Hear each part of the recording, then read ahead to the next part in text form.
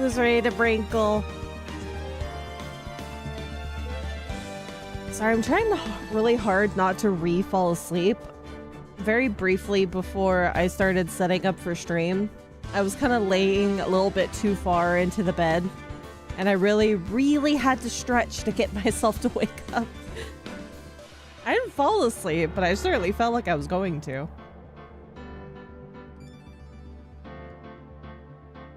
I took two melatonin gummies last night for a full milligram. So I think that the melatonin gummies that I have are kind of expired. So probably that's why the 2 milligrams or the 1 milligram worked really well. It's because it's not at its full potency. I slept pretty well last night though. I should look at the expiration date to see how far they're actually out of date. Also, hi Wiz, hi Sea Turtle. Hello, hello, hello.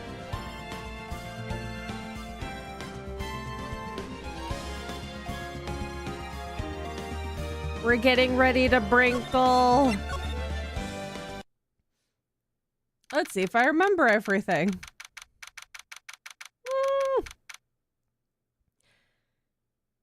Yeah. Hi, Grima. Melatonin doesn't do anything to me anymore. I'm running on Benadryl.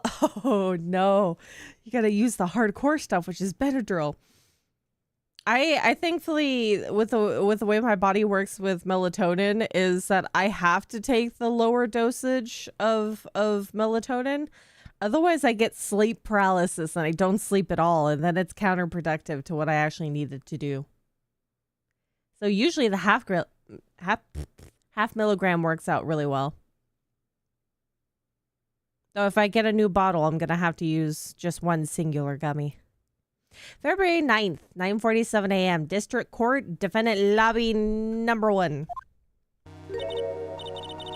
Oh my, Mr. Larice feels this way about me? Why'd you tell him? Apparently, he isn't aware of your real secret at all.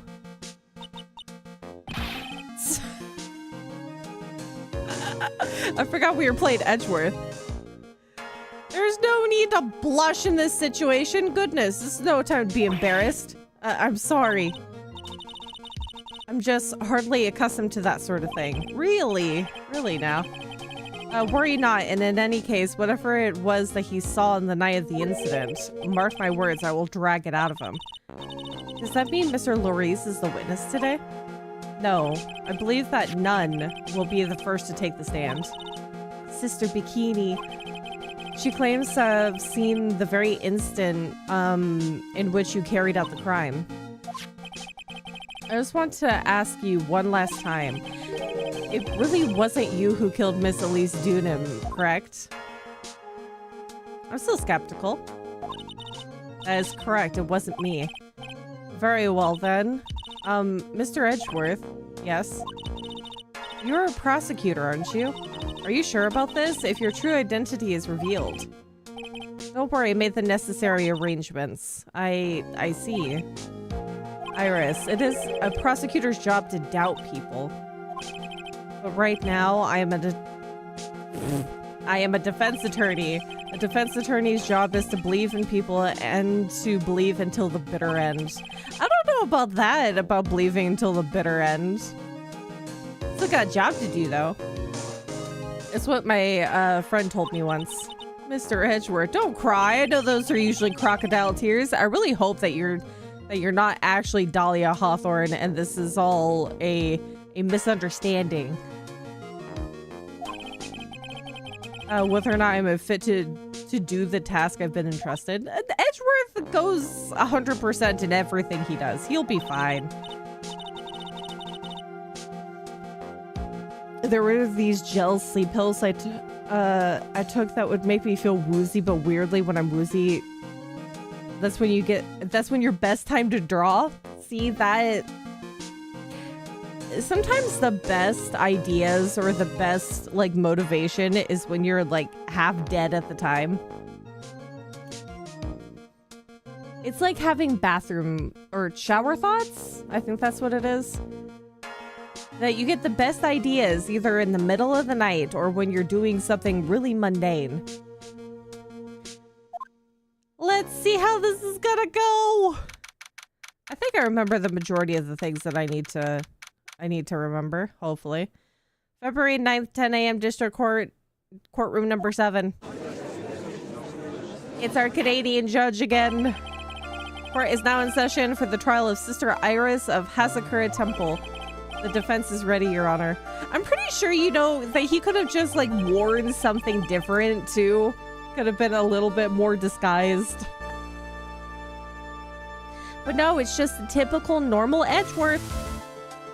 The defense does indeed appear to be ready. However, the same cannot be said for the prosecution in this case.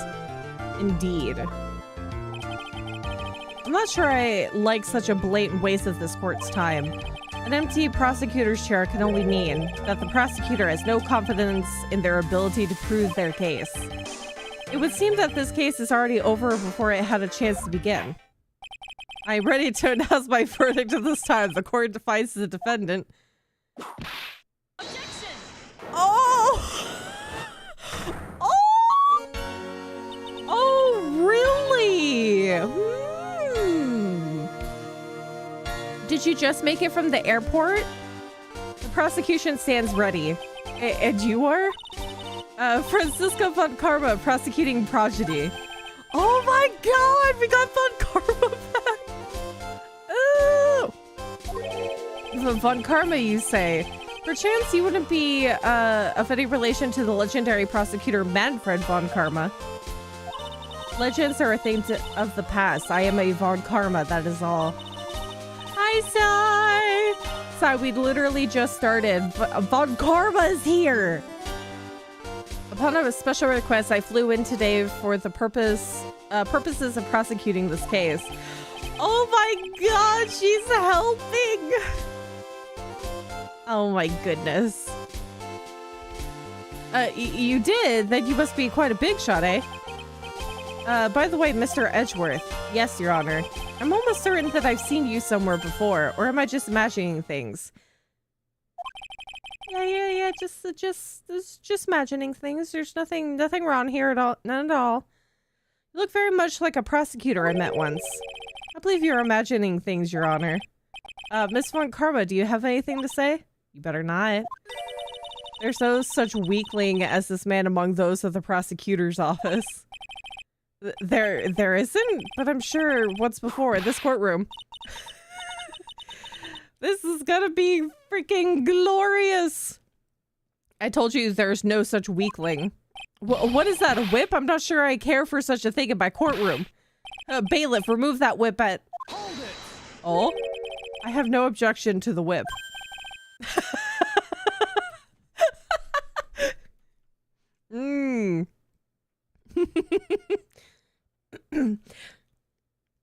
The first judge that says anything about taking the whip out of the courtroom and is immediately shot down. The prosecution can wield a whip or drink 17 cups of coffee, but there is still only one truth. That is what I stand here to prove today. Wow. This promises to be interesting, Miles Edgeworth. I had expected to face Phoenix right here today, but looking at you now, maybe this is what I've been waiting for all this time. Miles Edgeworth, I will not allow this chance to crush you slip through my fingers. I see you brought your flair for the God, I can't read. Ah. Has Edgeworth dealt with you-know-who?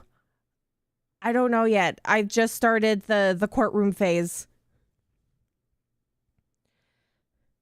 Allow me to add to the things I'm not sure about. People acting bizarrely in my court. Sir, I think you'll get used to the whip fairly soon. It's non-negotiable. The stage is set. Now continue with the proceedings, Your Honor. Very well, Miss Von Karma. Please give an outline of this case with as little whipping as possible. Okay. The murder victim is the famed picture book author Miss Elise Dunham. I still think this positioning is really weird. How would they have been able to get the sword back into the hand? Her body was found in the Hasakura Temple courtyard. She has been stabbed through the torso by a ceremonial sword from a golden statue. Goodbye, Dark Magician Mom. You'll be remembered forever. The sword in this picture is the weapon in question, correct? Very well, the court accepts this photo of the crime scene as evidence. I would like to take a closer look again. There is no mistake. This was the doing of Sister Iris. I want to see this picture again. Something about this is probably gonna be weird. But it's like the biggest weird thing is how she gets stabbed like this when the sword is so firmly placed in the statue. That's gonna be the biggest discrepancy that's gonna be going on with this.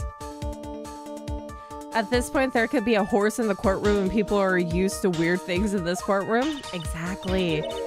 You could have a horse as the prosecutor or have a horse as a witness, like we've had the bird as a witness, and people wouldn't necessarily bat an eye. I know, face. After all, there is a witness to her crime. Very well, please bring this witness to the stand. This is gonna be so odd. And so it begins. My first and last trial as a defense attorney. I don't know about that. I'm pretty sure you can switch sides. Oh, ma'am. I didn't realize that she was that short. Somebody get this nun a stool. Witness, state your name and occupation, please. Hold on there. I'm not sure about being not sure if I care for this at all. Witness, please stand up nice and straight.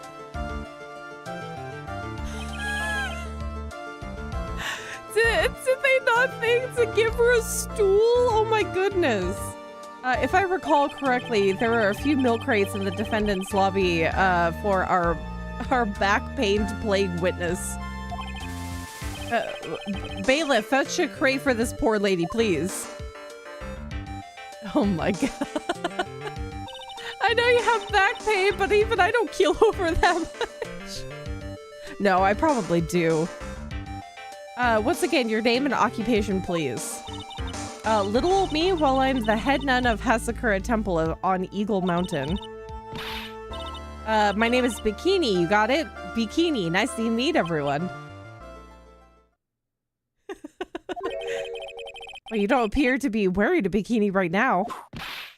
The courtroom is the garden of holy judgment. Those with luxury in their heart should leave the sanctuary at once. You want me to leave? No need to, no need to get your bikinis in a twist. Let me tell you, I'm a sight to behold in summer. Oh God! Oh, the mental image. I'm sure she looks fantastic. This is Sister Bikini, and not to mention that she chose this name herself. Oh my god. No bikinis in the courtroom. In any case, witness, I hear that you saw the crime take place on the night in question. That's right. I can still hardly believe it myself, to be honest. There's no way dear little Iris could do anything like that. Let's hear what you have to say then. First, tell us about First, tell us about your own movements that night, eh? About. The heavier Canadian accent. The night of the murder. That night I was helping an acolyte with her training in the inner temple, but, well, as you can see, my back likes to act up violently. I feel that pain. Wholeheartedly. So I left Iris to help the acolyte and returned to Hasakura Temple. There's no bath at the inner temple, you see, and I needed a long hot soak.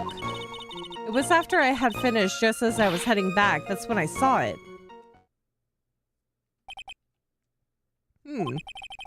So it was simply coincidence that you found yourself returning to Hasakura Temple. Yes, you could say that. If my back hadn't been in so much pain, I would have stayed at the Inner Temple. That sounds like a pretty important statement she just made. There's only one problem with this testimony that I can see. And you're not about to fall at the first hurdle now, are you, Miles Edgeworth? Mr. Edgy? Making fun of Canadians, Pam would be offended. I would never make fun of somebody. Though I will say that just like Punch-Out, there is some really deep stereotypes in Ace Attorney games. Not a can of maple syrup. I feel like that'd be sacrilege. You gotta have it in the pure pretty glass bottles. A can of maple syrup.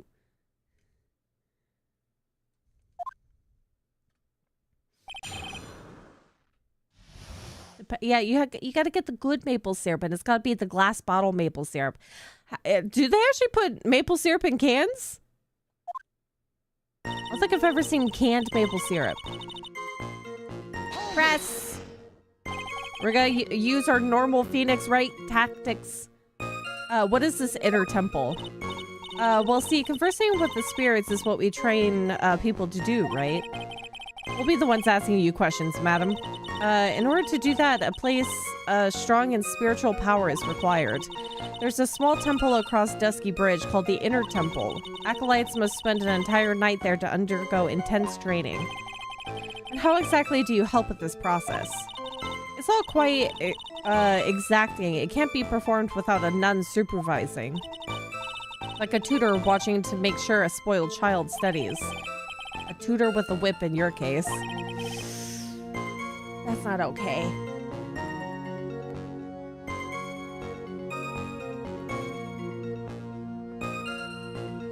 If that is the case, then why did you return to Hasakura Temple where the murder took place? As you can see, my back likes to act up violently. Violently? That's right. It's no laughing matter, especially in winter. I can't hold anything heavier than a knife and fork during the cold months. Oh, shit's that kind of pain. Oh, God. Just being alive is like strict training. Oh. Yep, that's some intense back pain. On the night of the murder, was this fabulous back of yours hurting again? That's right, raging like a bull in a pig pen. I almost fainted once or twice. I just knew that unless I warmed it up, it was going to finally finish me off. Oh, that's some horrible back pain. Oh. She has peach pain? That's not far off from the truth. You left Iris to help with what? What do you think? The Acolyte's training, of course. It was just past 10 p.m., so we were starting to enter into the training exercises proper. Wasn't it your place to remain with the disciple? Well, the job is simply to watch over the Acolyte so that they don't pass away! That is true, because they're both sitting on an ice block and being under a raging, freezing waterfall? I wouldn't be surprised if they had a few acolytes expire. Just to confirm this point again, that night you met Iris in the Inner Temple, correct? Yes, she's a gentle, honest girl. She's never once failed to follow my directions. Is there a possibility of twins? Is that a thought process that we can have? There's no bath at the Inner Temple, you see, and I needed a lawn hot soak. So you returned to the Hasakura Temple in order to take a bath. My back is to blame for everything. It's a do or be done in kind of world after all. How long were you in the bath for, if you don't mind me asking? My, what a filthy little rogue you are. I know what's on your mind. I'm trying to establish a time frame. Don't be silly. There's no way it's twins. There's absolutely no way. Though that would make sense in terms of like her seeing her somewhere else. But we can also know that some people take other people's faces and pretend to be them. And in this game, you don't even have to specifically look like the person other than a hairstyle to prove that you are the other person. I bet your next question is going to be, where exactly did you wash? What the heck kind of... No. This is why you have to watch the young ones.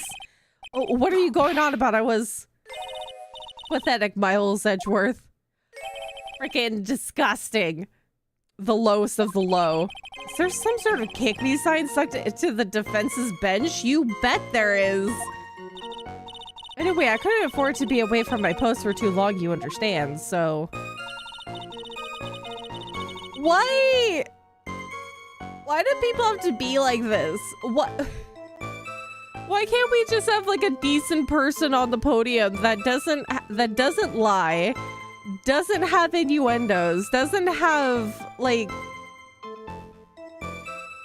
Why can't we just have somebody cooperative that actually tells you the truth and you don't have to find the lies?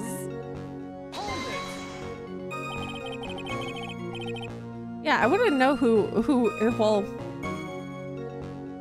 we know the original Dahlia Hawthorne is definitely the worst kind of character. There's already an old woman after Edgeworth after him as it is. Exactly, yes. The only one I can possibly tolerate is Old Bag, though I think Old Bag is worse than this person, but I'm also skeptical. I think they're both bad. The crime took place in the courtyard, correct? When you go from my room to the main hall, you have to take a winding hallway from which you can see the courtyard. That's right. In other words, it was pure coincidence that the witness saw the crime taking place before her eyes. There was no complicated setup in this case. That certainly seems to be true. There is indeed only one problem with this testimony. If I can clearly point out what it is, then I can begin to quantify just how good this witness's memory and observation skills are. Okay. Let's see.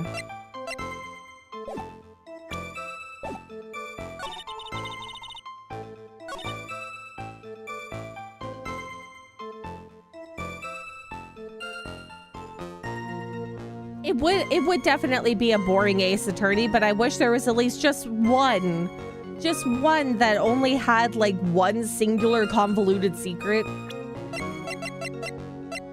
Let's see here. We don't even know which time or what time frame.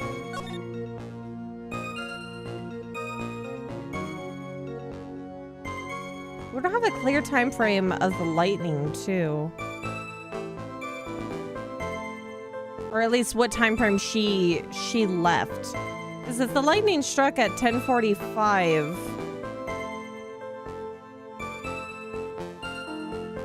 would she have been able to even cross the bridge? Well, it seems a little bit silly of a question because she did cross the bridge, but... I would love to have known a time frame. Oh, whoops, I did not mean to press it.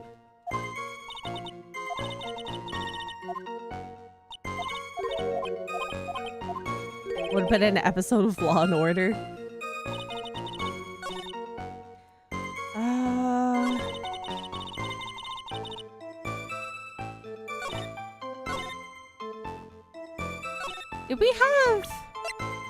Did we have her statement? Ah, yes, okay.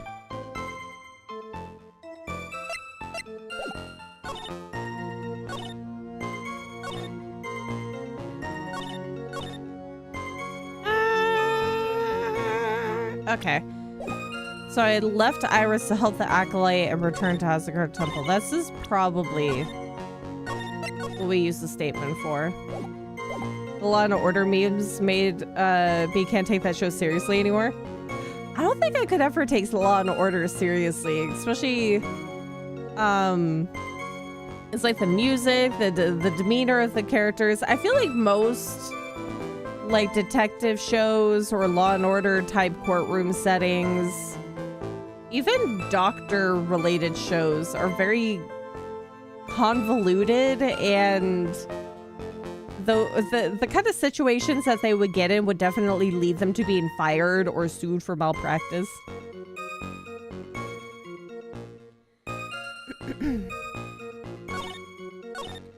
Okay, so let's... I keep hitting the wrong button! How to use the statement. I gotta use the statement.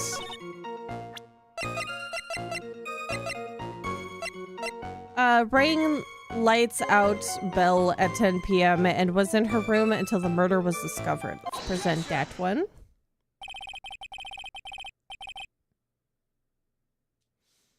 Witnesses have to undergo their own trials, I'm afraid. The defendant's fate rests on their powers of observation and memory, after all.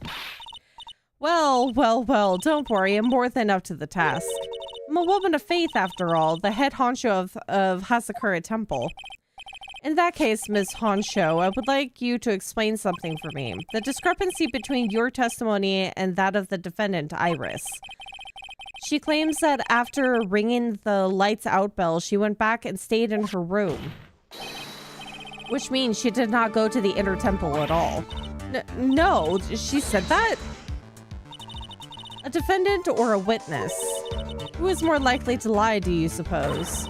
The defendant is simply lying to cover her back. But that is completely illogical. The murder was committed in the courtyard of Hasakura Temple. Claiming that she went to the inner temple would make for a much better alibi. Also... yeah, Elise's autopsy report is between 10 and 11 p.m. So if she was in the... we gotta establish how long she took a bath, because if she took like a 30-minute bath, there's no way that there was no way that she would have been able to get past the bridge, because the bridge would have been on fire due to the lightning striking the bridge, if she is convinced that Iris did go over to the inner temple. But that is odd. Whatever the reason, I can't believe that she would lie. She does indeed have honest eyes. All people lie, that is my belief. Why am I the only one being whipped in here? Because it's not Phoenix that is on the defendant booth today. The podium has Edgeworth, and Edgeworth is probably not going to tolerate being whipped. Anyway, neither the witness or the defendant have any reason to lie, which means we must call your memory into question. Dear, you're older than me and yet you want to play that game, do you? Well, this isn't exactly what my memory is perfect, crystal clear, especially in winter. Yeah, but if you're anything like me, if you're in that much pain, I can't focus. You think I'm gonna remember anything?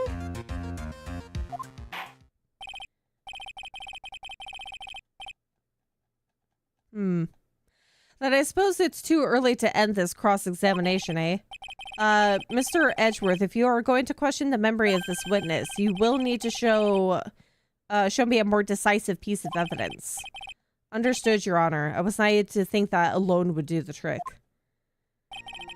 Then please add your comments about Iris to this testimony and let us return to the cross-examination.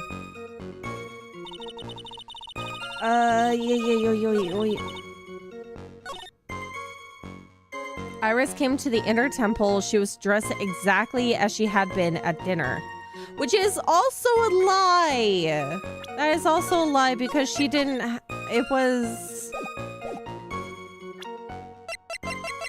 she didn't have her hood on.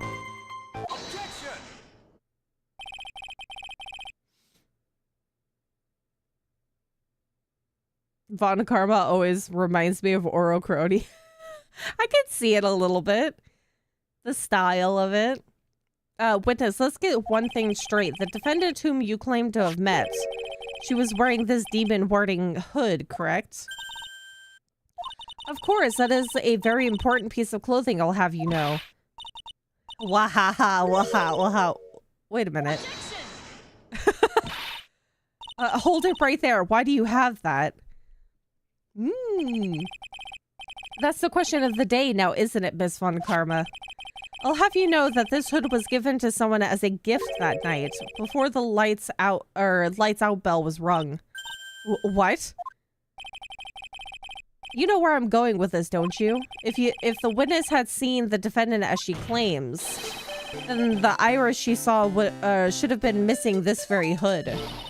Well. Oh my god. She really is that tiny. It's not a bad feeling at all exposing contradictions like this. Now I understand that happy look on Wright's face every time he does it. Aw, he notices his happy face.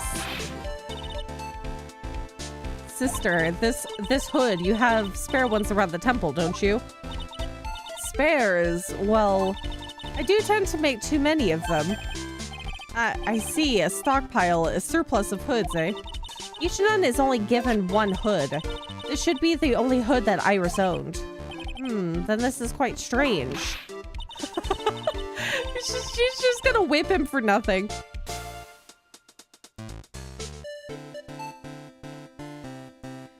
If there was a surplus of hoods, then she could have worn one of those. There's no contradiction here. You wanna like give me an idea of where the hoods are? Are they easy to obtain? And if they're not, I'm sorry to break this to you, Miss Von Karma, but you won't get away that easily. Discrepancies such as this will sow seeds in any human heart. The seeds of doubt. Witness, while I don't wish to call your testimony into doubt, you must give every detail with precision. I'm not sure I'm comfortable going along with this. Sister, you shall continue with your testimony. Tell us what you saw after finishing your bath on your way back to the inner temple. Those seeds of doubt are sprouting in the judge's heart. They just need a little more stimulation to bear fruit. Contradictory stimulation? That sounds weird.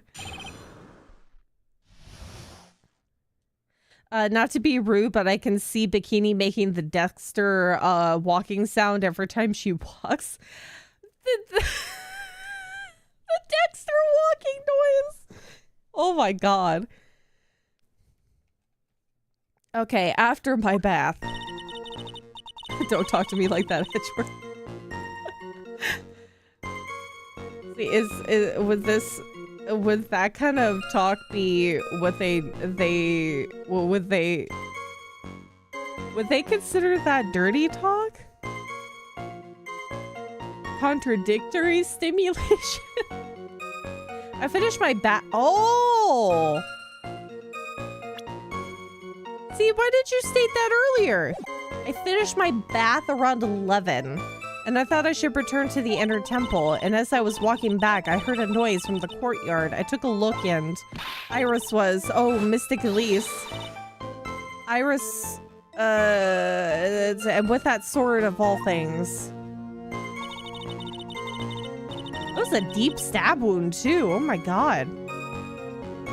Mystic Elise was staying in the corner room, which faces out onto the courtyard. The stabbing I saw must have occurred after she was pushed out the window. I almost said pursed. Almost added an R into there. You saw a truly terrible sight, didn't you? If I was in your place, then it would be much like Miss Von Karma whipping Mr. Edgeworth in two in court. I'd be seeing it all from this very chair. Well, something like that. This judge. His imagination is about as vivid and creative as Detective Gumshoe. I would look the fool if I commented on such foolishness. Anyway, this case is mine, Miles Edgeworth. Calling everyone by their full name, can't you do something about that habit of yours?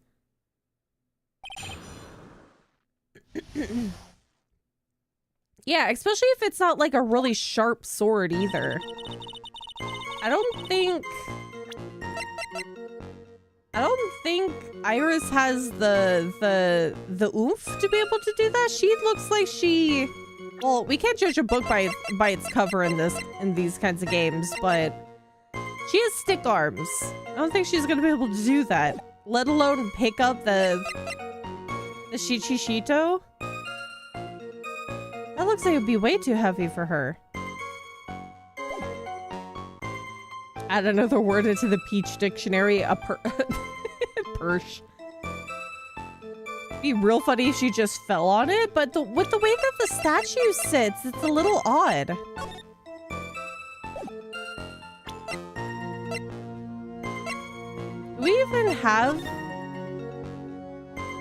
Do we even have like a photo of the statue? Is the statue supposed to be... Oh god, what if she did fall on top of it? But then how would they have gotten the statue sword flipped around? That'd be...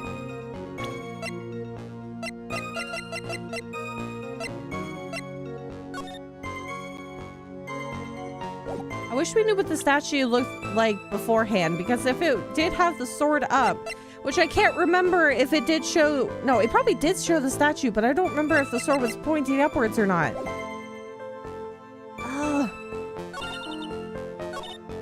I finished my bath around 11 and I thought I should return to the inner temple. As I was walking back, I heard a noise from the courtyard. I took a look and Iris was, yeah, 11. And the bridge was taken out at like, what, 10:35? 10:45.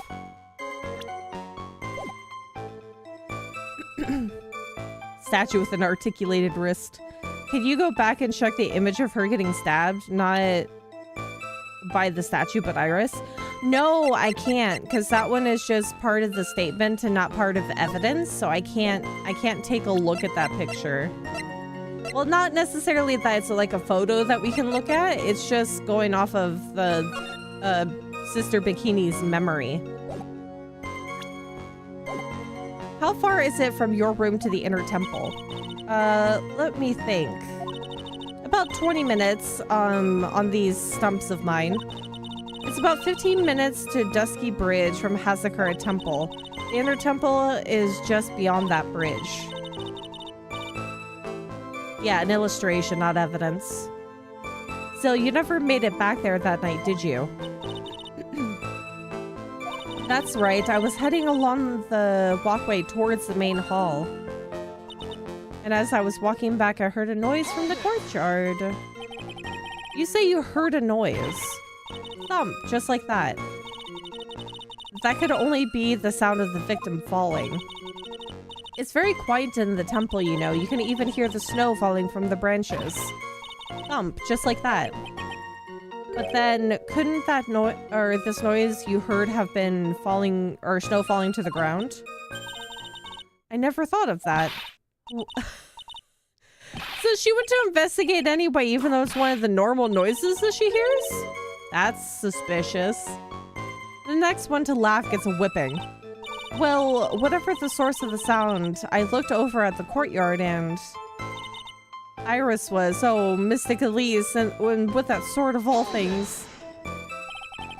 This is the second time that the witness has testified to seeing the defendant, but some doubt remains in these claims.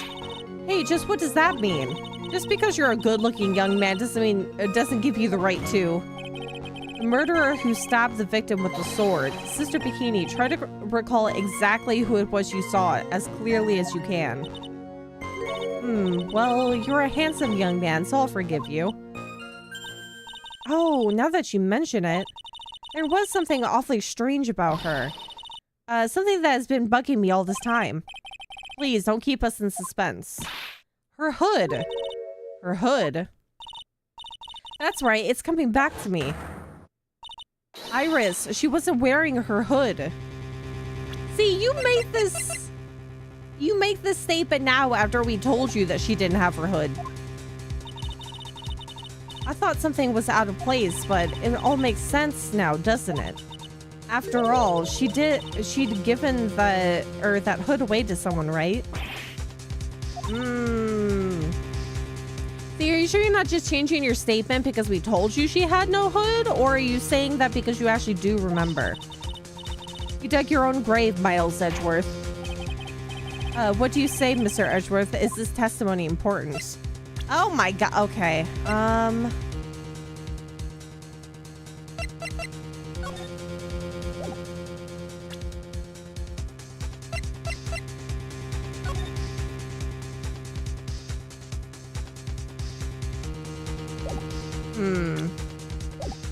Should I say it's important?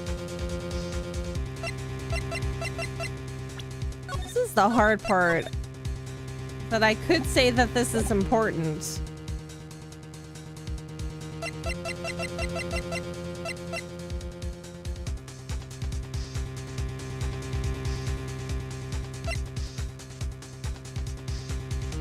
Yeah, why not? Let's say it's important. This may initially appear to put me at a disadvantage, but I can't see any other leads at the moment. Your Honor, I would like these new statements to be added to the testimony. Miles Edgeworth, if you want to hang yourself, you need only ask. I'll gladly lend you my whip. Something, something. Something, something.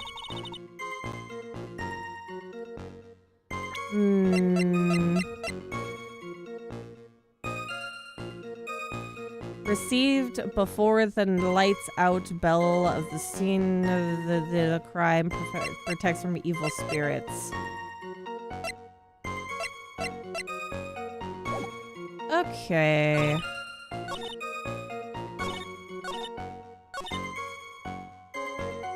Look at the blade. Yeah, the blade, I mean, is further in her memory than it is in the actual picture itself.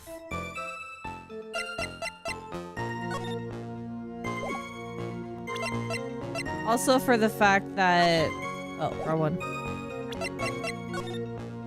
Also for the fact that it doesn't look like it's that deep in this one, but you can pull swords out a bit.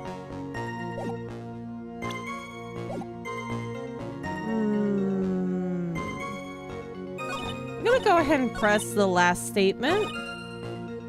Oh. Now that you mention it, Iris didn't have her hood on, and Mystic Elise was staying in the corner room, which faces out onto the courtyard.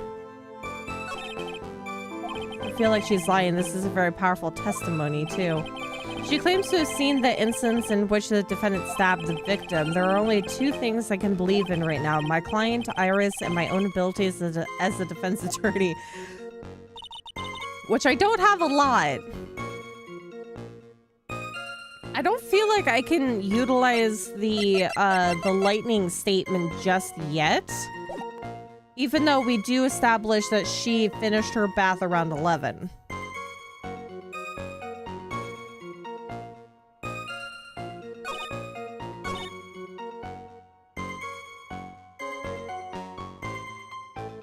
She was stabbed facing the left but laying down on right. I don't know if that really has a bearing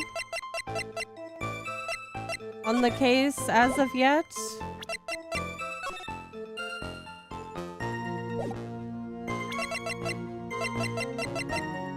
At least none that we know of so far. I'm gonna press this. Are you sure about that? Yes, after all, we always wear the same clothes. I don't mean because we're poor, you understand. It's our style. Yes, that's it. There's absolutely no need to explain yourself. Anyway, she looked different from normal, so that really stuck out. Like me holding a whippet puppy instead of my whip. At least then it might bite you and not someone else. Iris didn't have her hood on, I'm sure of it. Very well. Now please tell us about the victim, eh? Okay, let's press this. The room the victim was staying in overlooked the courtyard, correct? Which means the victim's room was on the second floor. No, Hazakar Temple is a single-story building, but the mountain itself slopes downward, which elevates the main gate side of the temple and the guest room in the back. to about the height of a 2-story building. I see, and the victim was staying in one of these elevated rooms, correct? Yes, I should know. I'm the one who carried her things to her room, after all.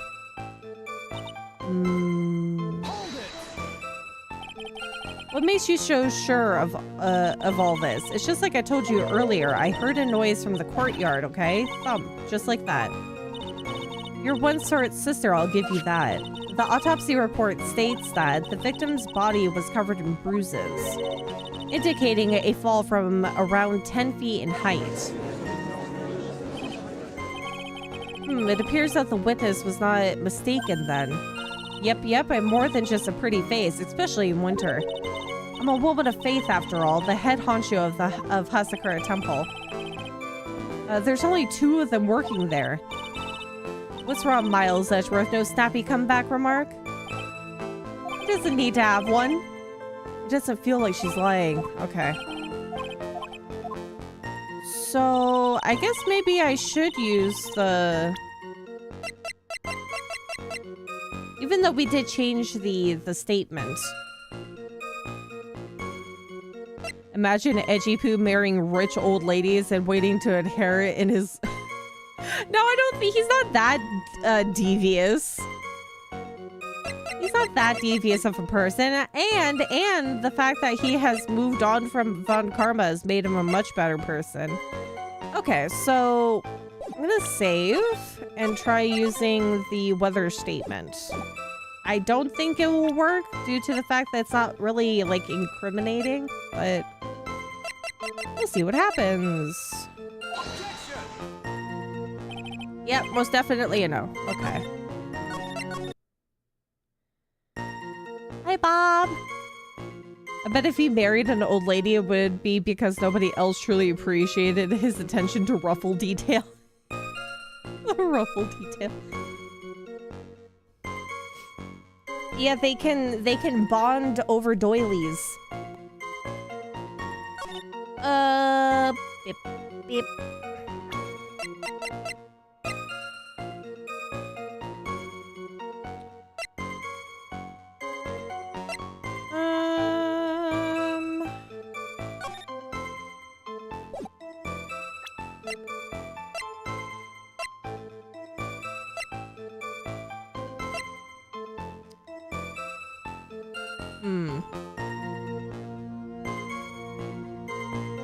See, if she said that she was stabbed at 11, why would you have like a time frame of 10 p.m. to 11 p.m.? Maybe this could be it. Did Von Karma have a whip before or after she was with Edgeworth? I actually have no clue. I think she's always had the whip. Yeah, I don't know about her prior to the courtroom, but she's always had a whip in the courtroom, so I don't know. Does she walk around with the whip as well? I think we might have seen her whip somebody at the airport. I don't remember clearly though.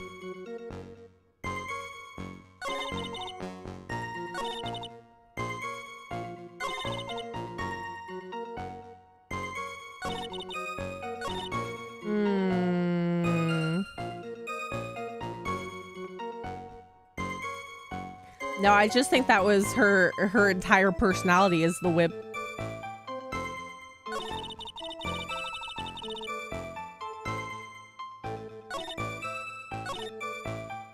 The heck?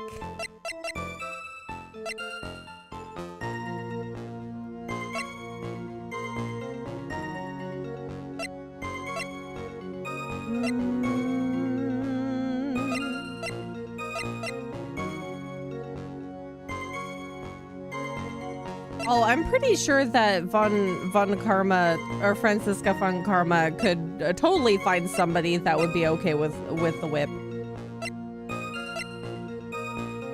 Maybe the autopsy report would be good for this one.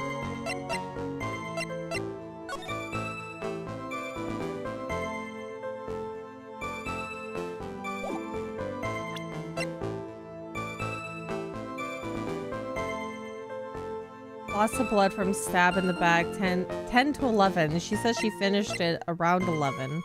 Maybe it's not a bad thing, but I'm gonna try anyway. Nope. Oh, don't save. Load it. Thank you. What am I missing here? Do I have to do something specifically with the...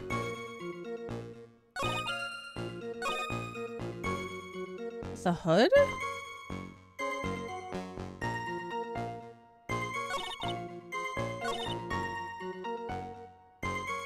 The stabbing assault must have occurred at... Oh, wait, didn't it say... Wait, no, didn't it say post-mortem? After death. Body fell 10 feet after death. There you go. There we go. See, this is why I have to re-go through the evidence when I go back into the courtroom. That should be it. You're a genius, No Face. Yeah, because I remember, now that the memory is coming back to me, is that we did state that her bruising was after death. Post-mortem. Genius.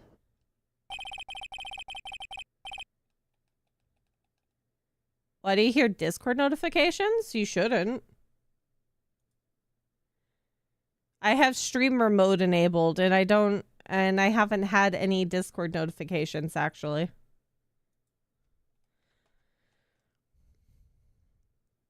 Impressive logic, that's what I'd like to say anyway. Oh, please do. My brain is something else, especially in winter. I think your brain might be a little shrivelly in winter, ma'am. However, I think you are overlooking one thing. Miss Von Karma, would you be so kind as to take another look at the autopsy report? Yeah, her cheeks jiggle. It's kind of cute. Though I don't think that she's a great person. The autopsy report. The victim did fall from a height of 10 feet. However, this fall was after she was killed. Yes. That's right. It says after death right here. The scene the witness claims to have seen is contradictory. If the defendant stabbed and killed the victim there in the courtyard, how did the victim then go on to take a 10-foot fall? There we go! There's the... There we go. Now we're on the right track. The victim was killed and then fell. If that is the case, then the victim must have been killed in her room. Don't you agree? That is the logical conclusion. Yes, that's right. The victim must have been stabbed by the defendant in her own room. And she was then thrown out of her window down into the courtyard below. Was there any signs of a struggle in Miss Dunham's room? She was stabbed with a sword that would leave a blood stain, wouldn't you agree? Well, Miss Von Karma, was there any blood? Oh? No traces of blood were found in the victim's room. Your whip has just caused traces of blood to be found on my glorious playoff beard. However, if there was no blood in the room... Oh. I'm sure there's no need for me to go over this, as I'm sure your honor is well aware of when a stab wound produces the most blood. When it produces the most blood? Very little blood is actually lost at the moment of a blade's insertion. Depends. Depends. If you want to talk about when the most blood would be lost from a body, that would be when the blade is removed. Now, correct me if I'm wrong. Now, correct me if I'm wrong. I feel like you really do need to take the sword out to get it back into that position. Because there's no way that you're shimming the body underneath and just slightly raising the sword there. Yeah, if the sword goes all the way through, there's gonna be some blood splatter there.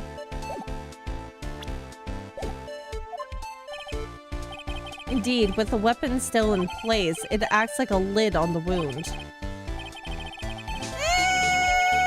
I mean, Yeah, but that's true. With the weapon still in the body, there wouldn't be much bleeding. A perfectly reasonable line of thinking. We have come to a conclusion then. The victim was thrown out of the window with the sword still in place. I doubt that. This removes all the contradictions. See, I don't think that's possible. Also, did somebody lift up Sister Bikini onto those boxes? Because I highly doubt with her bad back that she was going to be able to get up on those boxes herself. I must admit that this is a very probable version of events. I'd expect no less from Franziska von Karma. She locates and takes control of every vital point. It seems that we need a clearer testimony from the witness. Remove all supposition on your part and tell us only the facts, please. Oh. Did somebody steal your crates? Witness, please remain standing on the crate. Don't go selling me short now. Oh my goodness. The weight of winter snow has bent me out of shape, especially my back and my mood. Sister, please give us your testimony. I will give you a vigorous massage once we are finished here. With the with the whip? Oh boy. All right, all right. That's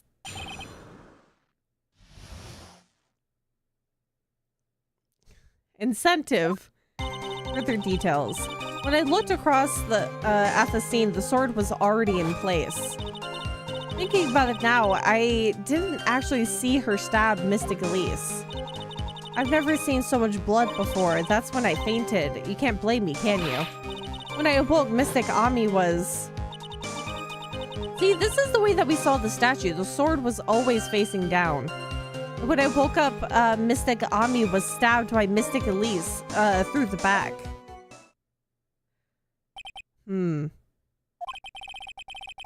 This all confirms Ms. Von Karma's theory. Von Karma's strive for nothing but perfection. Putting together such facts is nothing for me. You should know that, Miles Edgeworth. Stop saying my full name. You're not my mother.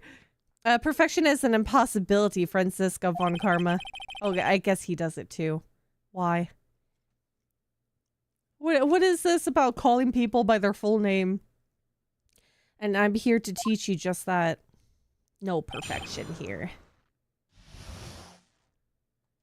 Further details. Press. Maybe that, yeah, that could be a habit of the Von Karma father. At that time, was the victim bleeding? Well, I was very shocked to be seeing all of this, of course, so I'm not entirely sure. But I don't think that I saw any blood, not then. But you just said you saw a lot of blood, too. I'm sure that you didn't. The weapon was acting as a plug in the wound. In any case, let's be clear on one very important point. Did you actually see the instant in which the victim was stabbed? Okay. Press this. Think carefully, this is very important. It's Iris we were talking about here. I'm thinking for all I'm worth. No, when I looked over the sword, it was already in Mystic Elise's body. It might not be conclusive, but this testimony supports her theory. The victim was stabbed in her room and then dropped into the courtyard. I think this proves it rather well, Miles Edgeworth. Never seen so much blood before. So you're saying that you saw the victim's blood? That's right. Some of it splattered onto Iris, too. When the defendant was arrested, she was meditating in her room, and her blood-flecked clothing was neatly folded in the corner. Why, as usual, does no one tell me about all the pieces of evidence here? You have these clothing? That seems quite conclusive to me. What should I do? Press this point further? I feel like I should. I'm gonna give that a save. Why can't you just get, but you need to give me give me the evidence here. Come on. Going back to your previous statement, you said that you saw a little bleeding when the victim was stabbed. But now you say you saw the victim bleeding? Well, I say that what I saw is what I saw. What did you see? Maybe I didn't see the poor woman get stabbed, but I saw the girl pull the sword out of her, plain as day. Pulling the sword out? Well, it wasn't exactly pulling, it was more like it came out. Huh?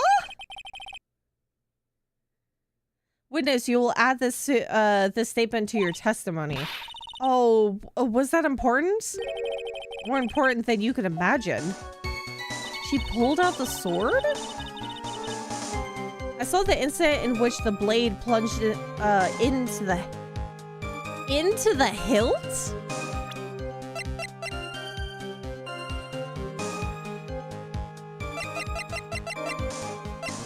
Into the hilt.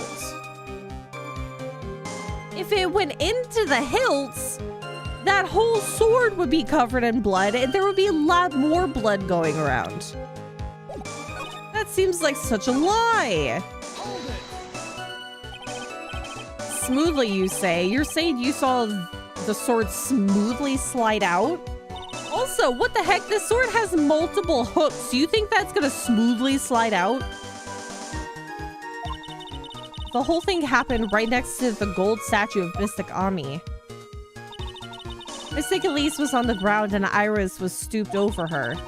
The sword was buried up to the hilt. Yeah, there's no way. Absolutely no way. That sword, if it didn't hit ribcage, it's gonna hit ribcage on the way out. When Iris stood up, the sword in her hand just slid out of Mystic Elise's body. It slid out from that gaping wound. It goes without saying that if the sword was removed, there would be bleeding. Nothing out of place here. That sounds out of place. Is that really the case? I can't help but feel that something about this testimony is very out of place. That something which couldn't possibly have happened appears to have happened. Yep, we're gonna... Oh, whoops. There's too many unnatural elements. Why was it necessary to use this Shichishito from the Ami statue as a weapon? Why was the weapon ultimately placed back in the hand of the statue? See, that's the question I have. If I can expose the flaws in this testimony, perhaps then I will begin to find the truth. Phoenix in reverse time? He's certainly learning about it now. Okay, so save. Edgeworth is gonna learn about save scumming. Wait. Sister Bikini, you are a reliable witness. At least I'd like to think so, but there are too many contradictions here. Well, what do you mean? You make it sound as though I'm a liar. But you're a handsome young man, so I'll forgive you. God, why? Why? Why does it have to be like this? What contradictions are you talking about? A reliable liar. In the scene that the witness claims to have seen, the weapon was thrust up to its hilt into the victim. Furthermore, the killer withdrew the weapon smoothly from the body. However, both of these are complete impossibilities. What do you mean? Please explain. Explain yourself. To start with, do you think it would be possible to stab someone to the hilt with this? No matter how I look at the defendant, she doesn't appear to appear strong enough for that. Doesn't appear what meaningless dribble. I too may appear to be weak and frail, but I can crush men under my heel and make them weep, so should I so choose. Yeah, I think she's gonna have a very particular kind of partner at some point in her life. I don't think that's necessarily that yes, you can do that. I think it's more like they're willing to be underneath there. That and the whip's a factor. I mean, with the whip, you can still do a lot of damage even if you aren't physically strong. The objection stands. I wept a little back there, I must admit. The poor judge. That isn't the only issue here. If the sword was truly stabbed into the body up to the hilt, well, just look at all of the branches on it. It certainly wouldn't come out smoothly. I mean, not to mention the fact that the blood is only on the tip of the sword. We also have the problem of the amount of bleeding. It's true that when a blade is left in a body, it acts as a plug of sorts. However, when the weapon is shaped like this, it's an entirely different story. The wound would be too large for the blade to completely stop the bleeding. Yeah, because it's not a straight up blade. It's nothing more than conjecture. In reality, the victim was stabbed with a Peachyforest.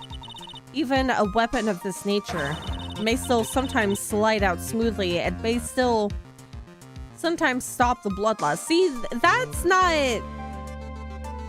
You're saying may still, maybe, may, perhaps. That's not a clear form of evidence there.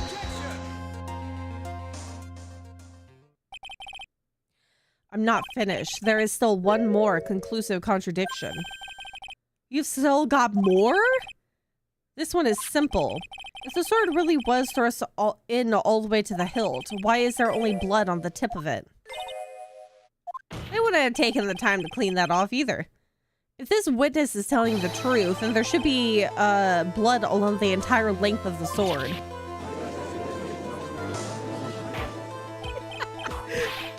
I can't get over the sight of Sister Bikini on top of the milk crates. Bravo, Miles Edgeworth, raising this many contradictions from a single piece of evidence. All the other attorneys I know could maybe manage one, if that. You called it! You kind of did! See, you called it kind of early, so... that is pretty good, though. I have to admit. You saw a contradiction before there was a contradiction. What does this all mean? You have proven contradictions regarding the murder weapon, but having come this far, there can only be one answer, and that is the weapon used to kill the victim was not the Peachyforest. There's got to be some other stabbing method. Either that, or maybe it was entirely an accident, and then she just fell on top of the sword. But I don't think that was pointing upwards at any point. I could be wrong, though. A foolishly foolish idea born from the foolish mind of a foolhardy foolish fool. Let's examine this again. What was it that made us think this sword was the murder weapon? Well, it's because Mystic Ami was holding it. Not holding it. Well, I mean, yes. Exactly. However, if you reflect on this, that is the only basis we have to assume such a thing. The impression left by the scene was just too strong. This is what influenced us. It influenced us to believe that the Peachyforest was the murder weapon. See, he's onto something here. Order. So maybe the Peachyforest was not the murder weapon, but even if that is the case, it changes nothing, Miles Edgeworth. The sister here saw everything. She saw the defendant stab the victim with a sword-like object. That's true. Your response, Mr. Edgeworth? If that is so, I would like the prosecution to answer the obvious question it raises. The obvious question? Yes, namely, where did the real murder weapon disappear to?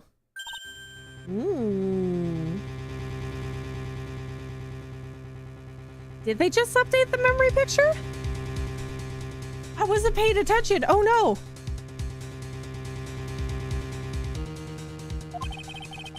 It goes without saying that the police searched the main hall and the surrounding area. Perhaps the prosecution can enlighten us as to if a sword-like object was found.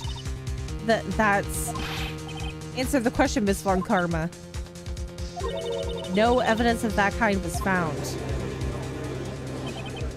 the only other thing that was around that you could possibly stab into somebody would be the victim's staff, but I mean, there's no blood on this either. Another mystery to throw onto the pile. A trial without a murder weapon is a tricky beast. Excuse me, could I say something? I have a question. Oh no, it's always been there, hasn't it? Okay, never mind. I had a sneaking suspicion there for a moment. Because you see how the purple orb is missing from the victim's staff? I thought for a brief moment that that was the orb that was on her hood there. Yeah, the purple ball. Yeah, that'd be interesting about duplicate sword. But no, if Iris's hood has the orb, then that's always been there. She didn't steal anything. That would have been quite the twist. Just remember something, actually. What is it, sister? I was just thinking it's possible that just maybe what actually happened was it was just over there. What exactly are you going on about here? The murder weapon, I mean, maybe. I think I might know where the sword was disposed of. You what? Oh? Well then. I think we need to hear testimony from you one more time, sister. Impossible. What else could this woman have seen? Looks like at some point we are getting Larry on the board. I saw the murder at around 11 p.m. and after asking that it be reported, I went out to the main gate and there I saw tracks that indicated the snowmobile had been used. It takes 15 minutes to walk to Dusky Bridge, but less than 5 using one of those. Maybe they threw the weapon into Eagle River and came back while I was knocked out. Iris could have done that. She can drive a snowmobile after all. Mobile. Witness, please tell us everything you know right away next time. Well, I'm not in the best shape with my back at my age, you know. I turned southern for a second. Oh my god. Hold on, I'm gonna finish my coffee real quick.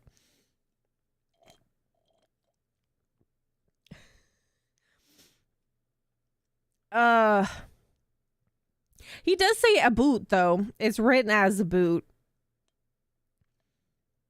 The way that I read words sometimes gives me so much confusion about my own accent or lack thereof. Sometimes when you get a little bit too excited while you're talking and reading things, that it just comes out kind of weird. And then some people, it's like, oh, you have an accent? It's like, no, it's just the dyslexia. It's definitely the dyslexia. It's like, oh, this is not how the word is supposed to be read, but the dyslexia says otherwise.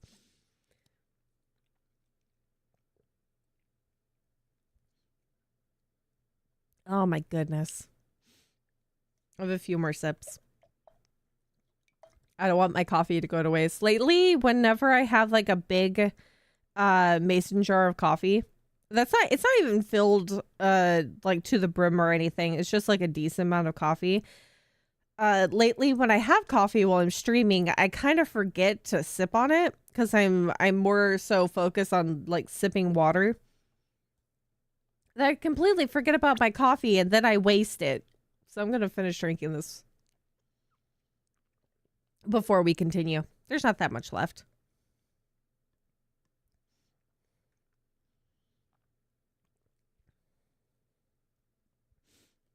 Mobile.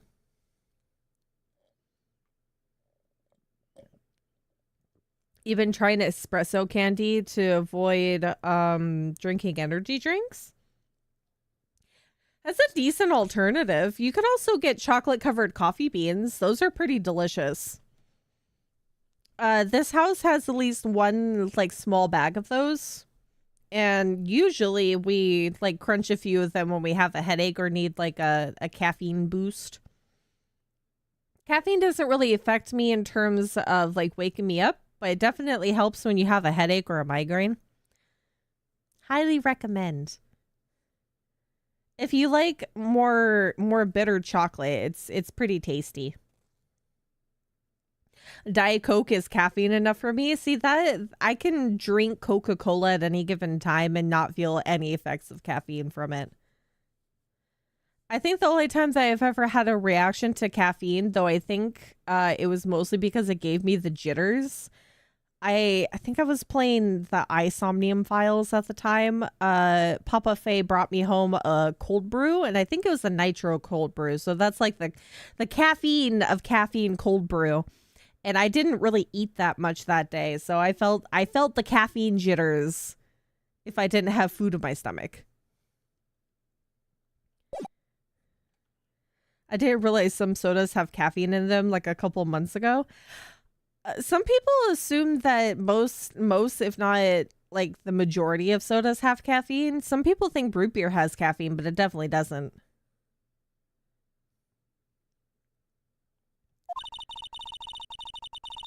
Okay, there were indeed snowmobile tracks in front of the main gate. Here's a photograph.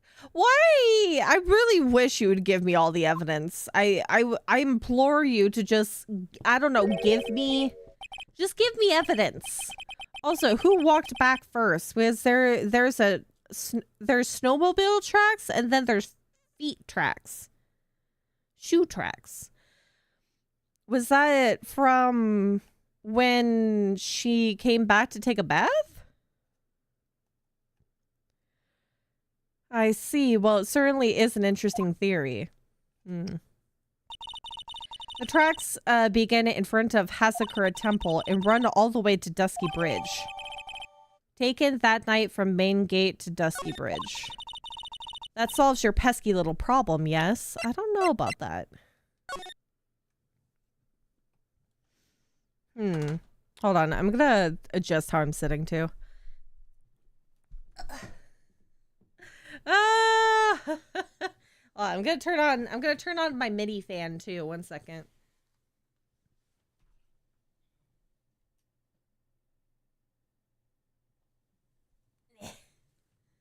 Okay. Okie dokie. Waiting for us to discover that there's 3 different cases altering details in this picture and we don't know about it yet. Exactly. From what I've been led to believe, caffeine doesn't wake you up, as it were, but keeps you from getting more tired. If you're already tired, it won't help. I don't know. Caffeine's weird. Some people feel even more sleepy in general. Because I can be normally, or feel normal and then drink caffeine, and then it's either not effective at all, or it doesn't feel like it's doing anything, or you just feel extra sleepy.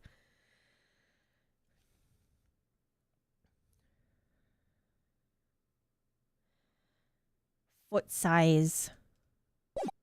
I don't know. I don't know what our sister Bikini's feet size is.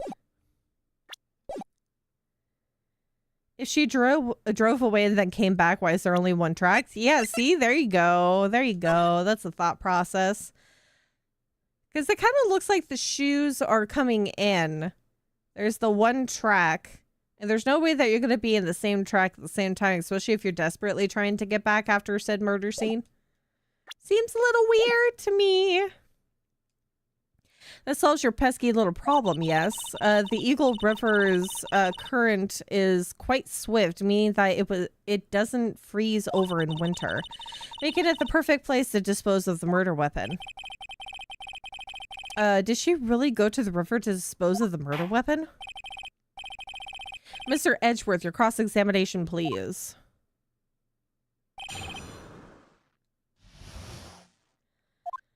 Location of the weapon.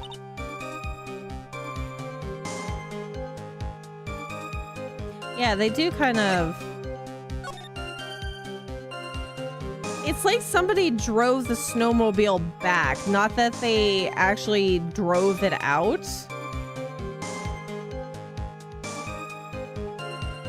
Somebody would have already had to have been gone with the snowmobile and drove it back. It's a little odd.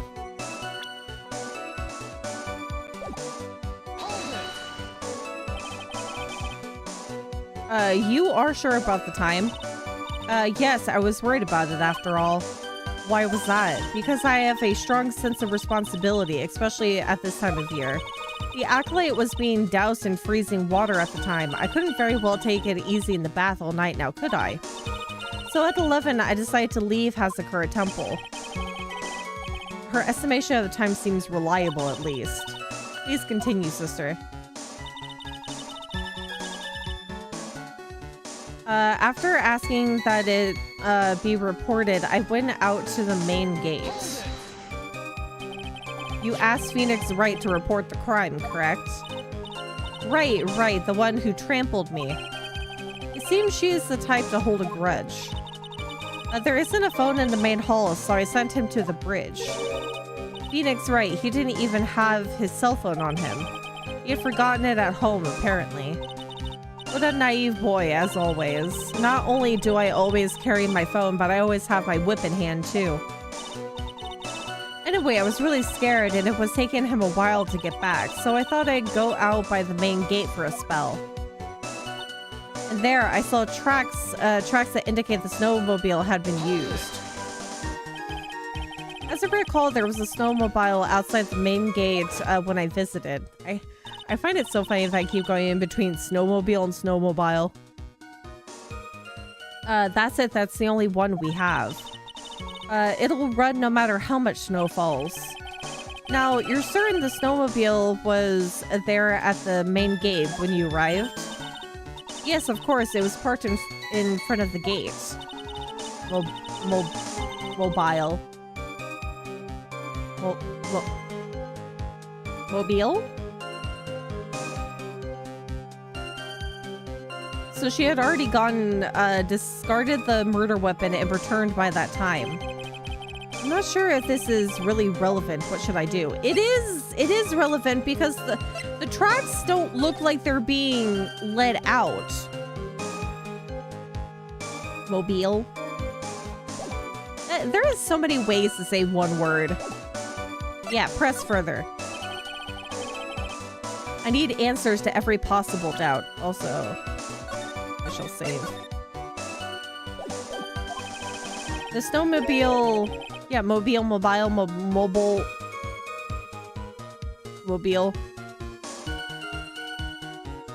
Oh my god, I'm gonna say it in 3 different ways now. Mobile.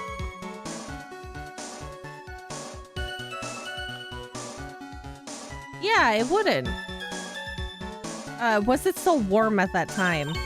Huh? What do you mean? What do you mean, eh? What do you mean, Miles Edgeworth? I'm playing to a slow crowd here. It goes without saying that using a snowmobile will heat its engine. If it was still warm, then it means it was used recently used. Ah, I see. I never thought of that. That's right. I overlooked that too. Of course you did. Then answer the question, please, witness. I don't often go around touching hot engines. However, now that you mention it, there wasn't any snow on it. Snow? Oh, true. Yes, for some reason, only the snowmobile wasn't covered in snow. Oh my god, I can't picture pronunciation. Keeps making me laugh. I'm sorry. I'm sorry. This is... The way that my brain works with a lot of words is just... it's dubious at best. And there's just... It's... Mobile.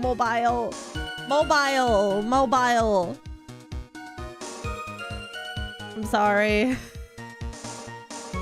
Mobile. Snowmobile.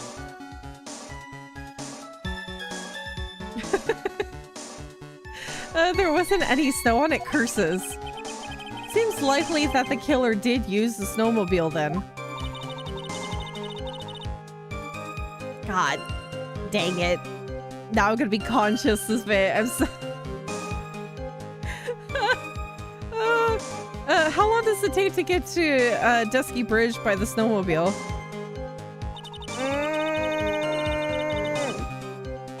Thanks for letting me notice how I say a word now. This is like when somebody tells you, it's like, oh, you're actively breathing, and then you suddenly have a very, very, like, conscious feeling of how you're breathing.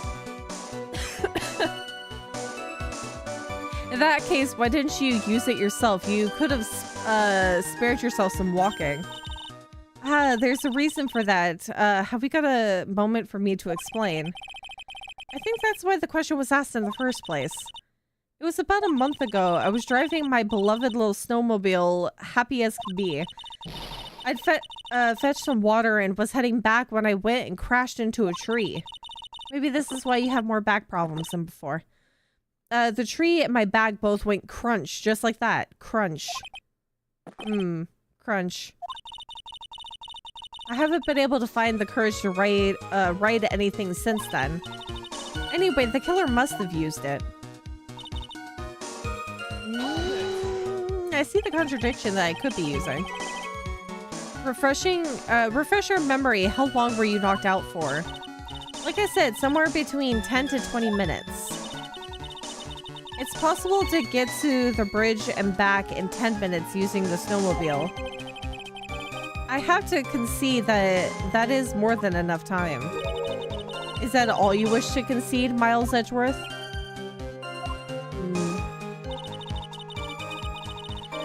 Iris could have done that. She can drive a snowmobile after all. Well, it would have been possible time-wise. One element remains out of place here. Oh, and what would this mystery element be? The killer's reasoning, Your Honor. Why did the killer do all of this? Why go to the Eagle River to dispose of the murder weapon when there are other methods? Too many unanswered questions. Your response, Ms. Von Karma? Turning to me for help over the slightest thing. Why don't you think for yourself once in a while, Your Honor? What? She's as over the top as always. Anyway, whatever the reason, the fact remains that the defendant could have done this. The murder weapon was disposed of in the river. Another point to me, Miles Edgeworth. Another mystery to feed the fire. Was there any reason to go and throw away the murder weapon? Luckily, there is surely a problem with this testimony. All I have to do is start poking holes in this flawed account. Okay.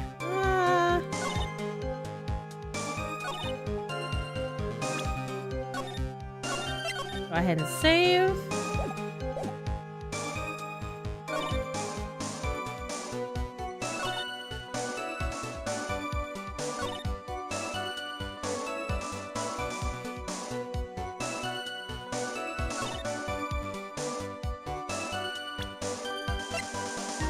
Now the question is, which statement do I put this on?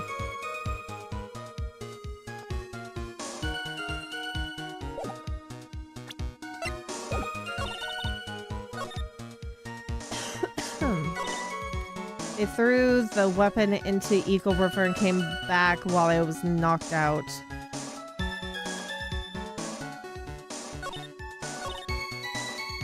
Yeah, maybe that one?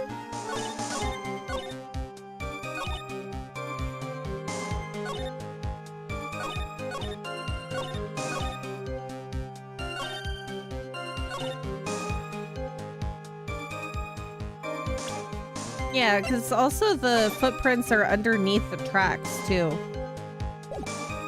Let's give it a go!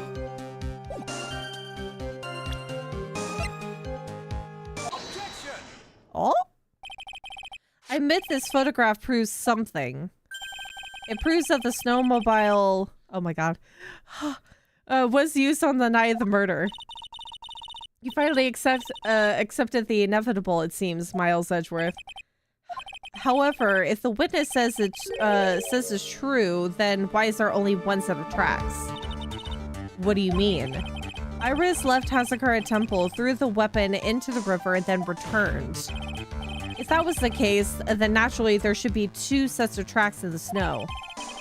Those heading out to the bridge and those from coming back. Oh, you're right. You are forgetting one thing, Miles Edgeworth. On the night of the murder, it was snowing. The tracks leading to the bridge were erased by the snowfall. This removes your precious contradiction now, doesn't it? Yeah, but what about the second pair of feet? I see, while she was at the river, the snow stopped, leaving just the return tracks in the snow. Then, whose feet prints are those? What do you have to say now, Miles Edgeworth? Is there a flaw in her theory? Yes, there is. This idea that the snowfall covered one set of tracks? There is a contradiction. Why is there feet prints in here? The track to the river was covered by snow with a nice theory. However, Miss Von Karma, that's impossible. Would you care to explain? Why is there a rude index finger currently pointed in my direction? Yeah, the Brinkles are working well today. No need. The evidence will do all the talking for me. On the night of the murder, the killer went to and returned from Dusky Bridge. In order to dispose of the murder weapon, the outgoing tracks were erased by snow. Or so claims Miss Von Karma. Mr. Edgeworth, present your evidence to the contrary, eh? Save! Evidence that the outgoing tracks were not covered by snow. We use the same photo! Easy. Easy peasy. Here's the evidence. What do you say, Your Honor? This reminds me of when I was a little hockey goon in training. Oh, you say no. But it's a good way to do it. But of course, it's not going to be, but that's fine.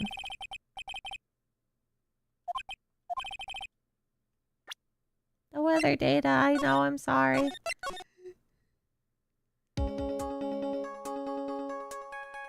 He.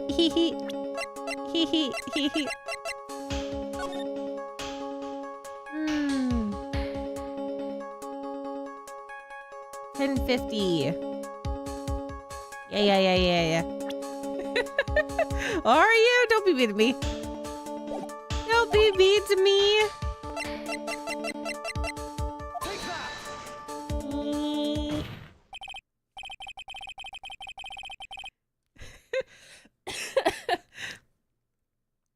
See, both could use like different kinds of different contradictories.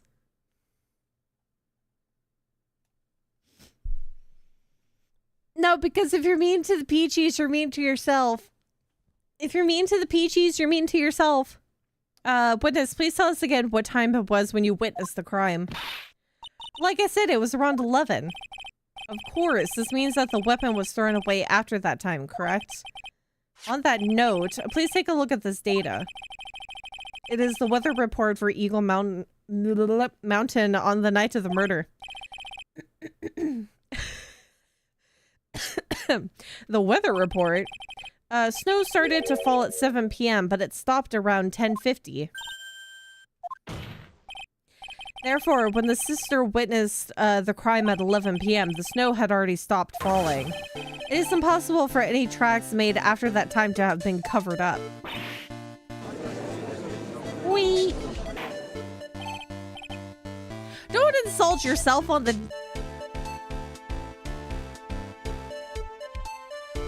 Don't insult yourself when looking in the mirror! That's rude to yourself!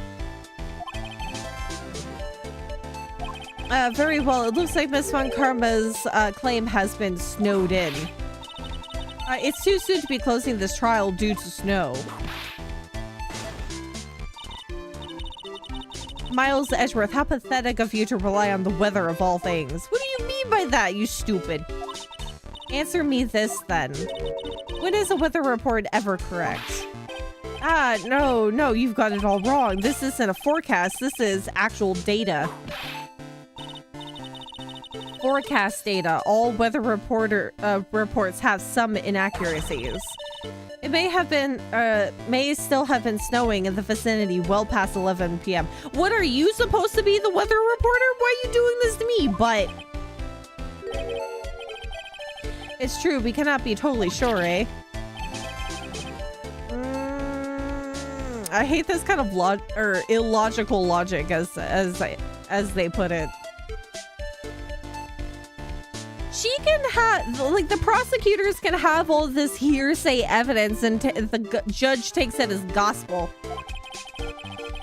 It had stopped snowing at Hasakura Temple when the murder took place. You need to provide conclusive evidence of this. So can I now use my original thought of this right here? Probably can. I've come this far. There's no turning back now. Let's go ahead and give that a save. Very well. I too cannot allow any doubt to remain concerning this testimony. You can't back down, can you? Such a perfectionist, Miles Edgeworth. Very well then, Mr. Edgeworth. Where's your evidence that it had already stopped snowing when the victim was killed? The original thought process that I had. Your response, Miss Von Karma? It looks like it is still snowing in your heart, too. Shivering in the cold, you're closing your eyes to the truth.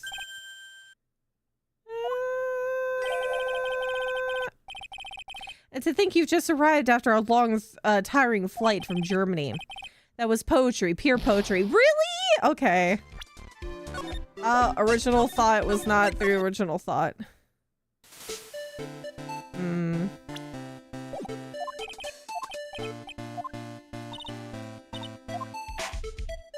Huh. Where's your evidence that it had already stopped snowing?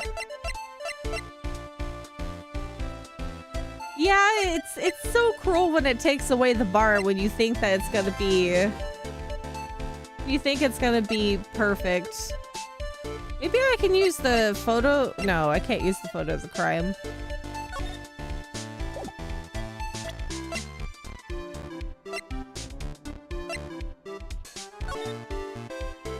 No, actually, you know what? I could. Because she would have, with how cold it is outside, she would have snow on her body. There's no snow on the body. Because if it was still snowing around that time frame, there would be remnants of it on there. Because technically at this point, she's already frozen dead, so... That sounds correct. I could do that. Ultimately, it all comes down to one point. That being, whether or not it was snowing in the courtyard when the victim was stabbed. That's right, but proving that is incredibly easy. If we want to know whether it was snowing or not, this photo will tell us everything. Of course, I'm referring to the photo of the crime scene.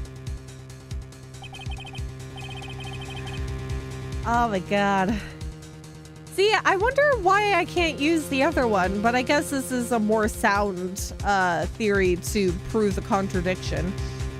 As you can see, everything is covered with snow, with just one exception, and that is the victim herself, Miss Elise Dunham.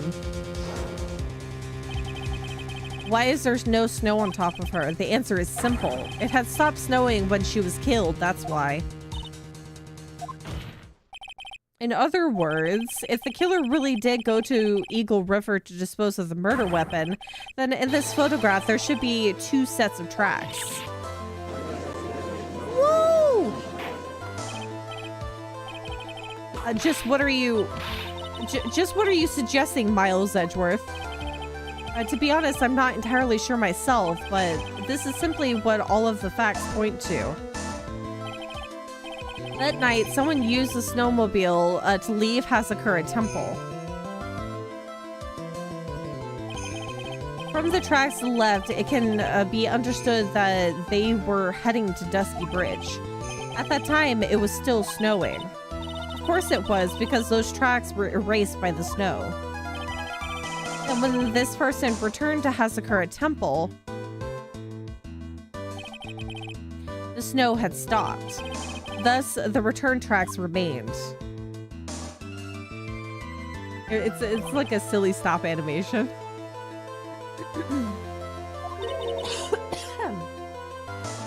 Can I say something? This all sounds a bit fishy to me. What does, sister? There is only one key for the snowmobile. Furthermore, on the night in question, we know that the defendant had it. The key was found in her room after the murder.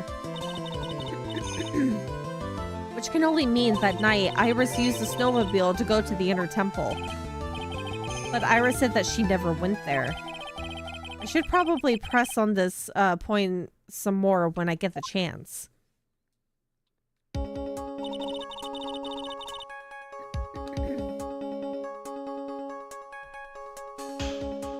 The snowmobile can't cross the suspension bridge, so she must have left it on the Hasakura side of the bridge and crossed on foot. That sounds right, but what's odd is when I left Iris and returned to Hasakura Temple,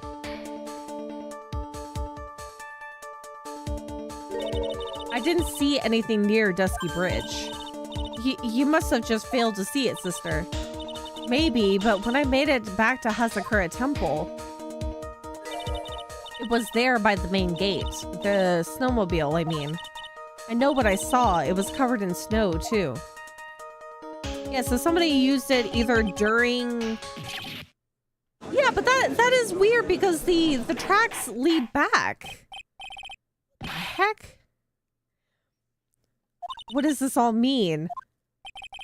So when was that snowmobile used for? It wasn't taken by the defendant when she went to the inner temple.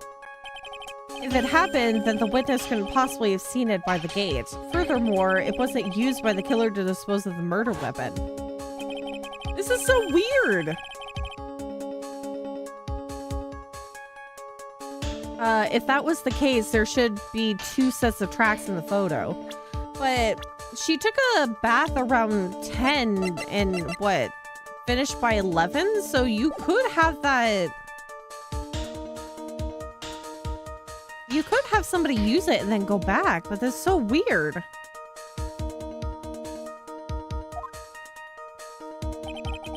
All we know is this. After it stopped snowing, someone used the snowmobile to return to Hasakura Temple. I never thought a simple snowmobile could cause so much trouble. I think we've learned all we can from this witness. Yes, I've nothing more to add. I've told you everything that I know. But then that still leaves us with the same problem. If only there was someone, a witness who could testify to have seen the snowmobile. A witness, huh? We got Larry. So there was no one out walking, perhaps near Dusky Bridge on that night? I don't think that's likely. It was cold enough to freeze your ears off. Only an idiot would go out wandering that. Oh, I know said idiots. Unless they had something really important to do. That's a shame. Hold on. Something is coming to me. An idiot may well have gone wandering out on the subarctic that night. Arctic? Your Honor, actually, there just might be one individual who may be of help to us. Really? You know of someone who might have seen the snowmobile on the night of the murder? I don't know for sure if he saw it or not, but there are 2 things about him that do come to mind, which are, first, that he saw something incredible on the night of the murder, and the second being, that individual that I am thinking of went wandering outside on the cold that night. In other words, he is our kind of idiot. I know who this idiot is. Miles Edgeworth, who is this idiot you're talking about? I know said idiot. And he's dressed in pink. Yeah, he never did explain what incredible thing he saw other than like the electricity. The lightning strike. This guy must be a product of Jean-Luc Leduc's Guide to Obnoxious French Painting. This is Larry Butts, a disciple of the victim, Elise Dunham. Her student, interesting. Why was he wandering a boot outside on the night of the murder? That's... I could tell them all about his designs for Iris, but it may cost us his credibility as a witness before I even call him. He is, after all, an artist. He was perhaps searching for something in the snowy scenery that would move him. Although, I cannot guarantee that this is the reason. And so, this is this unfortunate, unreliable-looking man. What exactly was it that he saw? I intend to extract that from him right here in this courtroom. So, summon this youth as a witness immediately. I have no choice, do I? I believe he is in the gallery for this trial. It will not take him, take long to summon him. Very well. Larry. Larry, a resident idiot. You may have escaped me yesterday, but today I'm going to get everything out of you. Time to bring the court jester in. The court will now adjourn for a 20-minute break. Miss Von Karma, please see to preparing the next witness. Understood, Your Honor. Good. Well then, court is now in recess. You know, what? Same. I would go into a thunderstorm with a metal rod to find art inspiration. I don't think you want to be doing that. You might die. You can't die if you have to live to be able to utilize that inspiration. He's in the crowd listening to all this, and I bet he didn't realize they were talking about him until they said his name. He probably still is not even paying attention. He's just keeping an eye on Dahlia. Iris. Whoop. February 9th, 11:15 a.m. District Court, Defendant Lobby Number 1. Excuse me, Mr. Edgeworth, I'm not really sure what to say. Iris, we only have 20 minutes. There are two things which I need to ask you before we reconvene. Alright, I'll help you any way I can. First, about that night, you really didn't go to the inner temple, correct? The last witness claims to have met and talked with you in the training hall. Either you or Sister Bikini is lying. Mr. Edgeworth, it's just as I said yesterday. Until the incident occurred, I was in my room in Hasakura Temple. Very well, the second thing then. That night, the temple snowmobile was used in between the time Sister Bikini returned to the main hall and when she bore witness to the murder. Sometime between 10:30 and 11 p.m. that night. Were you the one who used the snowmobile? There's only one key for the snowmobile. The only person who could have used it was me. So it was you. But why? What made you go out to Dusky Bridge? I'm sorry, Mr. Edgeworth. Oh. You absolute butthole. Iris, I can't tell you about that yet. Yet? Not until her safety is confirmed. Maya or someone else? Maya or who? Pearls? What about Pearl? We still haven't found Pearl yet. Her. The safety of the Acolyte. The Acolyte, huh? Yeah, Maya. She must be talking about Maya. See, I'm worried about Pearl, though. Iris, look me in the eye and tell me the truth. Did you kill Elise Dunham? No matter who or what may come, I could never take a life. I'm so confused. As I thought, no cycle locks. Very well, it is my job to get the truth. You'll discover this for yourself soon enough. See, this is weird. What's going... I don't get it. Is she really Dahlia Hawthorne or not? February 9th, 11:36 a.m. District Court, courtroom number 7. What if she's the original... What if she's the original Dahlia Hawthorne and the girl that we've always been seeing was never actually Dahlia? That would be interesting. Court will now reconvene. Miss Von Karma, where is the witness?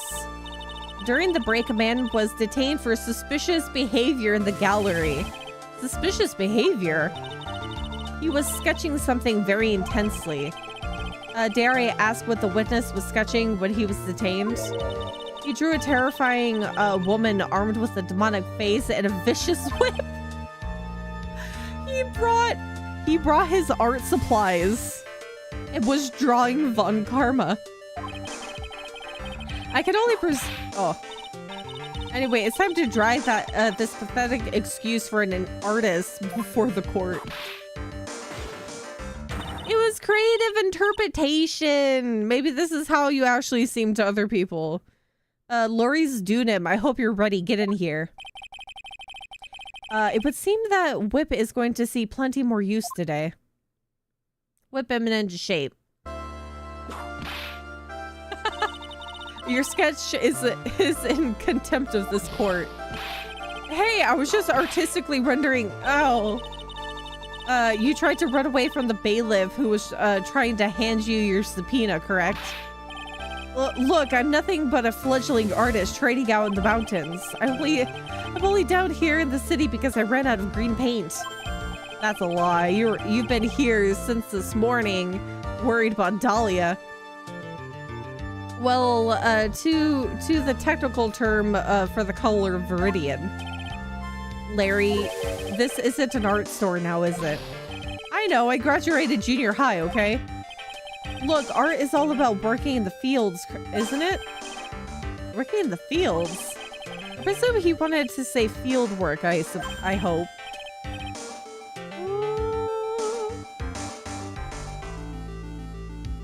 How dare you arrest an artist while he was cooking? I don't know. Larry is a crime against all things. It's kind of sad that I was able to understand his mangled train wreck of a sentence. Well, I mean, you're slight childhood friends. You may not have seen him since elementary, but you know his shenanigans. I just happened to stop in here and found a wonderful new model. So see, I've got nothing to do with this trial at all. I expect all of your faces to be red when you realize this mistake, bright red. Or to use the technical term, Crimson Lake. Oh my... Oh, oh my god. Oh, she's getting a workout today. Stop your pathetic babbling and testify like a man.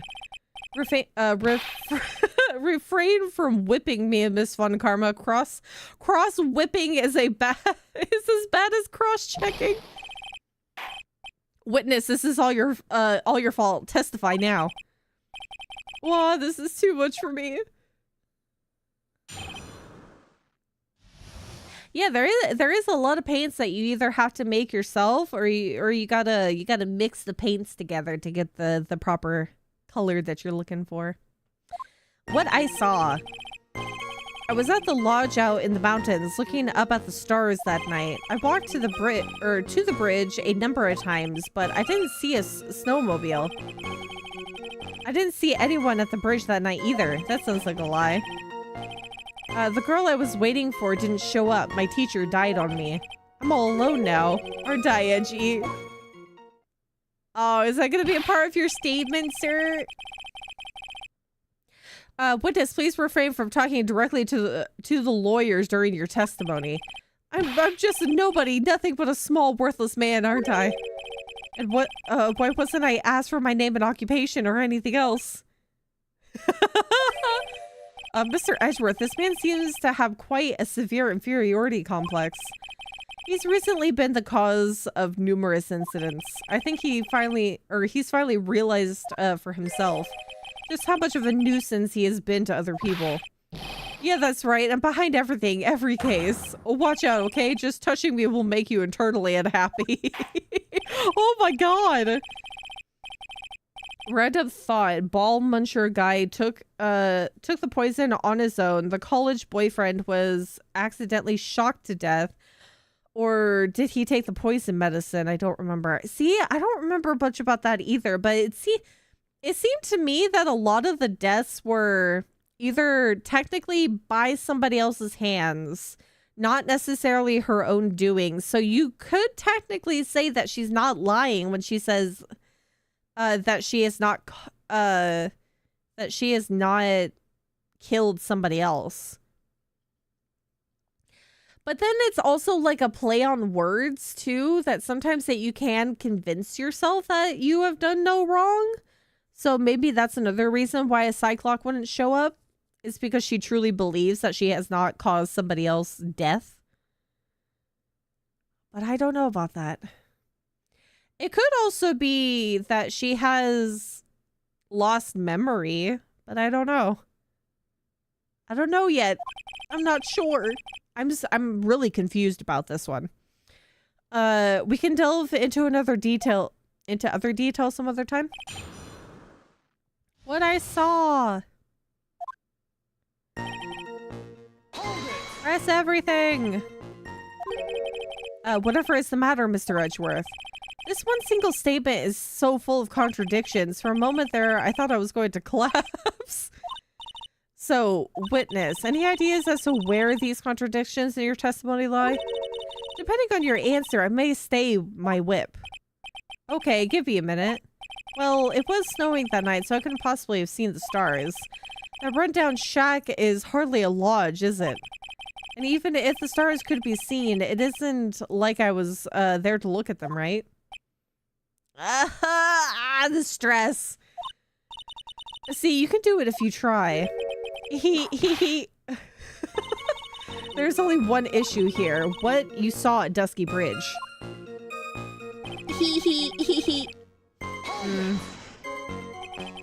Number of times? How many? Maybe 5 times? I went once every 20 minutes. Which means you spent almost 2 hours at Heavenly Hall that night? You bet real love is about waiting with your heart in your hands. Oh my goodness. Love, you say?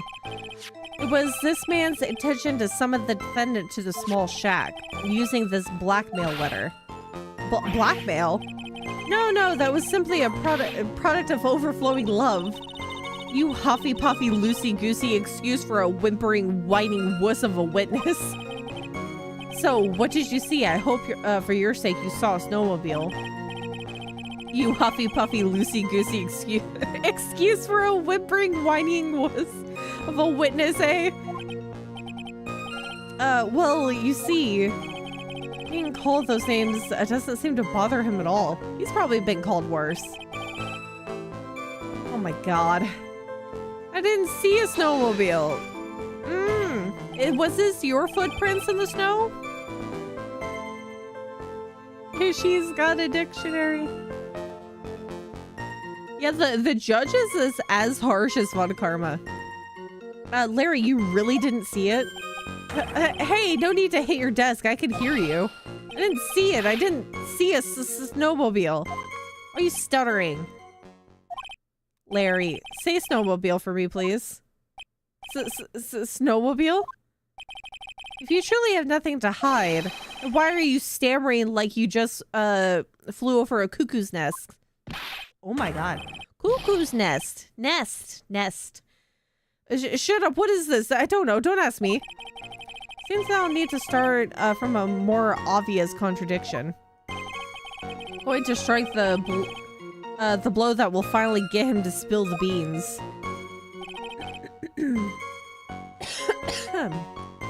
Sorry, excuse me. I didn't see anyone that night either on the bridge, huh? You didn't meet anyone? That's right, because I've got nothing to do with this. And I'm just here to buy some Viridian paint, okay? Come on, I expect to see those Crimson Lake faces now. Snowmobile.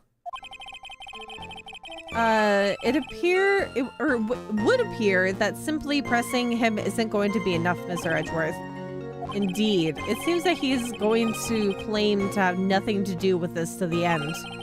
I don't want this guy to cost us any more time. I need to slice through his obvious contradictions and keep things moving along. Okay.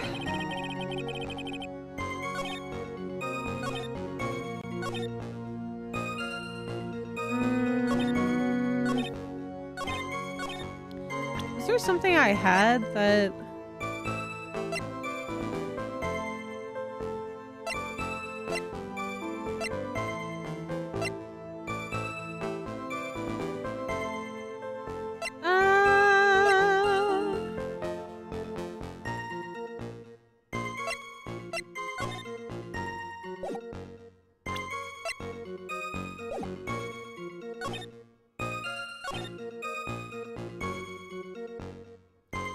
I walked to the bridge a number of times and didn't see the snowmobile. Mobile? I was at that lodge out in the mountains looking up at the stars that night. So should we just bring out the weather report for this one? Snow with occasional lightning strikes. Snow 7 to approximate 10:50. Lightning 10 to 11. Lightning strikes Dusky Bridge at 10:45, around 30 minutes past between the fire starting and going out.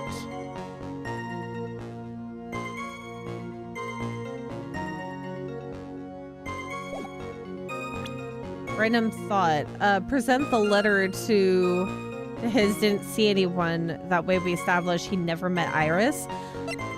That would actually be... That would be pretty good.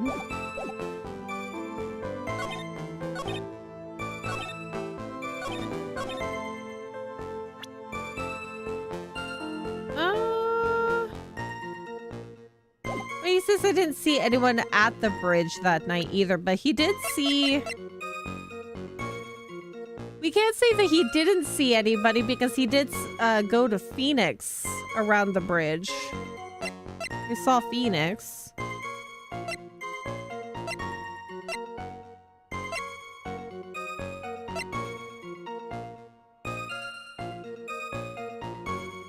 I spilled hot tea and my dog... No! Go run it under some hot water and make sure to re-clean the wound. Oh my god! Cool down the wound.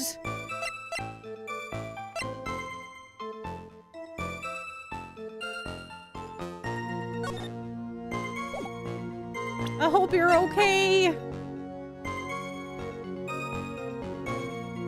That's the worst time to be spilling tea on yourself, is spilling it on your own wound. Ah.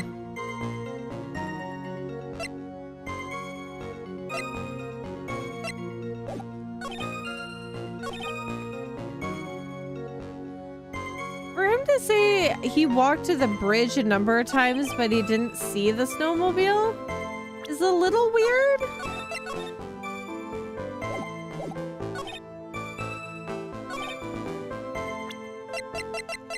How is it possible that he couldn't... That he didn't see this, especially with the train tracks, especially with the feet tracks here. Let's try using the track photo.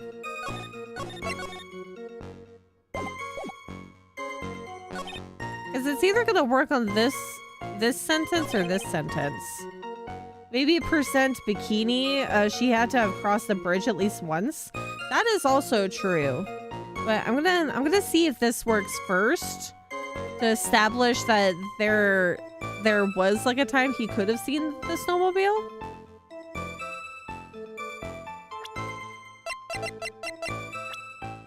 Because I think that I had to have something very specific about Bikini first.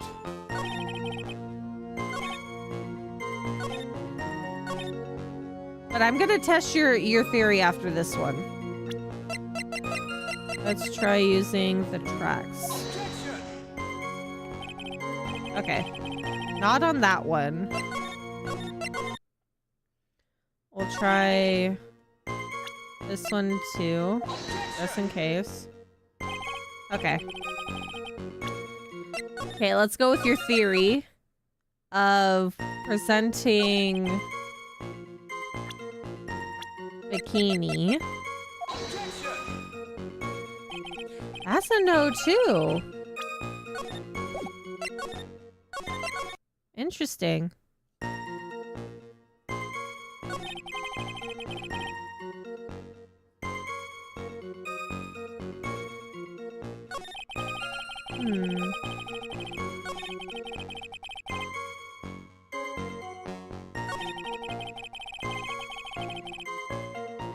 So I guess maybe we could also do the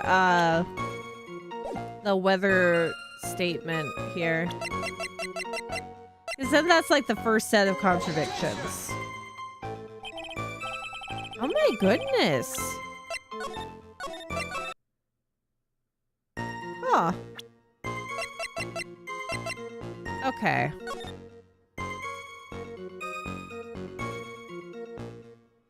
See, at 10 o'clock.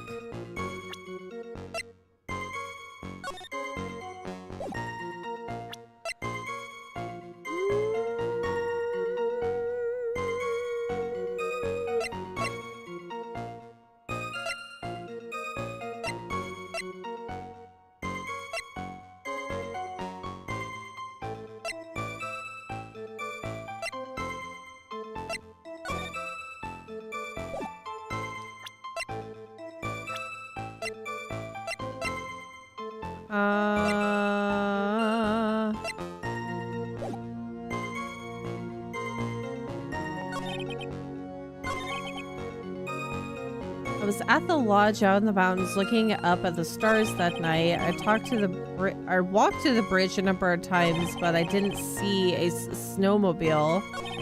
And I didn't see anyone at the bridge that night either. So we could also use Phoenix. Because he did see... Yeah, because he fell from Dusky Bridge. As well. Let's try this. Let's try this one.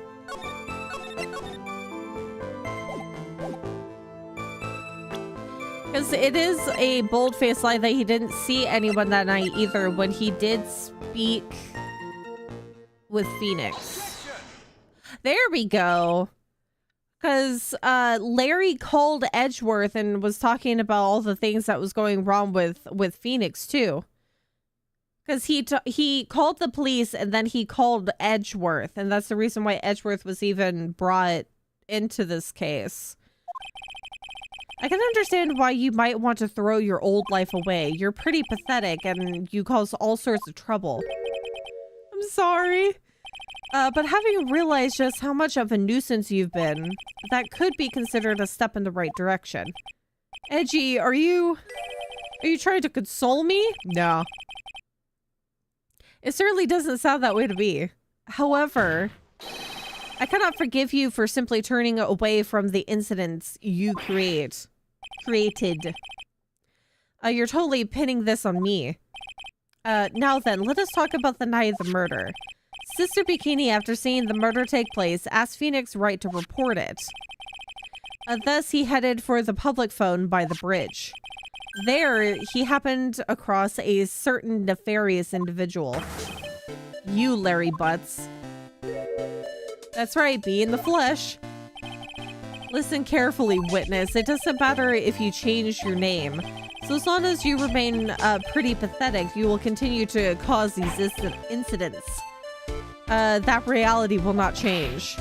But what do you want me to do then? I don't know, but strive to be a better person? Larry, what you need to change is your inner self, but for now, what you saw that night, testifying truthfully about this one issue is all you need, or is all I need from you. Edgy, I think I finally woken up. See, when you have like the very brief moment when he does the serious face, it's like, oh, is he actually gonna say something serious? But no, you know Larry, he's not gonna say anything that's worthwhile. I think I've finally woken up. Well, I guess I could still be sleeping. But anyway, I'll do it. I'll testify. You're a pain in my neck. Well, I'm not sure this will go especially well. I'll ask again then, witness. What did you see on the night of the murder? What I saw, part 2. See, he would also be put in jail for this. I went to the shack at around 9, so it would have been about 10:30. Oh my god. Oh my goodness. Look, he has some fruit, some soda, which I hope it's soda. Got potato chips and magazines. Oh my god. I was lying under my bedding when a white flash almost blinded me. I looked out the window and Dusky Bridge was on fire. There was still some thunder, but I went right away to check it out. That's when I ran into Nick. Yeah, how is he alive? Is he living through spite alone? You certainly saw quite a lot, didn't you? So, what happened to the bridge after it caught on fire? It was like me after a 3-day stint chasing a girl. It was totally burnt out, like almost totally gone. I mean, trying to cross the burning remains was what caused Nick to fall. What did you say? Oh, don't worry, it's nothing life-threatening. He just caught a cold.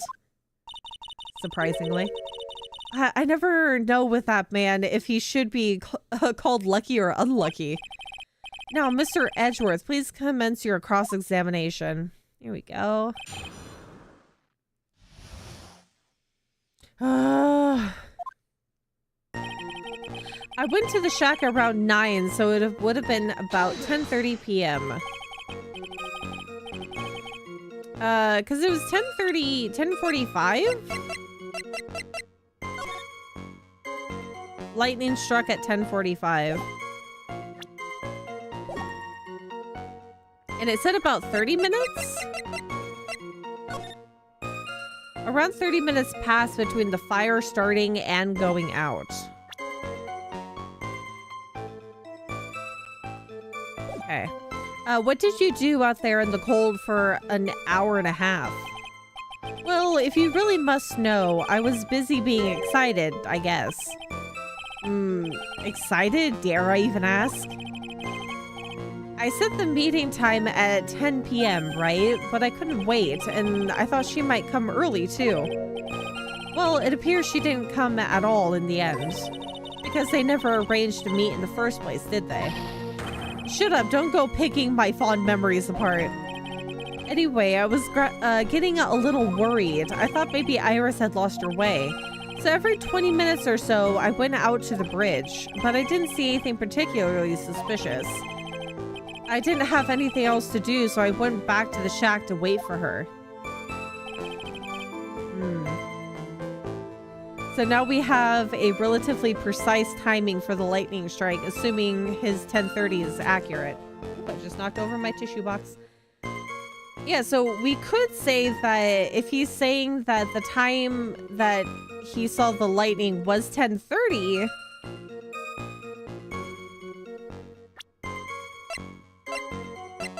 How did he keep track of time anyway?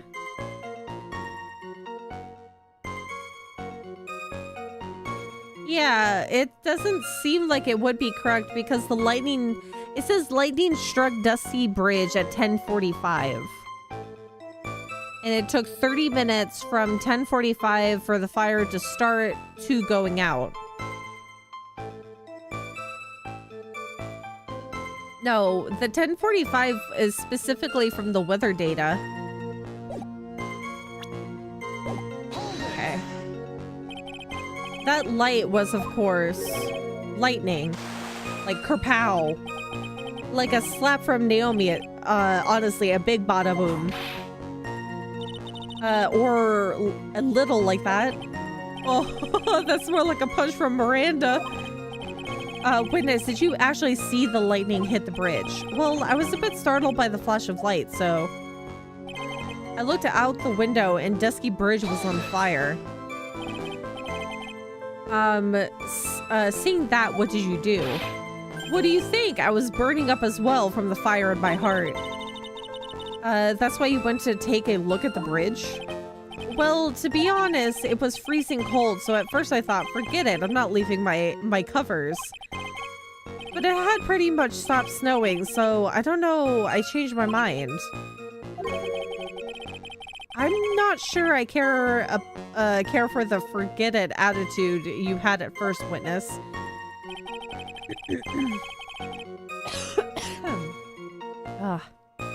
There was still some thunder, but I went right away to check it out. Yeah, 10 to 11 for lightning, approximately. Okay, press this. You said right away, but exactly how long after the strike was that? The lightning fell and then the bridge caught on fire, maybe around 5 minutes? I mean, I suddenly thought, gotta go check this out. How far is this small shack you were in from the bridge? Hold on, well, it had pretty much stopped snowing. I guess about a 5-minute walk? So it would have been... See, no, that timing is odd. Because for him to say that he would have basically been up at the bridge at 10:45. But that's when the lightning struck and the bridge was already pretty much like steadily on fire. It took out most of the bridge and would have been past 11 because it wasn't until 11 o'clock that, or around 11, that Bikini told Phoenix to go call the police.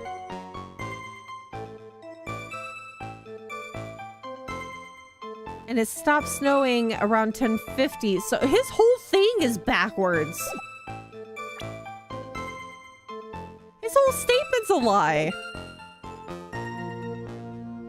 How did Dusky Bridge look when you got there? Like I had recovered a piece of my childhood? I mean, not even the bonfires kids made during school camping trips can compare. Well, should I press him a little more for... Yes. Oh. Why didn't you call anyone and why did you go to the bridge? These are two very good questions to ask.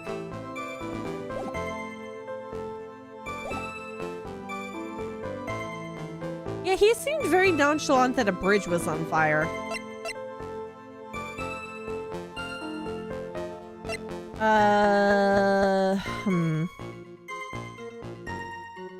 Because he said he saw something extraordinary. It wasn't just the lightning, so... maybe why did you go to the bridge? So you suddenly thought to check out the bridge. Does this mean that you initially had no intention of doing so? Well, yeah, I guess it does. I was really cold. I didn't really want to go out there. If that's the case, why did you change your mind? I would like to hear your reasoning. In which case, please give testimony to that effect, witness. My reasoning? Okay, reasoning is it? Yeah, did he see... I thought I'd never get another chance to see something so big burning. Oh my god. So you decided to go and see what was happening. That's right, we're talking about a massive suspension bridge burning to high heaven. That's not something you see every day. A real like, really special?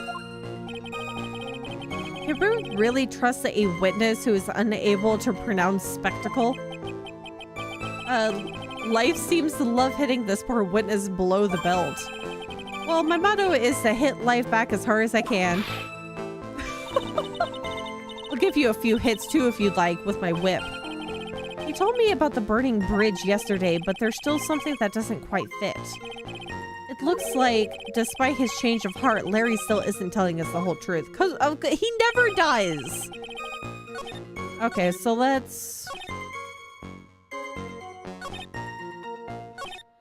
press this one again and see if I can ask the other way.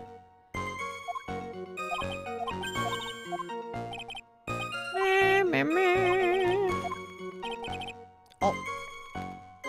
Let me fix the audio real quick. There we go.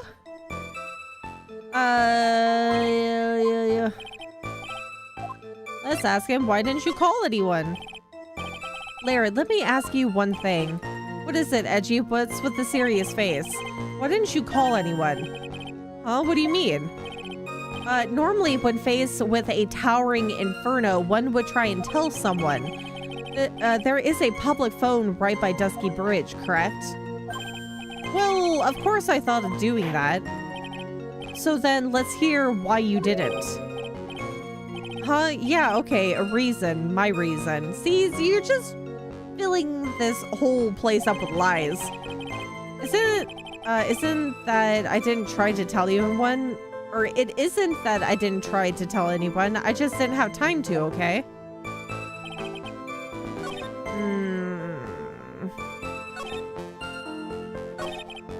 Okay, let me press that last one again.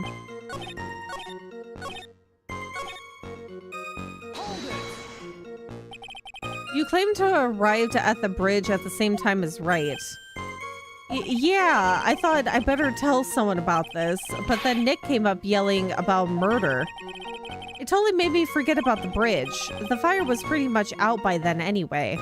Yeah. So he basically sat there for 30 minutes.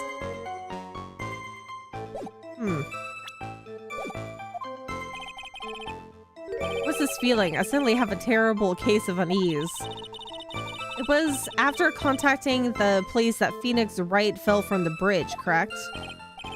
Yeah, that's pretty much it, more or less. You told me about the burning bridge yesterday, but there's still something that doesn't quite fit. Frickin' Larry.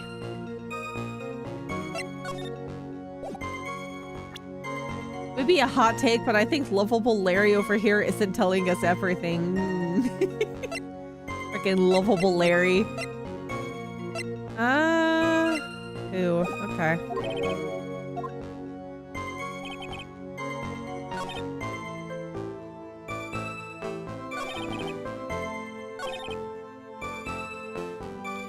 There's still some thunder, but I went right away to check out. How long was the thunder? 10 to 11? So he went out closer to 11 o'clock to the bridge.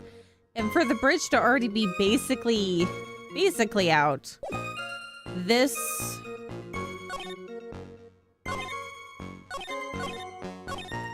I guess I could consider this the contradictor.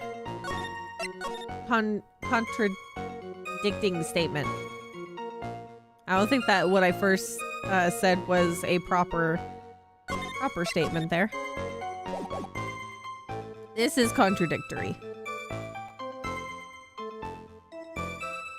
I'm gonna try it.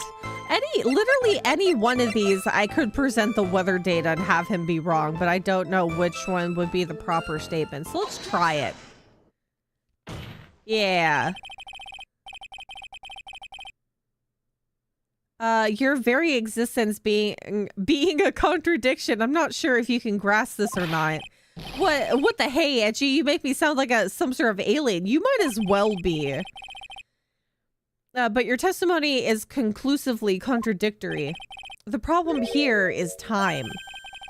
I've never been the best timekeeper, you know. 3 minutes after Billy leaves on foot, you follow him on your bicycle. How long does it take for you to catch up with him? Terrible at those. I think everybody is, but you are especially bad. This is much more simple. You saw the lightning strike Dusky Bridge and immediately went to see what happened, correct? Or is that correct? Yeah, well, I wasted about 5 minutes first, but more or less. That's a big lie.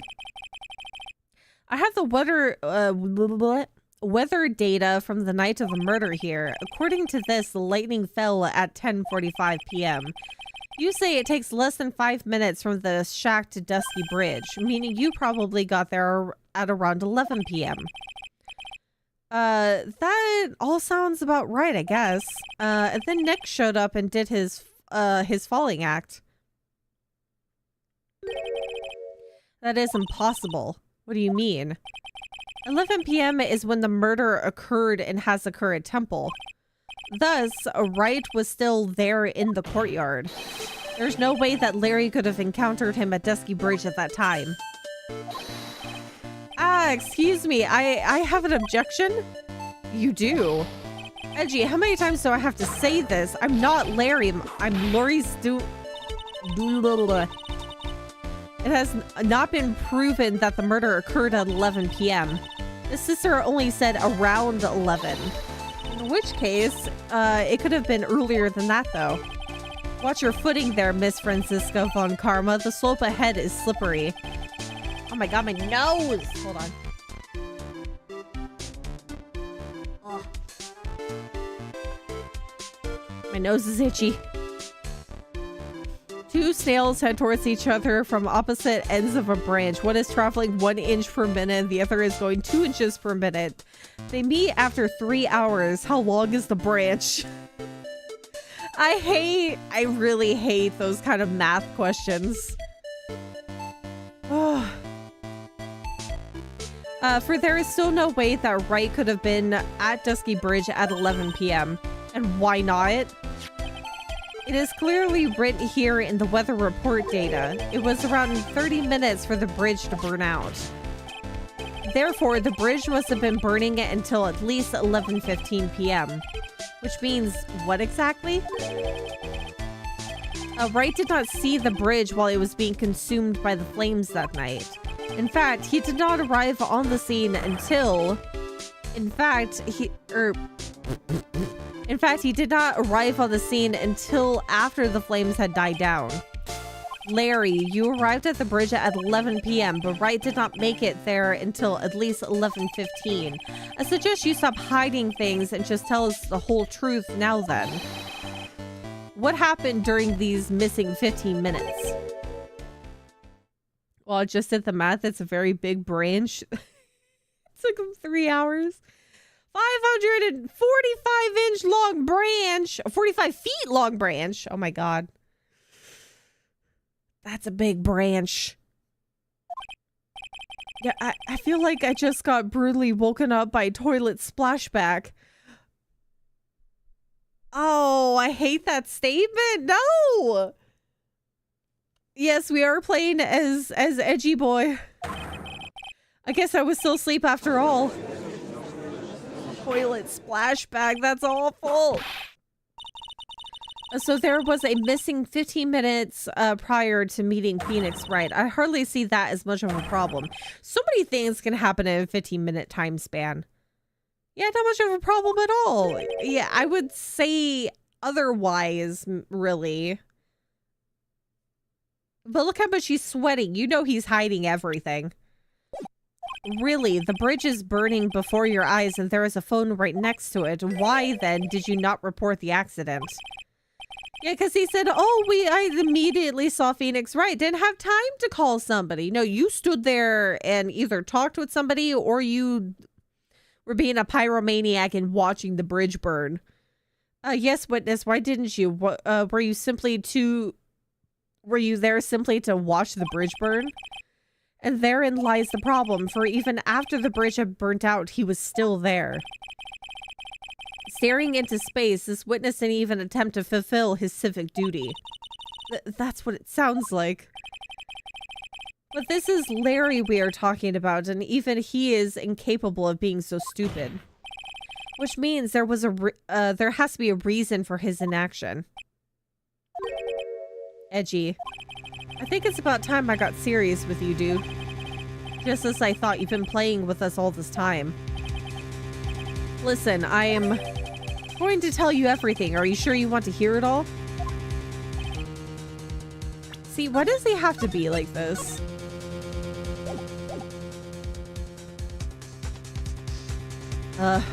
Yes. I mean, really say it this time. Everything? Then say it. Very well. I have a terribly bad feeling about this. However, let's have the witness finally give us the whole truth. Now, for this 15-minute gap, what were you doing, witness?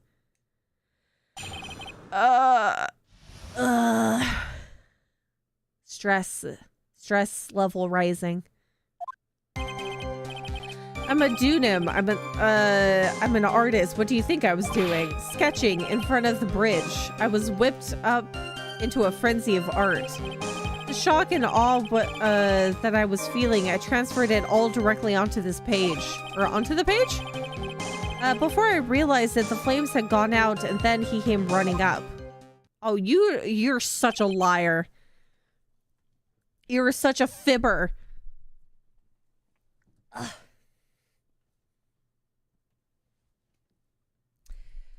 Ugh. Okay. I suppose artists can be strange folk. That's right, I'm willing to sacrifice everything in order to draw the perfect sketch. If you have a perfect sketch, show me. Show me this sketch. Show me this painting you were working on. Mr. Edgeworth, has this removed the last of your doubts? No. Not at all, Your Honor. One very large doubt still remains. And what would that be? This is a surprisingly believable story, especially considering the source. So why did he think he needed to hide it from us until now? I intend to drag the reason out of him. Be careful what you wish for. He's still not showing me his true intentions. Ever. You'll regret this, Edgy. Okay, let's go. It's going to be some call the parrot level of evidence. When has he ever given us, like, really good conclusive evidence? It's always been, like, such a roundabout way. Tell us, Larry. My name is Laurice. Get it right. Mistakes like that are what keep you from being popular with the ladies like I am. Larry, you have never been popular with the ladies, and you've always been the butt of every joke. Just who exactly are you? I'm Laurice Dunim, apprentice extraordinaire. That's what he calls himself in any case. And you are an artist. Of course I'm an artist, the real thing. Yet again, that's what he calls himself. Names mean nothing. There is only one issue I care to discuss. What were you doing? A very big issue indeed. Okay. He really needs to show me this painting. Has he put the murderer in his painting? Sketching the burning bridge? The burning bridge and everything that came with it. Ah. See, that's what I want to see. I want to see what else came with the burning bridge. What came with it? You want to hear this from my lips, do you, Edgy? You'll regret this. This sketch of mine is enough. Just take that ridiculous sketch of yours out already, witness. What are you talking about? I don't know what you mean.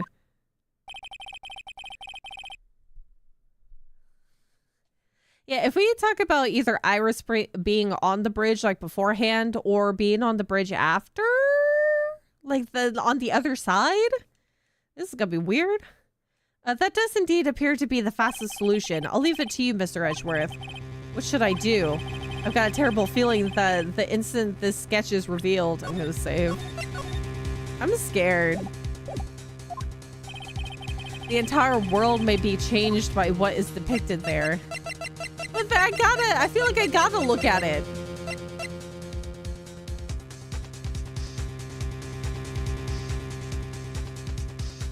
Okay, let's take a look. I've saved.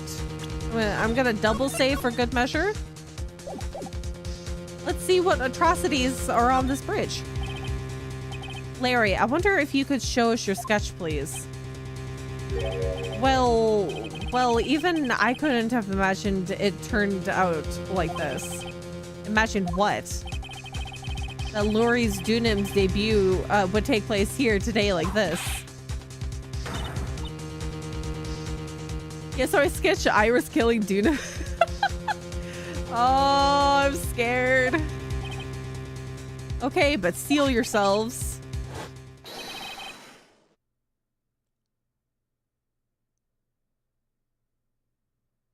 Huh?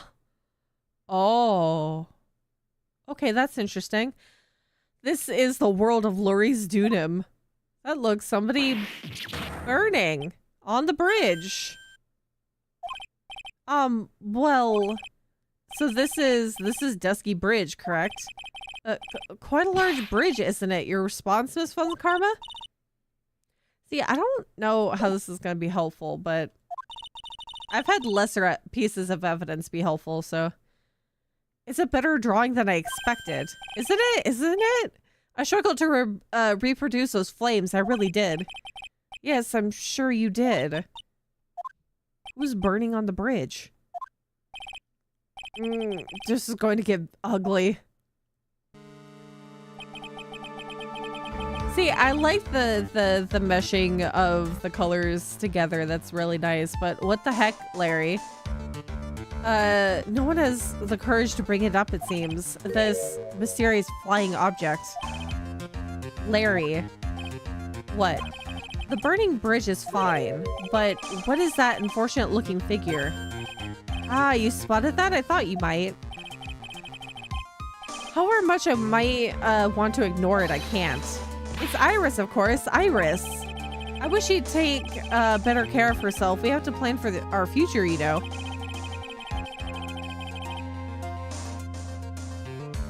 What would have happened to her if she had injured herself flying like that? Huh? Larry, please answer this next question honestly. Okay.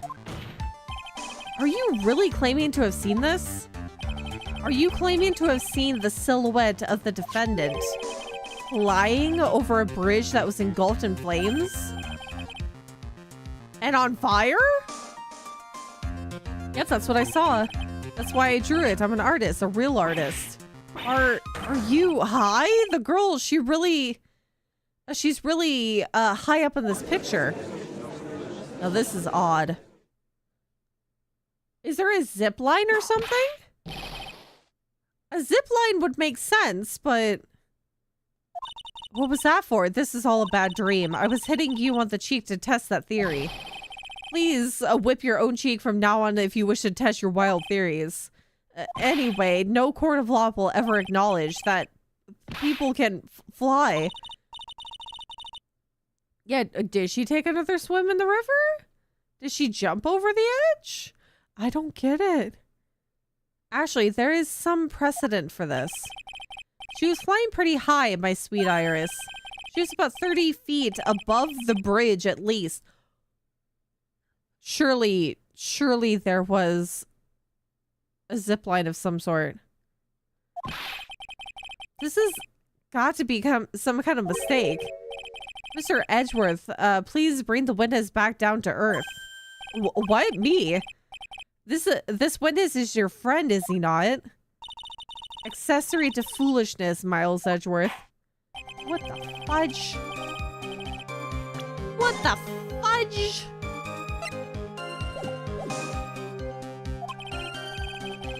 Mr. Edgeworth, I expect you to expose the obvious contradiction here. We're gonna have to give this a good old save. We're gonna put that in the second slot. Mr. Edgeworth, I expect you to expose the obvious contradiction here. Yes, Your Honor. Looks like I've got another reason to remember this moron. Well, what did you think about, of my debut piece? Get that thing away from me. Horrible sketch of what he saw the night of the crime. Is this where we discovered that Iris is a ghost? That would be... Iris is a demon. A demon.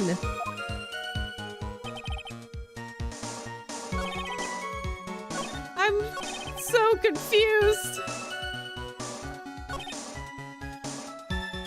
Okay, we're gonna start pressing from the beginning. Dahlia would be a great banshee. She would. Tell us, Larry. My name is Louise. Get it right. Mistakes. Okay, wait. I did this already, haven't I? Yes, I've already done this one.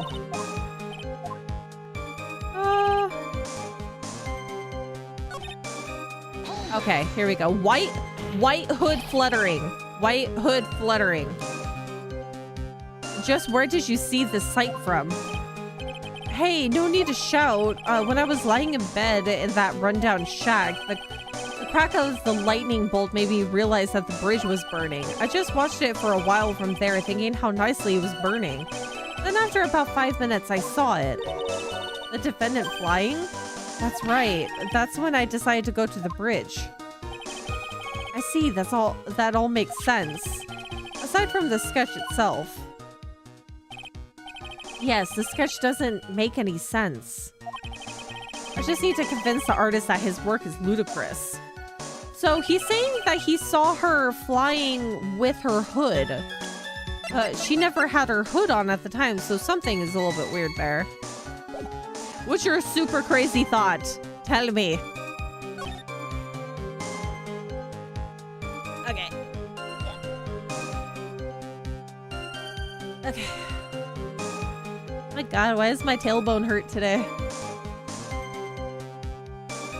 I'm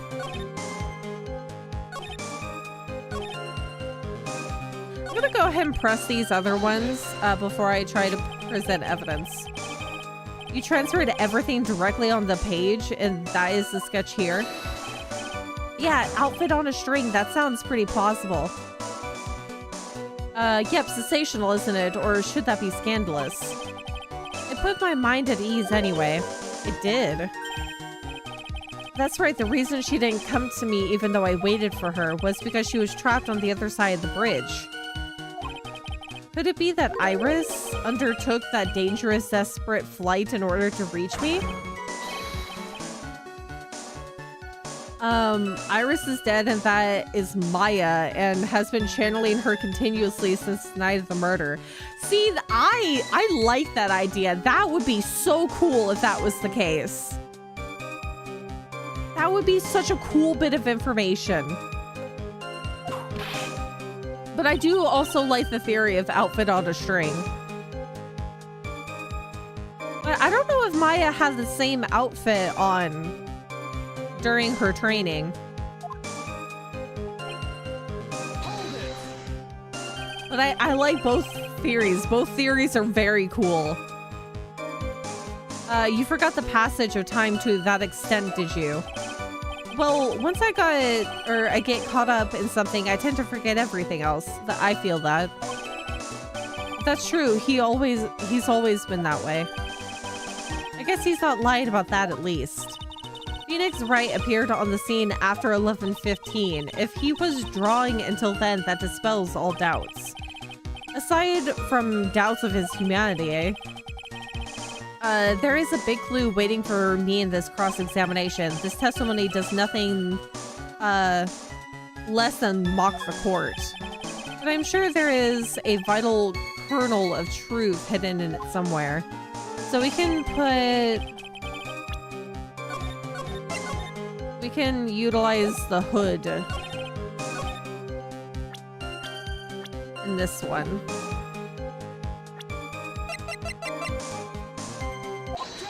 Okay.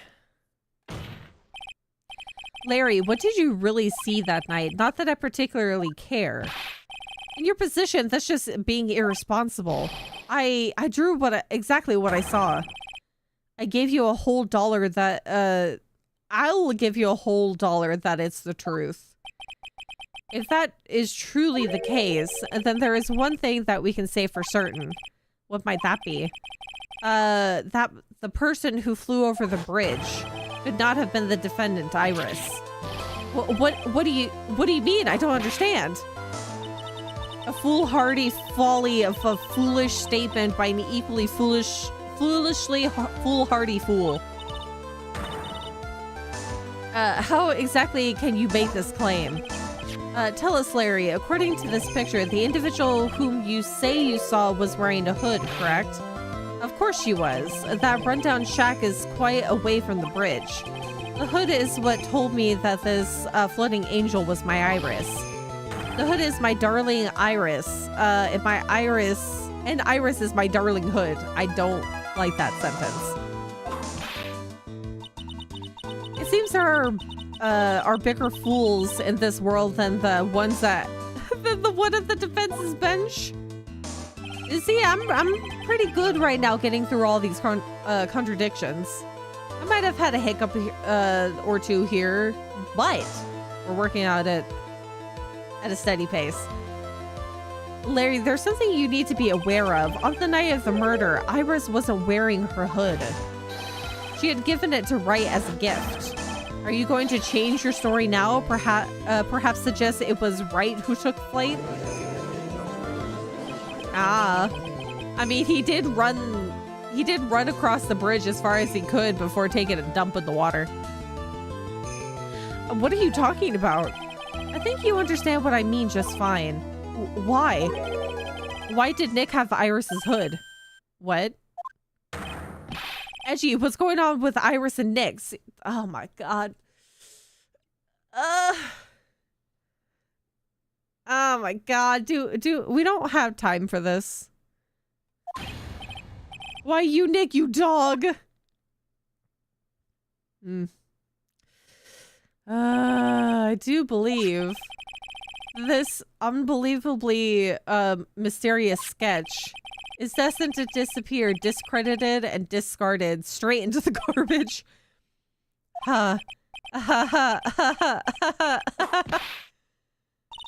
What is it now, witness? It feels like I've been waiting 25 years for this very day to come. Edgy, today is the day I get to completely stupefy you? What? What is the meaning of your outburst, witness? I hate to have to do this, but I have some definitive evidence. Definitive evidence? Iris did indeed come flying over the burning bridge, and I, Lurie's Dudem, shall prove it. Oh my god.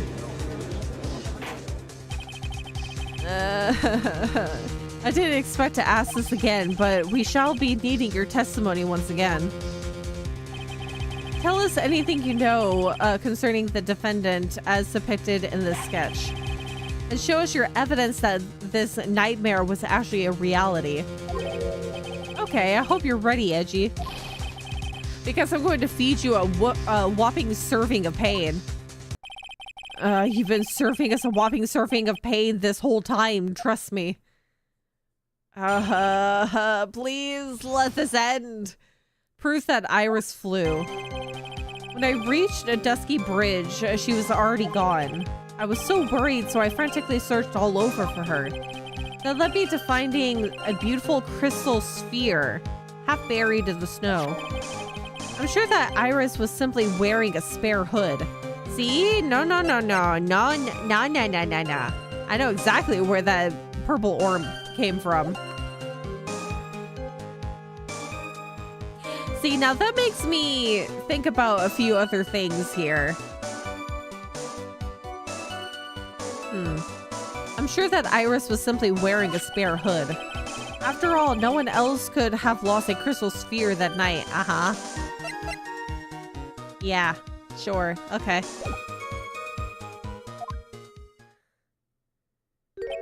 A crystal sphere. See, and then we have the victim's staff, and we have the picture of said victim to prove that the orb is hers. A crystal sphere. This one, pretty, isn't it? But finders keepers. So he basically took evidence from the scene, too. Typical Larry. That sphere, where did you find it? Oh, let me see. Around here. Somewhere. Around here somewhere? It looks about right. And it was half buried in the snow. It was pretty much stopped, it had pretty much stopped snowing by then, but there was still some falling, as I walked to the bridge.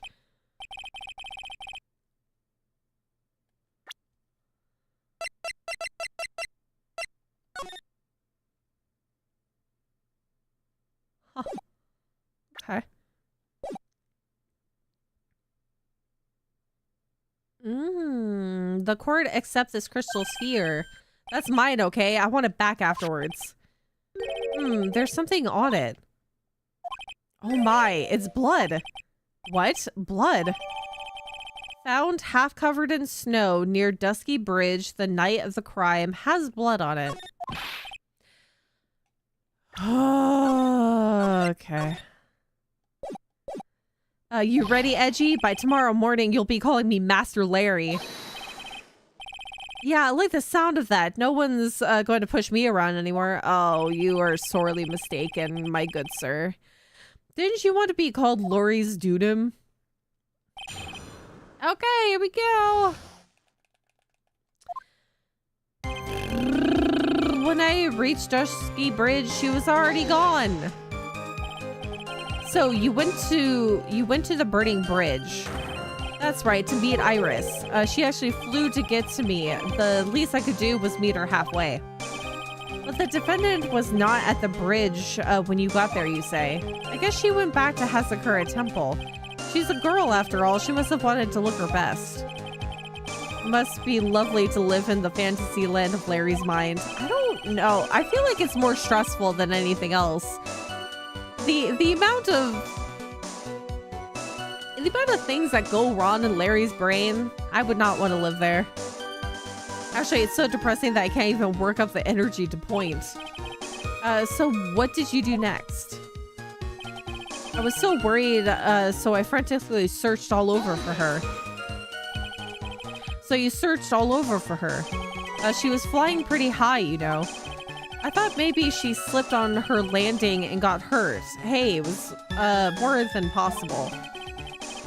Also, when I headed out to the shack the first time, I was snacking on a banana. I'm pretty sure I threw the peel away somewhere around there, so you know. Oh, you litter. Like, I hate everything about Larry. Can one guy really be this stupid? So did you find any signs of her so-called landing? I don't really remember. I kept on falling over myself and kind of lost it for a while there. You fell over yourself? Yeah, the snow was deep and there was even a banana peel out there. Oh my god. Hi, Mark. Yep, there's stupid and then there's Larry Butts. The short of it is that you didn't find any signs of her landing, correct? Then what happened next? Someone could have comically slipped on a banana. The only one that could have comically slipped on the banana was definitely Larry. That had been no one but Larry. Half buried. It was sitting in the snow with a little gathered on top of it. It was very hard to spot, actually. I mean, it was dark out, too. I'm impressed you did well to find it. No matter what you may think when you look at me, I'm a pro, a genius security guard. You know that's also a lie. I used a pen light I borrowed from my company to help in my search. And it sparkled really brightly as if it were saying, "Here I am" to me. It does indeed look very much like the crystal sphere on Iris's hood. But need I remind you that she was not wearing her hood that night. Sure that Iris was simply wearing a spare hood. Each nun is assigned their own hood and they are only assigned to only one. I don't know anything about that, okay? And Iris is special, right, dude? Even if she did steal a spare hood, I'll forgive her.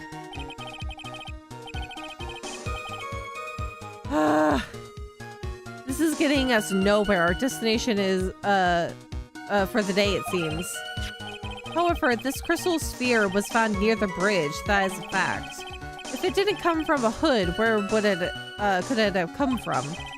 That is the question I aim to answer. I have an idea already. After all, no one else could have lost a crystal sphere that night.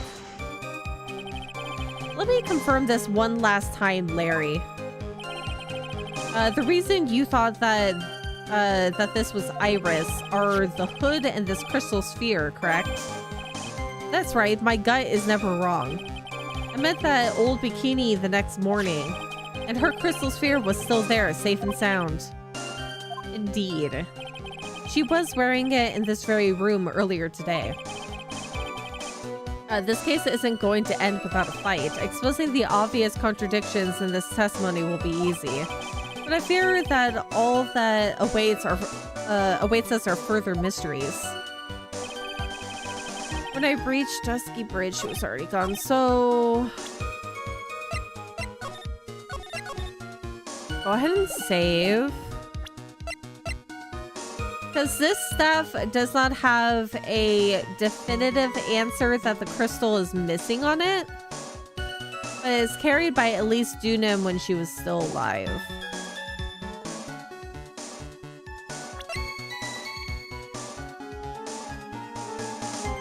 I wonder if I can use this at first. Or maybe this has to be the establishment of it.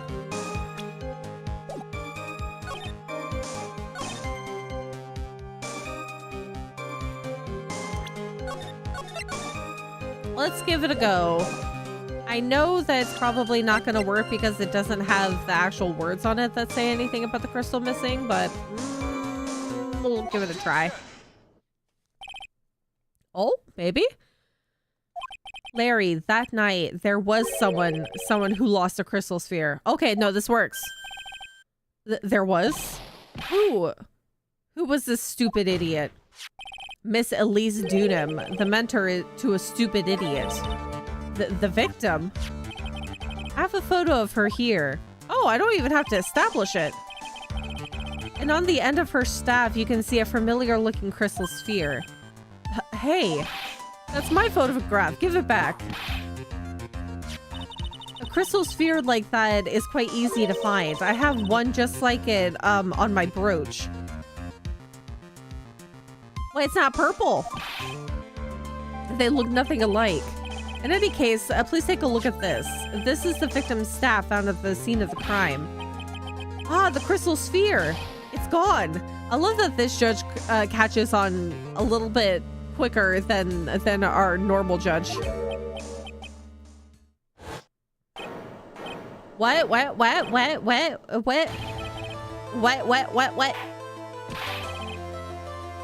Just what does this mean? If anyone jumped or flew across the bridge that night, it certainly was not Iris after all. She was not wearing her hood, more importantly. The crystal sphere found at the landing site was not hers either. See, now I'm confused. Did they fly her body across the bridge? Is this how she managed to fall? I'm so confused. And drop the sphere was the victim, Miss Elise Dunham. They might need to replace that wooden desk at some point. A fool alongside another fool on a fool's errand to reach a foolish conclusion. First of all, this sketch, which I prefer to call a scribble, is ridiculous. People cannot fly, thus it is rejected. You can't do that. I saw it with my own eyes. And in this crystal sphere, there is nothing more, or this is nothing more than a red herring. You honestly believe that? Give it some thought, and I'm sure you'll realize it as well, Miles Edgeworth. Elise Dunham was in her room on the night of the murder. There was no reason for her to go to Dusky Bridge. Therefore, this sphere cannot be related to the case, that is all. Yeah, but she went to go find... Elise went to go find Pearly. So of course she would go to... Of course she would go to the bridge to go look for Pearly.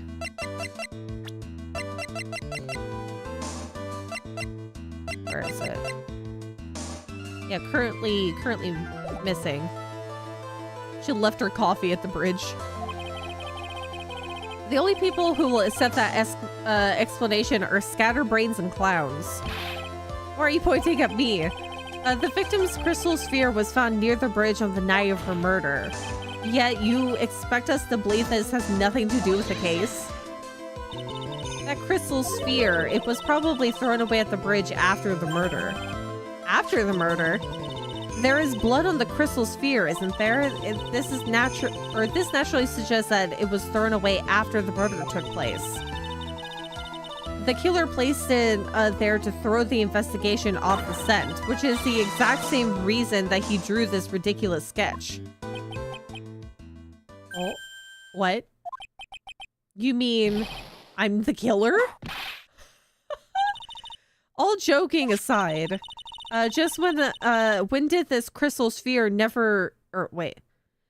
Just when did this crystal sphere appear near the foot of the bridge? Unless this can be proven in some way, I refuse to believe this is related to the case. Ma'am, didn't he just say in his statement that there was snow on top of the crystal?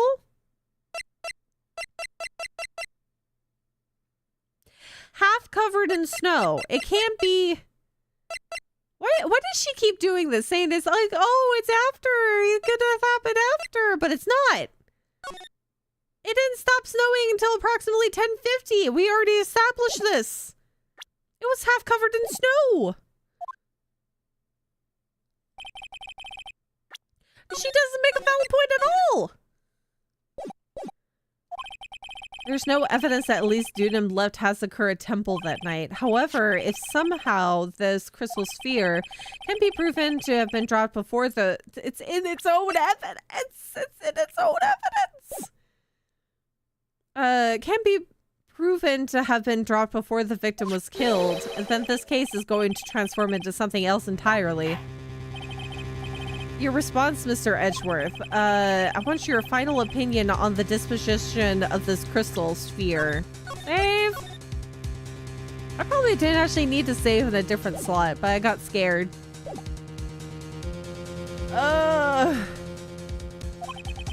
If it is not related to the case, then this witness who you called will have been nothing more than a monumental waste of time. Once again, I have to prove that she's stupid. Prepare yourself for some very appropriate punishment, Miles Edgeworth. Can I prove it? Can I prove that the crystal sphere was dropped before the murder took place? Yes! Yes, because it was covered in snow! Can I prove it? This isn't the issue. Just simply prove it. That's the only option. That's what he'd do. I gotta think about my boyfriend in times like this. That's the way Phoenix Wright would do this. Your Honor, allow me to prove something to you. I will prove that this crystal sphere is a vital link to the solving of the case. You will do that?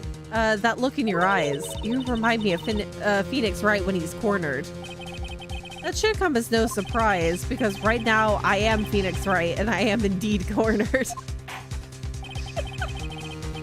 I order you to present your evidence, Mr. Edgeworth. Oh! Evidence that proves the crystal sphere was indeed dropped before the murder. See, I can just use its own thing, though.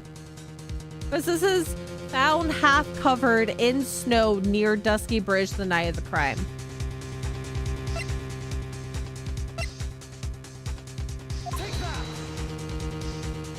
Half covered in snow, using the own piece of evidence.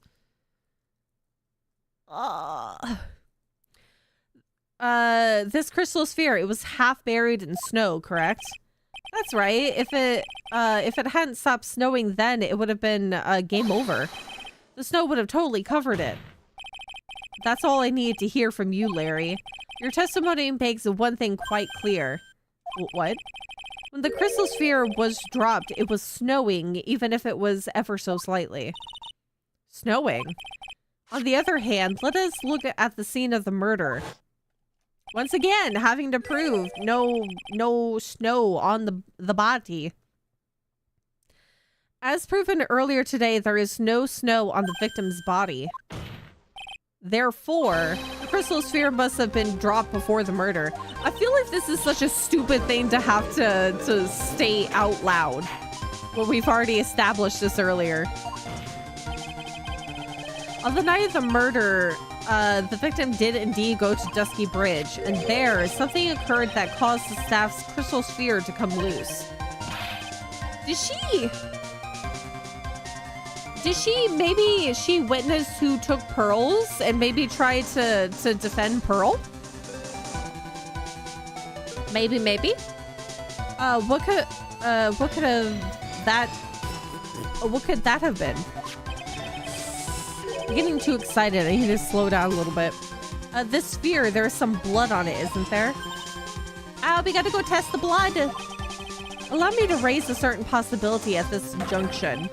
The real crime scene was near the foot of Dusky Bridge. Oh, yeah, that's a thought. The murder didn't take place in the Hazakura Temple courtyard. Only a fool would suggest such a foolish piece of absolute foolishness. Just who is the fool and which part is so foolish, Miss Von Karma? Exactly. Why do you have to argue that they're like all of this was done after the murder took place? Have you been paying attention or any attention this whole time, Miles Edgeworth? The sister saw everything. She saw the victim being killed by the defendant in the Hazakura Temple courtyard. Yeah, we already disproved it. That's not exactly true now, is it?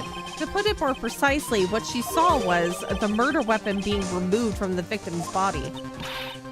That's the same thing. No, it isn't. God, it feels like a bunch of children. You said it yourself.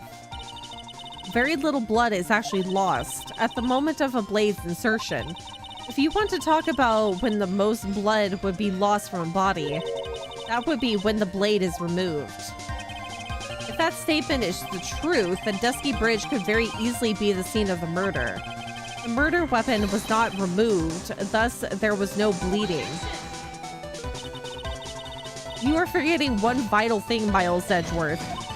At least Dunim's body was found in Hazakura Temple. On foot, it takes 15 minutes to travel from Dusky Bridge to Hazakura Temple.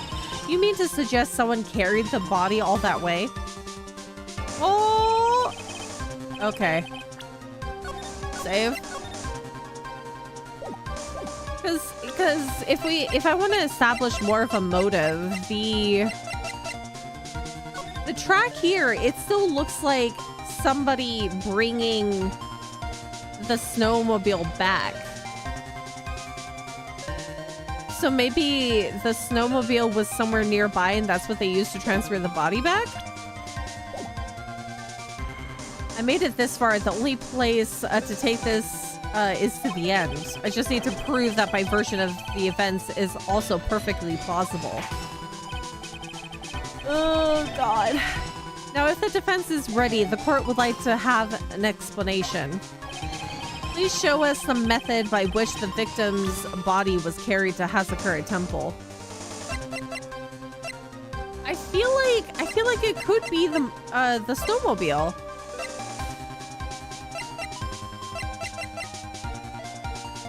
Now I don't know.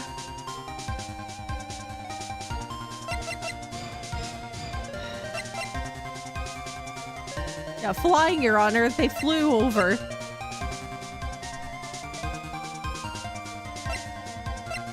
I feel like this would be like the good bit of information to use the snowmobile. Is that enough?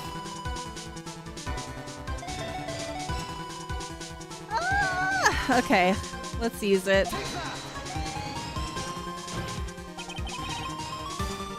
On that snowy night, there is one way that a body could have been moved. The snowmobile.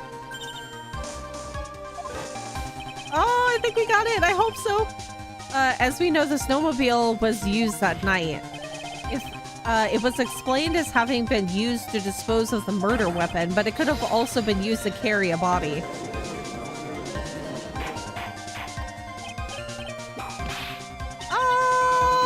This is completely unacceptable, Miles Edgeworth. You've dug yourself into your own grave.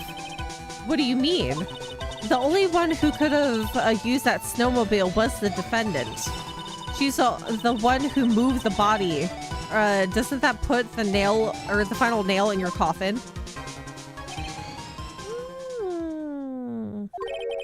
You're too late, Franziska von Karma. And in fact, the defense has proven something else entirely. We have shown that this case requires further investigation. What? Where was the victim, Elise Dunham, really killed? If her body was moved, whatever for? And finally, just what does this image mean? Do you even need to think about that? Such a creature could never see the truth, let alone describe it. I would agree, but this witness certainly sits on one of the lowest possible branches of humanity. However, he would never utter a lie that could hurt a girl with whom he is enamored. He drew this, so it is something that actually happened. The defense stands firm on this point. Edgy, thank you. I'm not on your side, sir. This is solely for Phoenix, Wright? That settles it then. I cannot give a verdict under these circumstances. I'm sorry to call you all the way over from Germany, Von Karma, but I shall be on the winning end. Right, I seem to have fulfilled my part in this. It is just as I thought. Franziska von Karma, you make a wonderful partner. Excuse me? There was one reason and one reason alone for me being here, to expose the darkness lurking in this case and then pass it on to Wright. Really? That's what this was all about? You could have just told me that from the very beginning. You still wouldn't have been helpful. Have you forgotten how you have basically framed your own friend in elementary school for stealing something that you misplaced? Or actually, I think you stole? That I wouldn't have Franzi whipping me. Miles Edgeworth, I don't care about what you were here to do. This was my chance to finally grind you under my heel. A shame that your chance seems to have slipped you by. What a shit! This is all your fault. Such a terrible witness. Oh. I feel like he kind of deserves this. I demand satisfaction. I don't think you will be satisfied after this. I hope he's dead, though. No, actually not really. I can't believe that the witness's testimony relates to an actual event. However, there has to be some sort of answer for the questions it raises. Have his words here today been the truth or lies? Next time we gather in this courtroom, those are the matters that shall be addressed. I'm counting on thorough investigations by both the defense and the prosecution. And with this, the rest is up to you, right? The court is now adjourned. Yay! I'm still so thoroughly confused.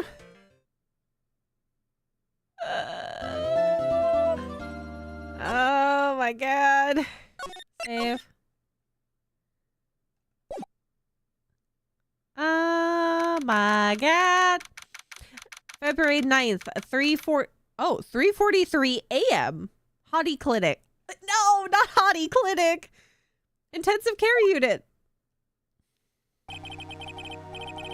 I'm still up at this hour reading through the trial record of a certain case. It's the first case my mentor BFA had ever handled in a court of law. The horrifying truth that I refuse to accept is holding me hostage here within its pages. Dahlia Hawthorne. What I have read, I don't want to believe. What is written here, this isn't the Dahlia I knew. After falling into Eagle River, I was somehow miraculously saved. But I ended up catching a cold that seemed to knock me around the world and back. I feel dizzy, my ears are ringing, my throat burns, and my head is on fire. But I will recover. I have to recover by this afternoon. I have to meet with the most ill-tempered witness imaginable. But I know that he will be able to help me with him, somehow.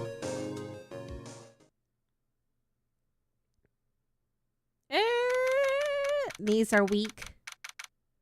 Arms spagooty. February 9th, 2:43 p.m. Dusky Bridge. Right, are you sure you're well enough to be doing this? You still look a little green in the face. Or maybe Viridian in artist speak. Actually, my fever has gone down quite a bit. How's your temperature now? Only 102.2? And it went down? Maybe it's actually good that he's out here in the cold. 102.2? Oh my god. Well, doesn't this also seem like fairly like deja vu? Because he was sick during the entirety of that Dahlia Hawthorne case. How funny. Anyway, I read today's trial record. You weren't bad, Edgeworth. Pretty impressive despite the circumstances. We're not in the clear yet. The main point of contention tomorrow is going to be the murder weapon. Yeah.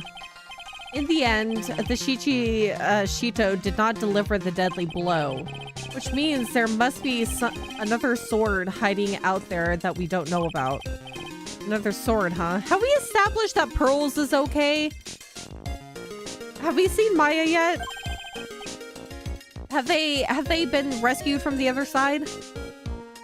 Don't you worry about a thing, pal.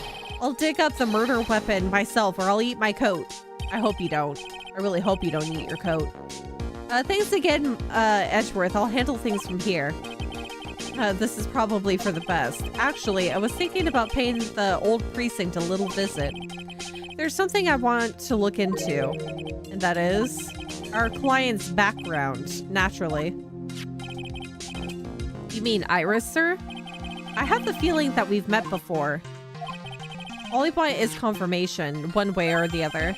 And since I probably won't be getting that from you, I'm sorry, Edgeworth. I bid you adieu, right? Take care. I guess I should get moving too. Why? Did you need to be somewhere? Somewhere? Somewhere. I've got to get to work on this bridge, pal. Breaking something up so we can get across to the other side. Oh, that's right. Maya's still stuck over at the inner temple. Well, don't you worry, pal. As soon as it's all set, you'll be the first to know. Thank you, Gumshoe. Cough, cough. Oh, God. No problem, pal. Just try not to give me that cough of yours, okay? All right, I'm off. Good luck, Gumshoe. Hang in there, Maya. We'll get you out, I promise. But in the meantime, I've got to continue collecting evidence. Okay, I'm gonna take a quick bathroom break. And we are going to continue finding evidence in this case. I'm gonna see how long I can go. Because I feel like I want to finish this today, but we're probably not going to go that long. I'll probably go through the investigation portion here to get more evidence and probably stop at the court case. Maybe? I don't know. We'll see. I'll be right back. Go stretch your legs, go grab something to drink, something to snack on. I'm gonna go to the bathroom real quick. I'll be back.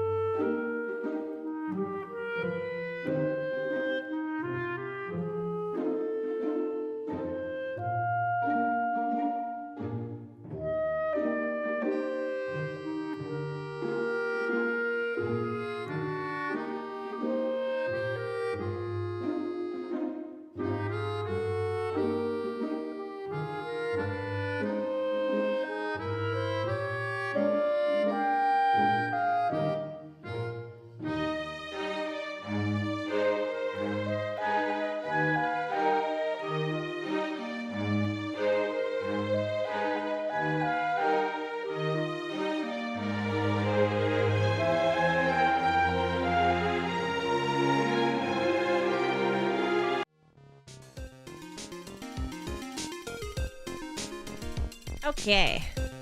I have Kitty with me. She was standing right outside the door, then I'm surprised nobody actually let her in. She followed me into the bathroom and was profusely meowing at me like she was angry, but she was also very, very much purring. It's a baby girl. Hello, love. It's a baby. It's a baby. I really am surprised that nobody let her in, because usually she's very strategic about getting somebody to follow her to my door so that they will let her in. Now you get to be with me now. And now I don't know how long I'm going to be streaming, so you could just stay with me until then. Unless you're like desperately wanting to leave, but you are mine now. You are mine now.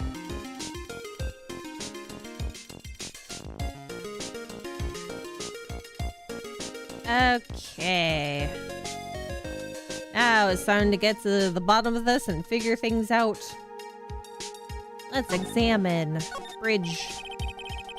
That thing looks like it's ready to collapse, at least more than it did before. According to Bikini, Eagle Mountain is very prone to earthquakes. I'm surprised that a lot of things are still standing up here. Which reminds me, if my memory serves me correctly, Edgeworth isn't exactly a fan of earthquakes. I hope something bad doesn't happen at the end of this. Now it really is more of a dusty bridge than a dusky bridge. That kidnapping incident happened here 11 years ago, so maybe it's cursed too.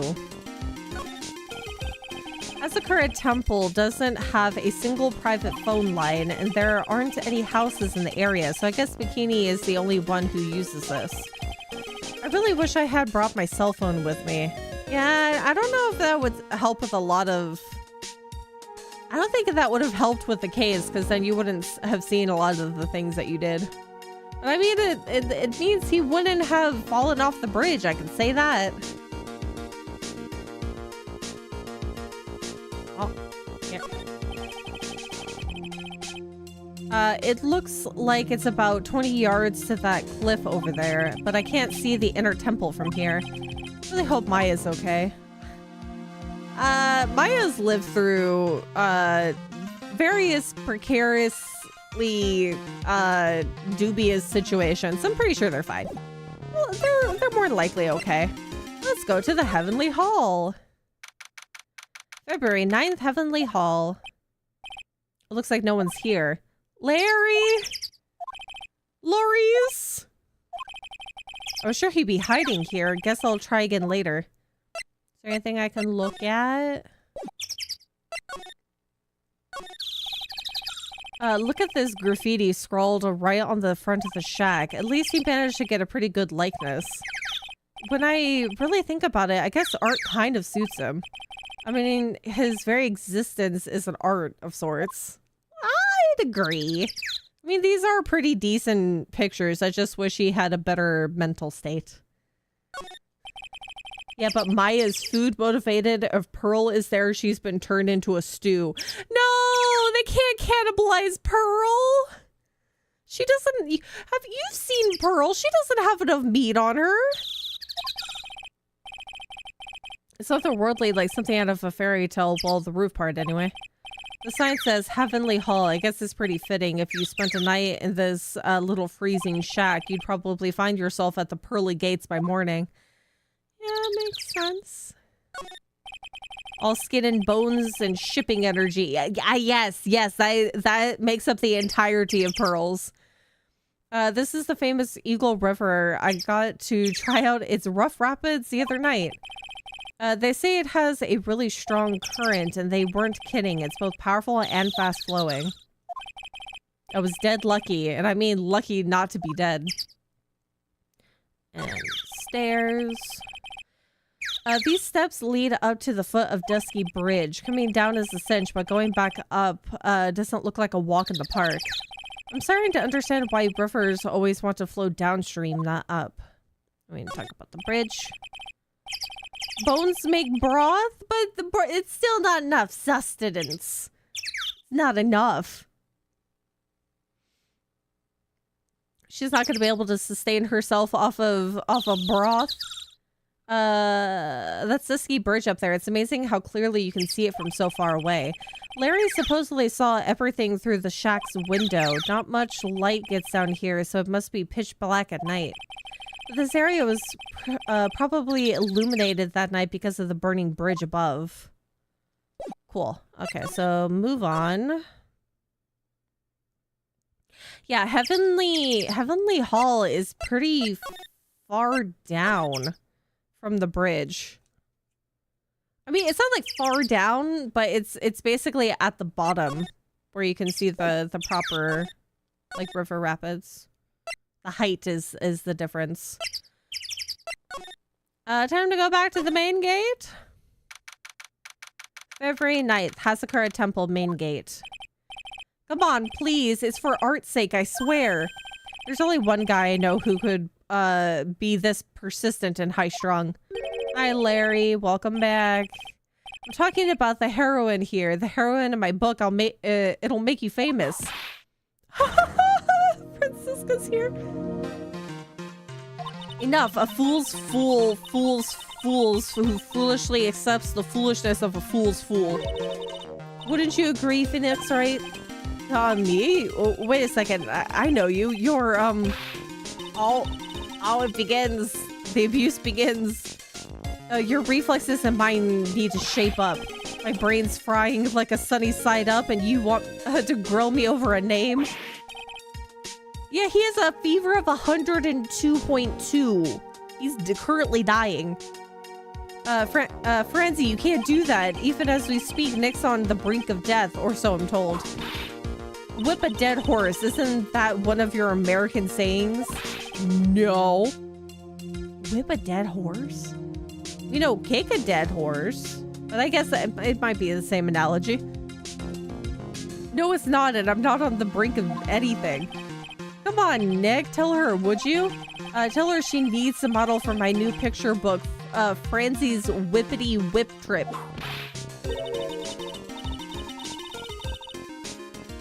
I hope you're not planning to advertise that as a children's book. Yeah, to beat a dead horse. Which basically is just like, it's already dead. Why continue to schmack it? Baby girl, come here. Emily. She's ignoring me. Imagine that idiot pulls Francisca somehow. That's highly doubtful. If he does, it's not for the right reasons. It's not going to be a good situation for him. Before you ask me to model, learn to give at least semi-coherent testimony. And before that, you'll have to learn how to live a semi-coherent life, Larry.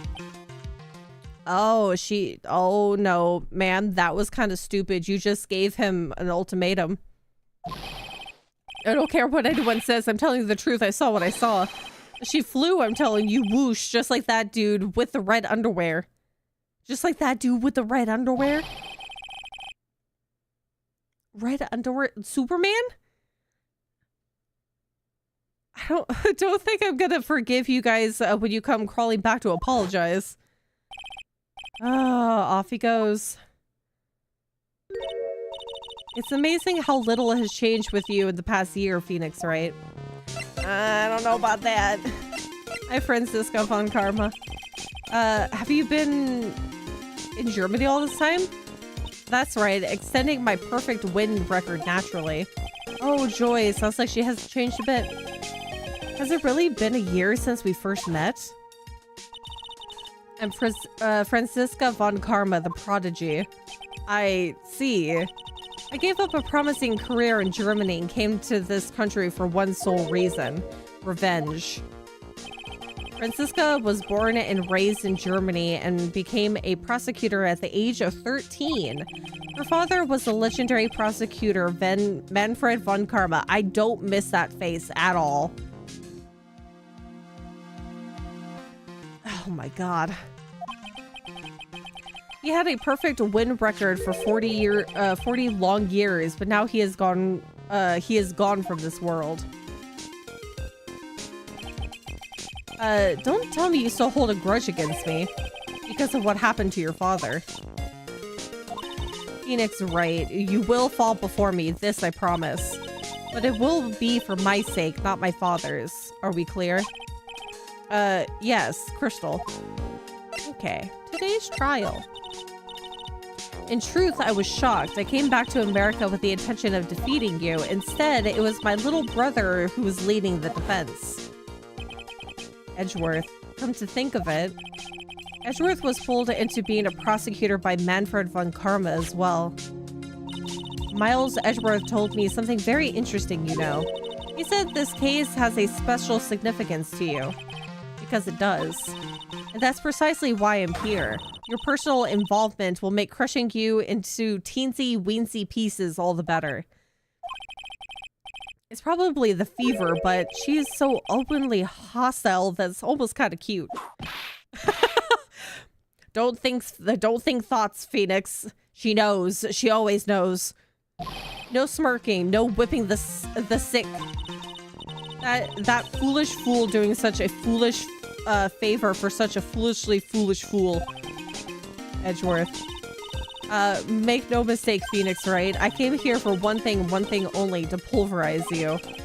It's not like I thought you were here to bring me some cold killer X, you know? You have to admit that despite the rivalry that's going on, it's kind of a cute rivalry.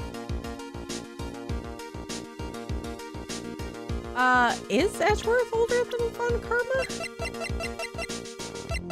What, baby girl?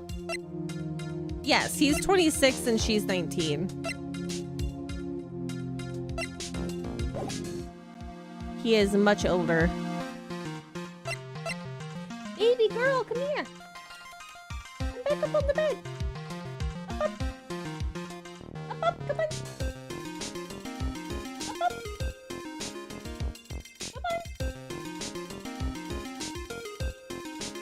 Come on, silly girl. Come on. Oh my goodness, you're such a pain. I went over the whole case file on the flight over. You read the whole thing? Yes, every last word of every last sentence of every last paragraph. All the ridiculous things you made it a very interesting read, you know. Attempting to cross a burning bridge. Did you even consider the dangers? No, the only thought in my mind was, I have to get across. A fool who doesn't think is more foolish than a fool who foolishly thinks. Gumshoe said he'd let me know once the bridge was repaired. Maya, she's got to be okay, I just know it. Plus, I need to ask her about what really happened at the Inner Temple that night. Okay, Von Karma, I gotta look around real quick. I'd love to know what the thing was used for on the night of the crime. Still thinking small, I see, Phoenix, right? Or perhaps not at all.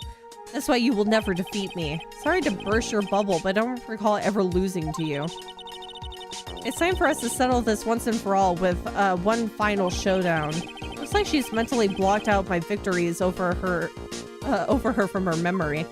Yeah, she did say that her victory streak was still going, but I mean, I can't burst her bubble, can I? At least not yet. Oh, she did say walk on fire for Mystic Maya. Pearls was absolutely correct and could see the future, but for a very different reason. Yeah, how have we not found Pearl? And also, how the heck is Maya okay? Or at least we don't know that she's okay, but we're hoping she's okay. I'm pretty sure that she's dying from starvation as we speak. This one is one impressive gate compared to the grandeur, the main gate at the Von Karma estate. It's but a pet door. It looks really idyllic with all that snow, don't you think? On it, don't you think? All that snow, don't make me laugh. This is but a light dusting where I come from. Don't make things up just because you think I'll never get to see it for myself. The bill. It's a quaint little bell tower. I never would have thought that something this horrible was about to happen when Iris rang the lights out bell on that night. Okay. Move on to the main hall. February 9th, Hazakura Temple, main hall. Meh. That was one long sigh. Oh, look at that. Sister Bikini. My, I didn't know you were here. How are you doing? Oh my god, look at the jiggle. Oh my god. You don't have to pretend to be in a good mood for my sake. I suppose I've made a terrible mess of things, haven't I? I let Mystic Elise die, and then there's Iris as well. Mystic Elise, now that I think about it. There's an acolyte stuck at the inner temple. That poor little girl has gone missing too. A little girl? You don't mean Pearls, do you? Yes, I'm afraid I do. She hasn't been seen since the morning after the incident. Pearl? She's missing? Why didn't anyone tell me about this? I thought you would have thought it. I mean, I feel like Pearls would have visited you in the hospital if that was the case. Save? Turbo Jiggle. Iris. I must be getting old. I think I've seriously lost faith in myself. Are you talking about your performance at the trial today? You believe me, don't you? I'm not a liar. I would never lie. Yeah, who did you see pull the sword out of her back? I know what I saw. I saw Iris pulling that sword from Mystic Elise's body that night. I'm sure of it. At least I was until this morning. I don't see any Cyclops, so she must be telling the truth. I got the... Oh yeah, I did get the Megatama back. So why are you so unsure of yourself all of a sudden? You know that artist who testified after me? I saw Iris flying, her white hood fluttering. I felt like I might start flying myself. When I saw that man testify so fervently about something so impossible, I started to wonder if I had acted just like him when I was on the witness stand. She had a moment of clarity because she saw how stupid Larry was. I wouldn't take that guy too seriously. He's an artist, but all he draws is trouble, nothing else. If both Bikini and Larry are telling the truth, that can only mean one thing. They both didn't see what they think they saw.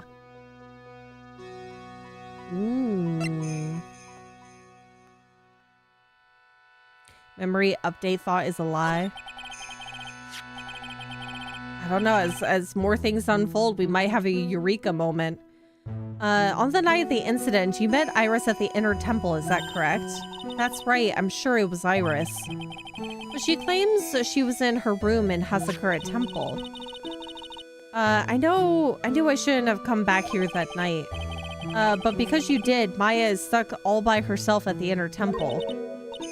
I'm so sorry. The drafts in that place are nothing to shake a stick at. Winter is especially bad. She always talks about this time of year being good or bad, like horribly on either side. I'll bet the training hall looks like it's about to fall down any second. Eagle Mountain has always been prone to earthquakes, just so you know. Earthquakes? Yes, I wouldn't be surprised if the next big one levels the training hall. You've got to get Maya out of there fast. But still, there's really no need to worry. There's an area on the other side of Dusky Bridge. Oh, that area on the other side of Dusky Bridge is isolated like an island. Like an island? How so? Well, the only thing on that side of the bridge is the inner temple. No one lives out there, and it's surrounded on all sides by the river or the forest. I see. So a criminal would be trapped should they choose to flee in that direction. And as long as the bridge is out of commission, he or she will have to stay there. Which means, if that is the case, Maya is stuck with a murderer on the other side. That means Maya could be stuck out there with a murderer and with no other way to escape. With no way to escape. Oh dear, I suppose it does. Oh, please, Gumshoe, get that bridge up faster. This place is so liable to lawsuits. There's so many instances of lawsuits or malpractice or people should be going to jail, but they aren't actually going to jail because they've been telling lies and truths at the same time. And I don't think Phoenix right now has the brain capacity with a fever of 102.2 to be able to deduce a lot of things at the moment. I'm curious about a few things if you don't mind answering some questions. Oh, do you need to know my measurements for your investigation or something? That is completely irrelevant. No. I want to know a little more about the victim, Miss Elise Dudem. I'm afraid I don't know her waist size or her bust size for this matter. You are... What do your thoughts go this way? Why is this what you think on a constant? No, I'm wondering why she came to stay in a place like this to begin with. I mean, she told us herself that she wasn't here for spiritual training. Yeah, because she was here for her book. My, you make it sound like this place is some sort of dump, Mr. Wright. Miss Elise was here to soak up the natural beauty of Eagle Mountain, if you must know. There, you did again, Sister Bikini. I noticed you always refer to Miss Dunham as Mystic Elise. Oh. Yes, now, why is that? After all, she's not here as an acolyte. We address all our visitors as mystic. It makes our experience feel authentic. That's a lie. You haven't said that to us once. And anyway, she's older than me. You must respect your elders, you know. How do you know that? How can you say for sure that she's older than you?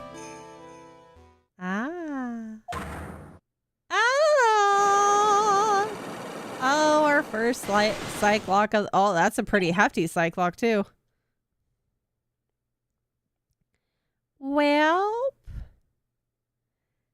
this seems to be a little sketchy. Also, give me 1 second. I'm going to let the whiny baby out of the room because she can't seem to want to stay for a minute longer.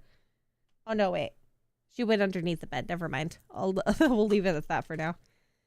She's probably going to go hang out underneath there. Never mind. It seems Miss Elise Dunham was no ordinary visitor after all. Oh God, make up your mind. Okay, 1 second. Hold on. I'm gonna go free the baby. Watch somebody let her in after not letting her in the first couple of times, and she's just gonna come in the next 5 minutes after I let her out. Would you have freedom? Hmm? You silly baby?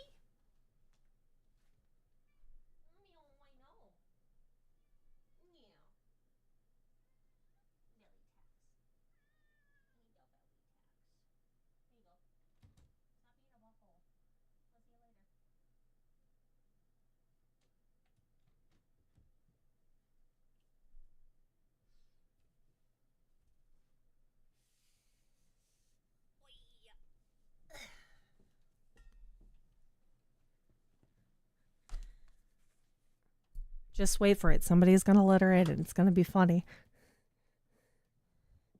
Okay. She lives on a mountain last few days. She's been seeing a deluge of hot anime men. It's gotta be a change of pace. Maybe she's always had these thoughts and the thoughts are just getting perpetuated by the fact that she's seeing all these burly men here. Well, I wouldn't say burly, but she's seen Gumshoe. Do you think that Gumshoe is for how stocky he's built, do you think that he's built? Or do you think that he's just like on the dad bod side because he eats nothing but ramen to stay afloat? Okay. I'm gonna take a sip of water.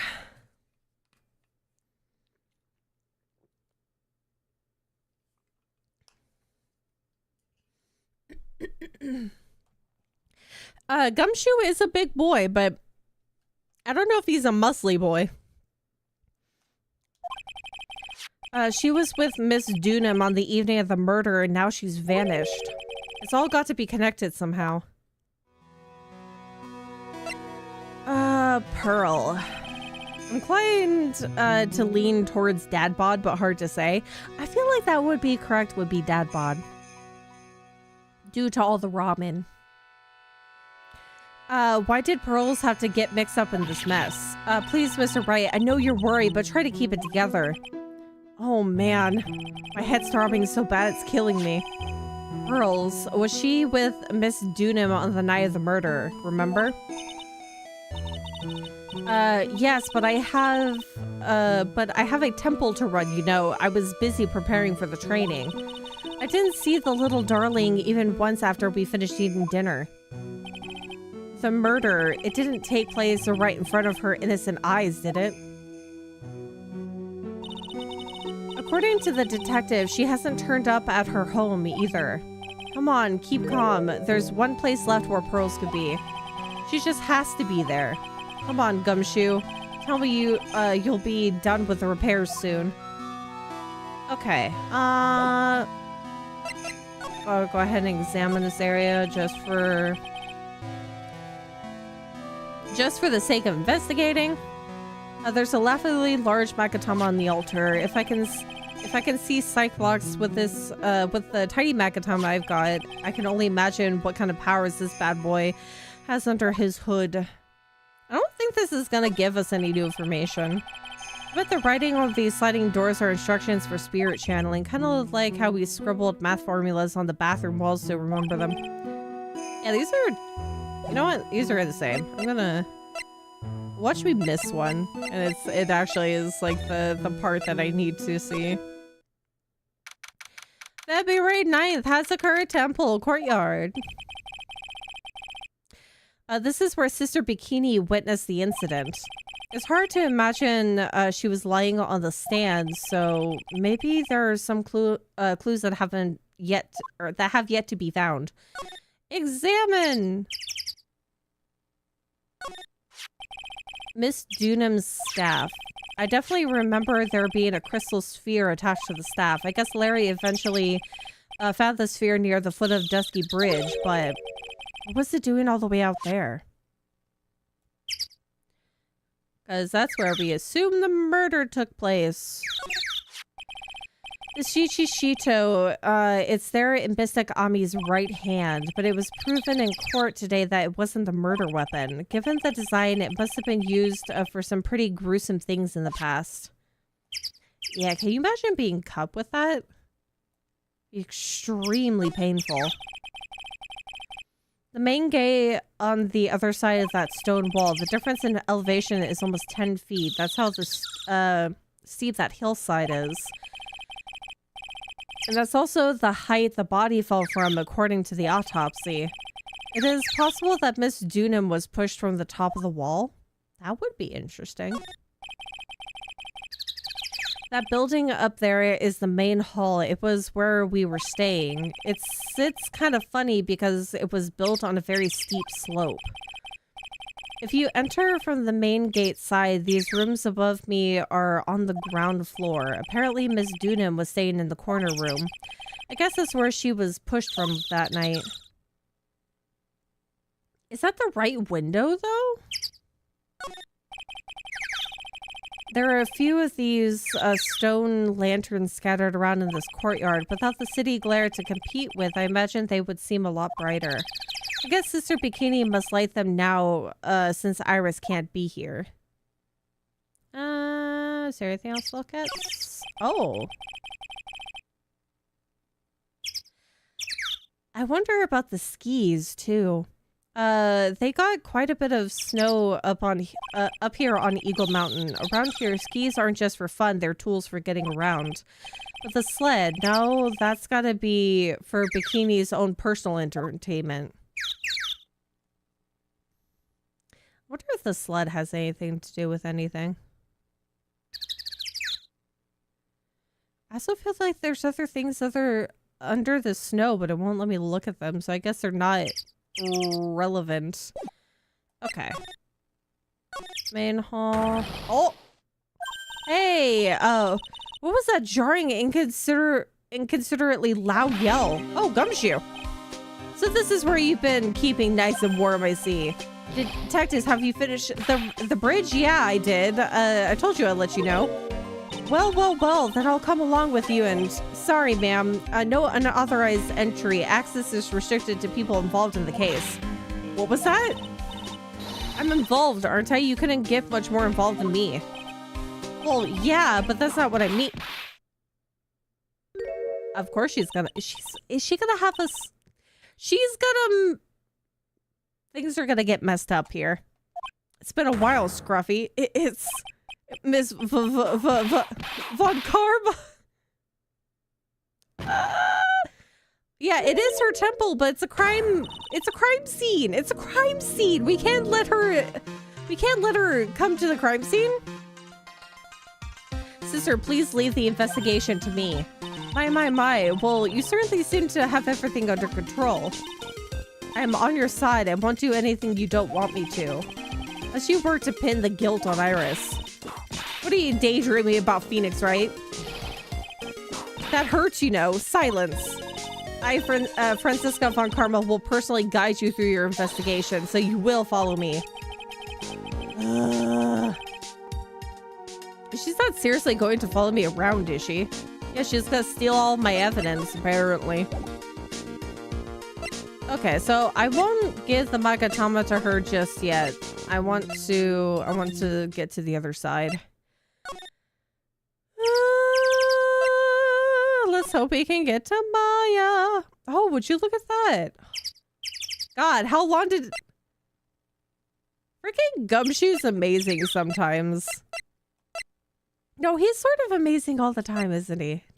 Good job, Gumshoe, getting this bridge all set up. Holy crap. Okay, to the Inner Temple. February 9th, Inner Temple Gate. Things have certainly become a lot more hectic than before. They must have commenced with the investigation. Oh, Mr. Dick! That voice. Pearl! Oh, thank goodness. Pearl's okay. Oh, Pearly. So you were here ever since that night. I was so lonely, I thought I was gonna die. When I woke up in the morning and saw that dusky bridge was gone, I realized I was all alone. Was all alone? It must have been very trying for you, little girl. She ate my... yeah, why were you by yourself? What happened? I'm Francisca Von Karma, the prodigy. There's no need to worry now that I'm here. You're the prosecutor who was so mean to Miss Maya last year. Well, I don't like you. You got nothing but a little... you're nothing but a little girl without your whip. Oh my god, oh! Pearl! Oh my goodness. Miss Maya didn't do anything wrong, but you were so mean. I'll never forgive you. It looks like Pearl's words are getting under her skin. Don't whip me! Why are you whipping me? I didn't even say anything. You didn't have to. That's the smile on your lips gave you away. Anyway, Pearls, weren't you with Maya? Oh. I'm sorry. It's all my fault. What are you talking about, Pearls? Oh, Pearl, don't cry. Hey, wait, Pearls, she just ran off. Why must you do this to me? That was cruel, Phoenix, right? To make a little girl cry like that, is it excusable? What was that all about? Pearls acting like that, it gives me the creeps. What happened? I guess I better take another look around since I finally got the chance, especially since something about this place seems different. The furnace has been used. You can't really see it because it's behind my head, but the furnace was covered in snow before. Also, what's this? Phoenix Wright. What? And would you stop calling me by my full name like that? Was this once a preposterous port? A port? Yes, that metal hook is mooring post for boats, you know. Oh, that's an anchor for one of the wires that is used to hold up the bridge. Yeah, that's gone. I think that the wire that was tied to this one probably snapped when the bridge burned down. I mean, there's no way there was ever a port up all the way up here. Don't get smart with me, Phoenix, right? But I didn't say anything. Maybe that's suspicious. But this here, I think that's also the same as before, but this here, the furnace, there's a weird smell coming from the incinerator. The door is also open, almost like it's begging me to look inside. Well, let's see what stunning clue is concealed in here, shall we? Huh? It's empty. How naive of you, Phoenix, right? But it's a bit strange, don't you think, Franziska von Karma? I seem to remember. Yeah, it was completely covered in snow. There was snow on this incinerator the first time I saw it. Did I take a break? Yes, I went to the bathroom briefly. In other words, someone's been using it to burn something recently. Listen, Phoenix, right? It's important to call people by their full name.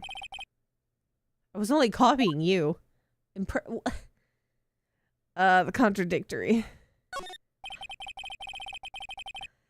Why does she always have to be so hypocritical? Look at all the Buddha statues lined up along this path. Phoenix, right. Do you think this is how many siblings the head nun has? Why don't you ask her the next time you see her? You know what? I think I will. And she'll probably slap you for prying into her private life. Private affairs. See, that was an innocent question. You can see Dusky Bridge from here. It's an unusually long bridge, isn't it? I would say it's about 20 yards. I guess the gorge is too wide to cross with a piece of rope or wire, huh? Therefore, no one has crossed the gorge in either direction since the night of the murder. A simple yet sound deduction, wouldn't you say, Phoenix, right? Interesting that Pearls made her way over here. I need to investigate what was happening with Pearls, but you figure out what's on this side here. There's a little gate that leads into the garden. It says no entry on the side, though. Come now, Phoenix, right? What are you doing? Let's go in. It's half open anyway. What harm could come of it? But it says no entry. Don't you Americans enjoy doing whatever you like and then simply say whatever? No, I think that's a Maya thing. Well, no, actually. She's probably not far off from the truth. That's got nothing to do with anything, and who told you that? She truly is Maya, too. She's just as silly. This must be the door that leads to the inner temple, where Maya Fey was training on the night of the murder. Yes, there's a solitary room there called the training hall. You could do with some training yourself, Phoenix, right? See, the big difference between Maya and Franziska is the fact that she brandishes a whip, and she is definitely kind of smarter than Maya. So a lot of the things that she says is a little bit more coherent than Maya. You're completely out of shape. Well, I mean, he's been sick for a couple of days. Leave him be. I don't know how much more of this woman I could take. Why is she following me around? Why can't she leave me be? Okay, let's move over to the training hall. Oh, that's a lovely color. Oh, that looks like poopy. Why did somebody throw up on there? Did Pearl's projectile vomit? What's wrong? Why are you so quiet? Maya, she was supposed to be in here training. Also, why is there chains on there now?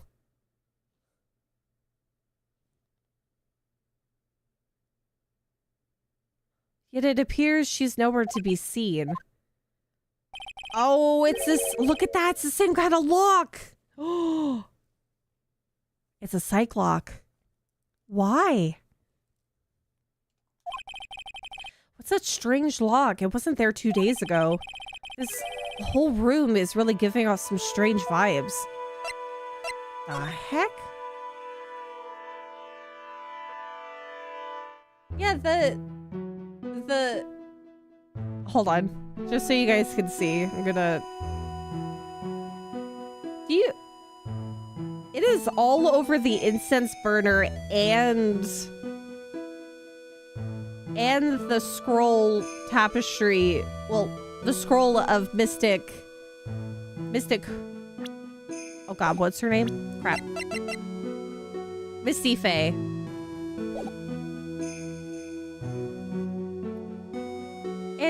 Oh my goodness. What do you think this yellowish poster is, Phoenix, right? It's a scroll, not a poster. It's a picture of a woman who's actually... That looks so funky. A woman? I don't see any woman here. There's a different atmosphere in this room since the last time I was here. No, it's not a different atmosphere. It's a different smell. It's great. Gravy? What's the matter? This scroll has been completely covered in gravy. Why? She was here. Yes, there is a very appetizing smell in the air, but gravy is a type of sauce. So when you run out of paint, you Americans use gravy as a substitute, I see. Oh my god, that's not okay to think about. No, no one does that. For starters, it stinks. This must be gravy that we had with the roast on the night of the incident. But why would anyone do this? Why this scroll? Why the heck did she say it was appetizing?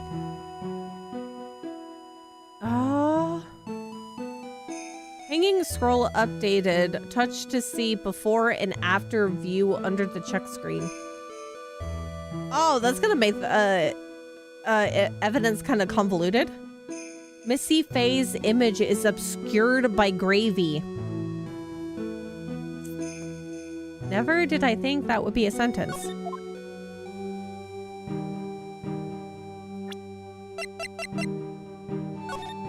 Huh.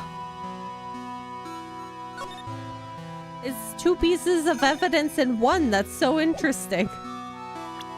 Okay, let's take a look at this lock. What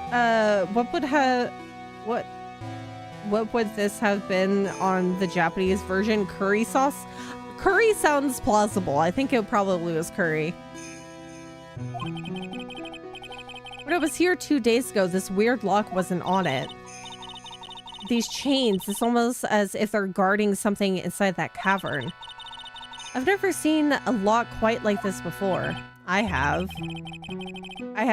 seen locks and chains just like this before. They look just like the ones that guard a person's secret during a psych lock. I wonder if this lock is guarding something too. Dark secrets in a dark cavern. What took you so long? I thought even you'd managed to get here faster than this. Oh! Oh! Why are you suddenly showing up?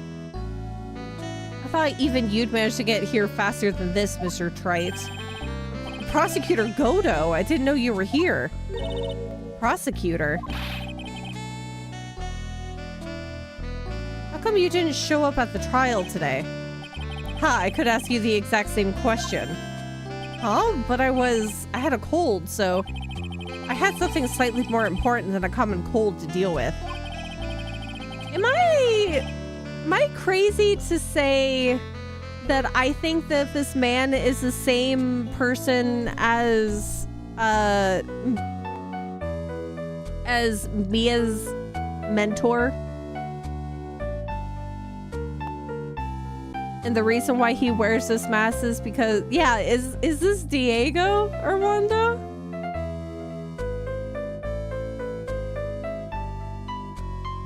They're just too similar. I really feel like it is him, and probably this could be why the case would be very personal for him too. Enough. I believe I have the measure of you. You are the very worst kind of prosecutor. What could be more important than the trial? Ma'am, I think your father was the worst prosecutor. Who's this wild mare, Trite? This is Miss Von Karma. She was the acting prosecutor in your absence today. Huh. Well, like,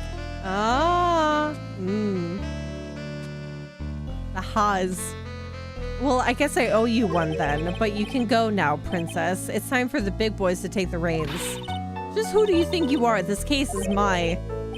Hey, Philly, know your role and shut your mouth. I can't stand women like you. I'm only going to say this once, Lady Von Whippingberg. Go home. Phoenix Wright. What are you hitting me for? Huh. Because he said ha a lot too. Oh, this is so weird. You deserve more cracks with the whip than that, Trite. What? You still don't get it, do you? You don't realize if you set something in motion that you'll never be able to undo. There's something different about Godot today. See, because with the ha's, this is really weird.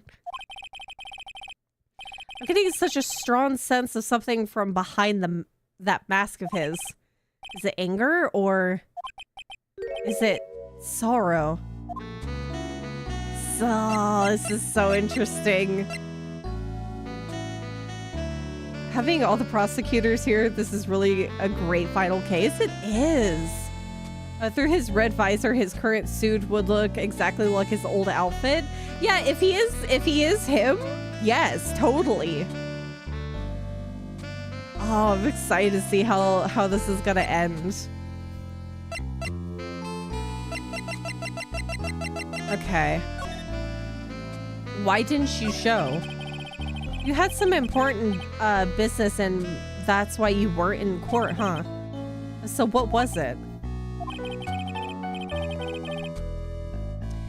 I've told you once before, but perhaps you don't remember. I've returned from the depths of hell to do battle with you. You see, Trite, I've experienced something most have not. Death. You died? Of course, being extradited from hell is a tedious affair. The meticulous regeneration and adjustment of all your internal organs is, well, let's just say modern medicine allows us all to live to a ripe old age. Even someone like me. So you mean that mask you wear is this ugly device? I promise it's not a fashion statement, my unenlightened friend. Without this, I can't see your frequently dumbfounded face. I didn't know. My eyesight is pretty messed up, even with... How's your aim so good if you can't see me? How's your aim so good that you can pelt me with a hot cup of coffee? But you claim your eyesight's poor. I wonder what injury he's gotten. Even with these huge goggles on my head, I can't see everything. Still, I keep this worn out piece of junk of a body going with regular servicing. I don't know if does the massive amount of coffee help you? I'm sorry, but you say you experienced death? How is that possible? What happened? Why don't you ask him? Huh? Me? Yeah, Trite, you. You should know all about it. You know when my life ended, and who ended it for me. This is when I wish my brain was a little bit more cohesive about remembering things about, previous games, because maybe I would have an inkling towards what this was.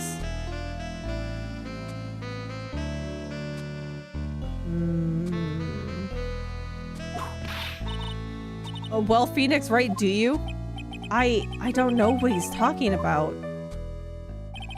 Although, to be honest, I do feel a little tug at the corner of my memory. I think I do know about how Godot was killed. It will all become clear in due time, isn't that right, Trite? As is everything. Now I'm afraid. I'm scared. Earlier, you said I've done something I can never undo. What did you mean by that exactly? The inner temple here is on the side of Dusky Bridge is an isolated island. That's what Sister Bikini said too. And I wonder, Trite, do you know what the police are doing here today? What do you mean? They're searching for any trace of an acolyte who went missing. Missing? As leader of the search party, I can tell you with absolute certainty, Maya Fey is not on this side of Dusky Bridge. Huh? But that's impossible. She came here that night and... I won't say it again. The chances of her being here are nil. Excluding, of course, one very unique place. Where's that? Sacred cavern, the entrance of which we are standing at right now. This is the only place the search party has yet to explore? So they haven't searched the cavern yet, huh? Be aware, though, that the temperature inside frequently falls below freezing. Even if she were in there, the chances of her being found alive are slim at best. No. Which means, Troy, that you sent Maya Fey to her death. How is this my fault? This is not my fault at all. I mean, yes, I did decide that I wanted to go to this because they wouldn't go if I didn't go, but still, it's not my fault. You fool. If that's the situation, why aren't you in there with the search party right now? You must have blinders on, my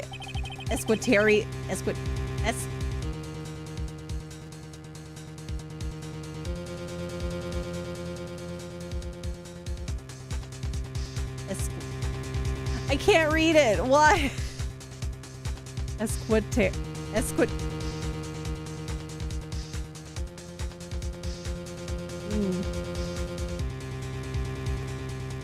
can't read it.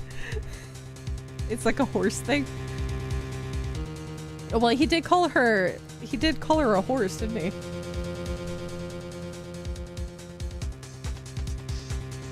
Esquitarian, I can't. I don't know how to pronounce that.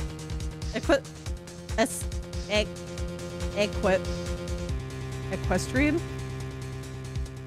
Equestrian.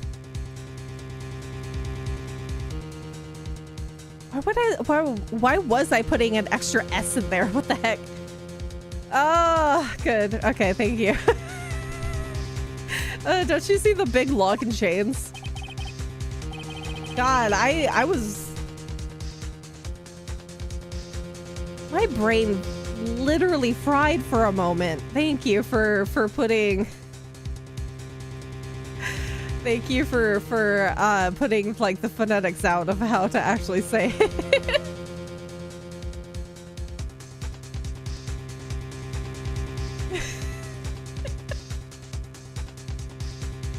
It's a trick lock. I'm making preparations to open it as we speak. Well, Troy, once again, a woman dies because of you. Once again, if Maya dies, it wasn't my fault, and Mia's death is also not my fault. Don't tell me you've forgotten. It was only 2 years ago, after all, when the last unfortunate woman died because of you. Because of me. Do you know who that was? It was Maya Fey's sister. That's right, Mia Fey. This man is projecting. He wants to blame someone. But the thing is, shouldn't you blame the person that actually killed her? You killed her. No, that's not how it was. Oh my goodness. It was 2 years ago. Mia Fey was pursuing someone, a man. She was a bit off more than she could but she bit off more than she could chew. She made a very dangerous enemy. Yeah, that's one case I'll never forget. But I got that guy personally. Sure, Miss Fey's murderer was caught, but that won't bring her back. Well, no, but you were with her at the time, you and no one else. It was your responsibility. You should have protected her.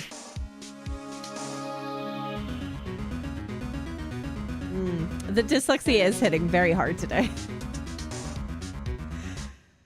Oh no, I'm so sorry. This is the main time when the dyslexia really shows. And it's always the dialogue heavy video games. It makes for fun content, but oh my god, I think it always gets so bad.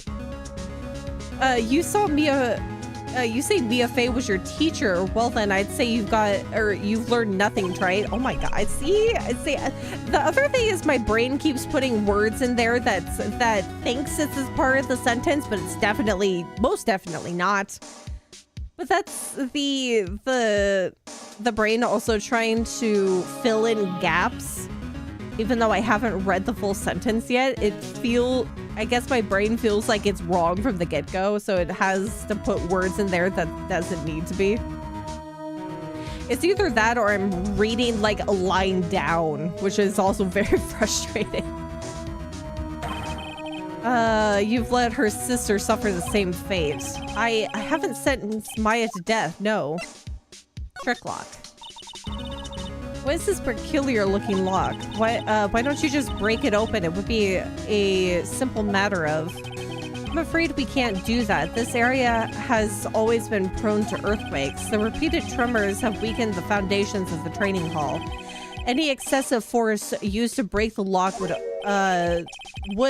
well, let's just say the inner temple and the sacred cavern would be a thing of the past. Very well, then dare I suggest the obvious solution of opening it with the key, if you can find the key. Sure, just show me where the keyhole is on this trick lock. I mean, I could probably put the Magatama in there, maybe. There's no keyhole? That's right, an interesting puzzle, huh? The person who set this lock is the only one who can open it. And who was it? Simple, the accused. What? Iris?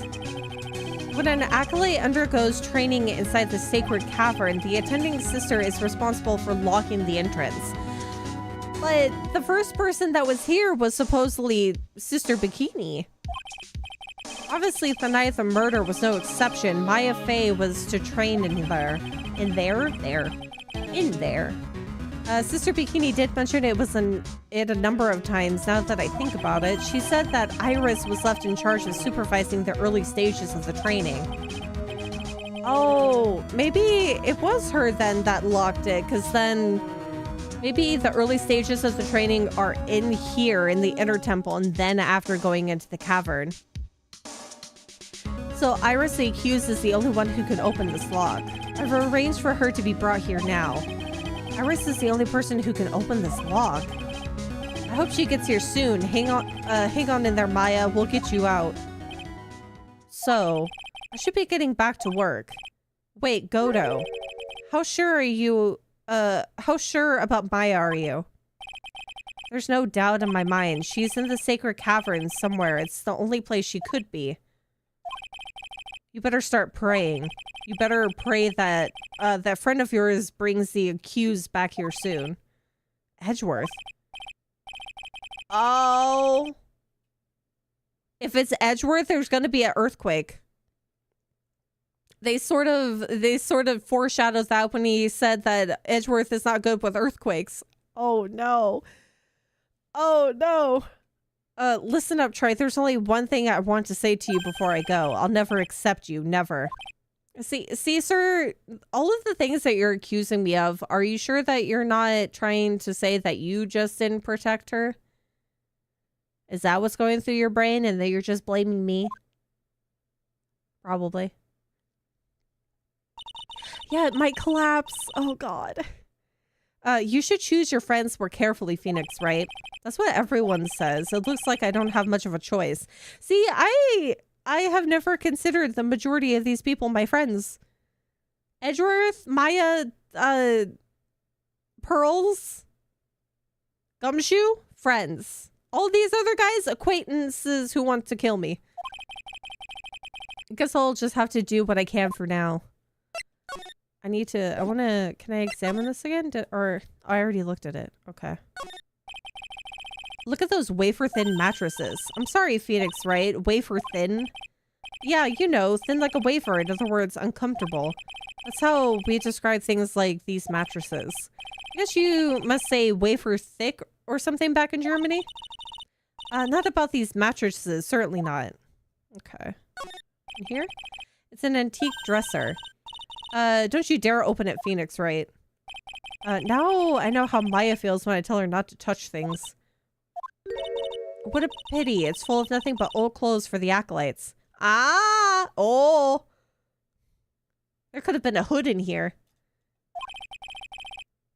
I thought we weren't opening it. I'm from the prosecutor's office. I could do anything. Your butthole is what you are.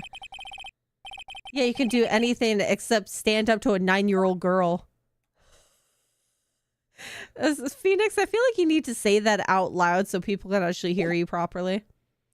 Outfit on a string! You don't say. That's a possibility. Yeah, she wanted to be the one to open it, which is really cute. I don't know, should I or shouldn't I? Sounds like someone's talking to himself, but where's that coming from? Hello, Gumshoe. I guess I better wash that off. That's what I'll do. Wash what off? No, wait. But I can't do that. I'm a detective. Oh, my brain. This is driving me nuts. What's going on here? Is something troubling you, Scruffy? Please don't whip me like that all of a sudden, sir. It was merely a simple greeting, a friendly tap on the shoulder with my whip. So what's up, Gumshoe? Is there something on your mind? How did you know, pal? Perhaps you were trying to decide if you wanted to wash that off or not. How did you know, sir? Oh, yeah, I nearly forgot. You can't go through that little gate there, okay? Why not? You're just making me want to go into the side garden even more. You mean the one that says no entry on it? I kind of already snuck in there. I mean, are you really sneaking in if this is a whole, like, crime scene? Not really sneaking, it's more like you're investigating. Is he trying to be clever or something? So what's behind there, Scruffy? Huh? A kind of garden-like garden. Garden? Yeah, anyway, it's under investigation right now, so keep out. I'm not telling you, I'm asking you, pal. You got me? Isn't it normally the other way around? Well, see you later. Oh, of course he's gonna keep important information from me. So shall we adjourn to this garden, Phoenix, right? Of course, what else will we do? I really want to know what Gumshoe was thinking of washing off. Maybe it's muddy over there? Let's save. Save. Move to the garden. Oh, that's blood.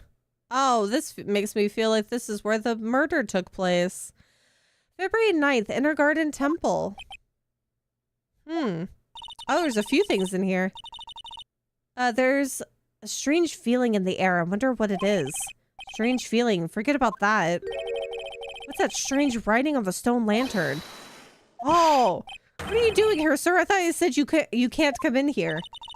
Don't you know, Scruffy, Von Karma will always show up wherever there is a clue.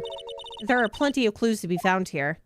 But, yeah, I don't have time for your shenanigans. What is this? Oh, would you look at that? There's a charm or something poking out from the snow. It looks pretty old. There's a leather cord tied to it, too. Apparently, it belonged to the victim. To Miss Elise Dunham? Yeah, there was a broken leather cord around the lady's neck. The ends of the cord found on both the victim and on the charm match exactly. Sounds like to me this little trinket is going to be my ticket to getting some very big answers. Worn by Elise Dunham, found in the garden of the Inner Temple. Yeah, this seems fishy. What the heck is that? You spotted it, huh, pal? Are you kidding me?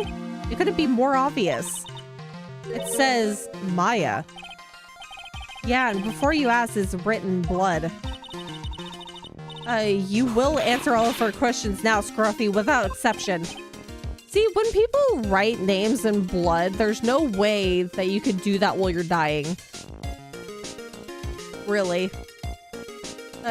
Yes, sir. This is odd. Yeah, also, why is this not covered by snow right here?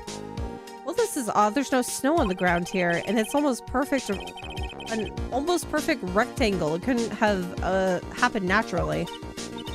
Yes, it appears as though someone carefully cleared away the snow. I doubt it was you, wasn't it, Scruffy? No, it wasn't me, sir. It was already like that when my men and I got here to start investigating. Or start the investigation. If it wasn't the police, then who did it? Maybe... No, the Brazizer wouldn't have done that.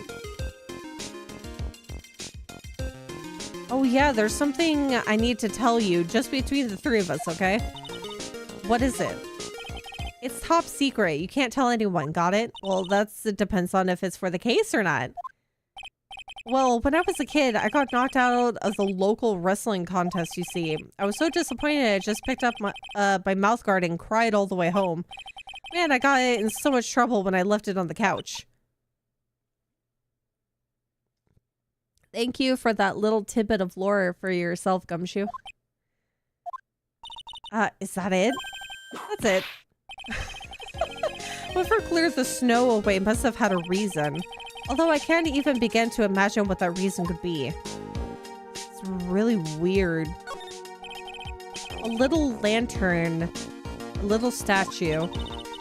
It's certainly a quaint little garden. Oh. What is this huge bowl here for? Oh, I know this one. It's a water bowl, isn't it? Everything else is completely frozen over, but the ice in the bowl has been broken. What? That's true. I wonder if this has any impact on the case. Well, I doused my face earlier with this water. With the water in this, I was getting kind of sleepy. Tainted the crime scene. Next time you're sleepy, you need to only come to me, got it? See, but it's so weird. What is this? There's the broom.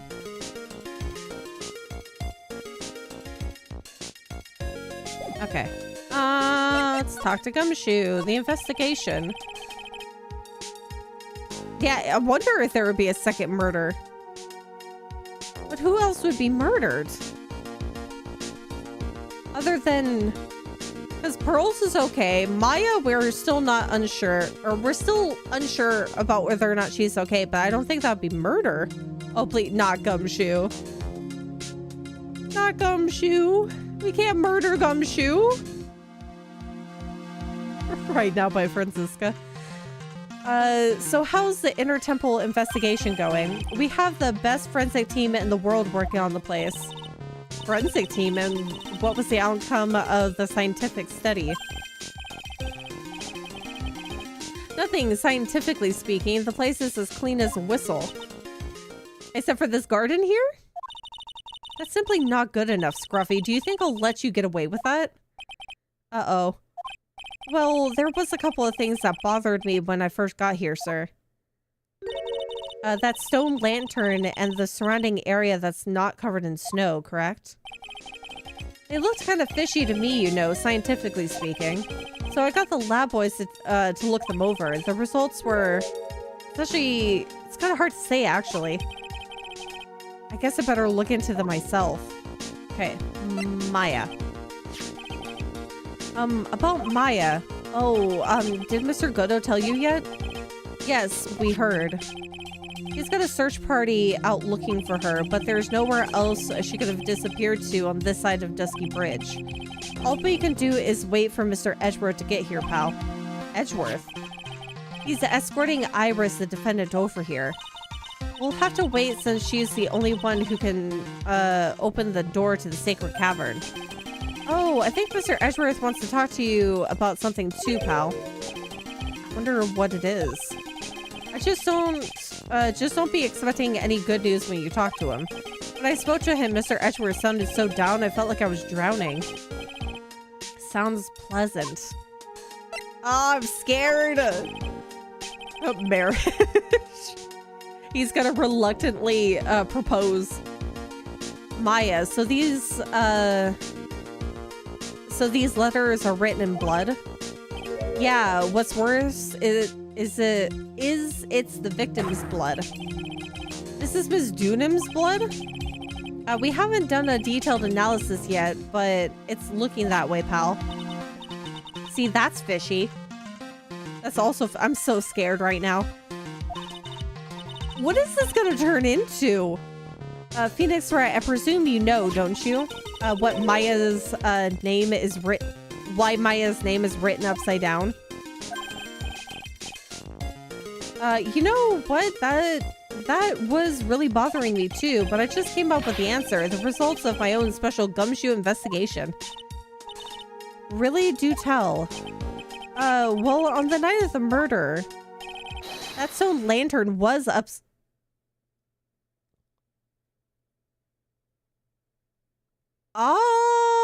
Okay, so that's gonna... Why'd you put it back? Also, now I can see why that there was a perfect square of snow missing is because the lantern was turned on. Or the lantern was lit. Anyway, there's really only one logical explanation to this mystery. Miss Elise Dunham wrote these letters herself. Because if it was upside down, then that would make sense. You must be joking. That's impossible. From the writing in the victim's blood and the other clues left behind, it seems pretty likely that this garden was the scene of Miss Elise Dunham's murder. It would be in a circle, wouldn't it? I don't know. With the way that the lantern is sitting, I think maybe it's more logical that it would be in this kind of setup, but I could also be wrong. At least that's our current theory on how the events took place, pal. What? I'm so confused. So Miss Dunham was killed here? However you want to look at it, that's what people are saying now. And what Sister Bikini saw in the courtyard at the main temple was... Oh, what was it? If that wasn't the scene of the crime, what did she see? What do you think, Miss Von Karma? Seriously, surely a special gumshoe investigation will reveal the answer, no? But wait a sec, the bloody writing and all the other clues here. Someone could easily set all that up after the murder, right? Sorry, but that's not an option, pal. Why not? How quickly you forget, Phoenix Wright. Ever since the incident occurred, this place has been completely inaccessible. Because Dusky Bridge was completely burned out. Yeah, but we don't know if there could have been more people other than Maya here and Pearls. I was overseeing repairs to the bridge the whole time. No one came over here before me and my men. Which means no one could have planted all this stuff here, pal. We don't know that yet. Clearly Pearl set this all up. I don't think that's possible. I can't think of a counter argument to that. I knew it. I should have washed the blood off the lantern as soon as I got here. Sir, that's messing with evidence. We don't want to be doing that. If this really was the scene of the crime, then I need to figure out exactly what it was that Bikini actually saw. Okay, so...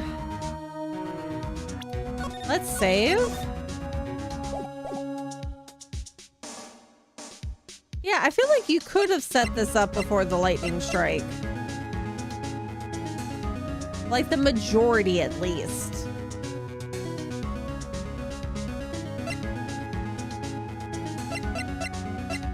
Yeah, Gumshoe willing to commit crimes for Maya. Okay, I think that I've looked at everything over here too. Oh, no. Here we are. There are a couple of torches here. I guess you need all the light you can get up here in the mountains. Yeah, I was looking at those things, pal. It looks like they've been lit pretty recently. Recently? How recent are we talking about? As recent as the night of the murder. Maya was training here on the night of the murder. It's not unreasonable to think that these things were lit up at the time, I guess. That's probably going to be significant. Okay. Okay. Back to the inner temple gate. Let's just make sure that there's nothing left at the trading hall. I don't think so. Oh, why? The scroll shows a picture of Missy Faye, master of the current channeling technique. But why would anyone cover it in gravy? I can't make out what's drawn on the scroll at all. I will never understand you Americans and your so-called artists. Artists? Yeah. Okay. Okay, now onto the other side. Suspension bridge. Double check. Yep. Okay. Main gate. Ooh. February 9th, Hasakura Temple main gate. It seems you have a visitor. Oh, here we are. Ah, Mr. Wright. Iris, I'm really glad to see you. Goto managed to mobilize the police by claiming a state of emergency. Not him again. Never mind him. We gotta hurry and unlock the sacred cavern. I'm sorry, Mr. Wright. It's my fault someone so important to you is locked in there. Mr. Edgeworth, can we finish our conversation later? All right. Let's hurry to the inner temple then. I'll see you later, right? Oh god, we're gonna talk with Bikini? We're gonna talk with Bikini and something bad's gonna happen.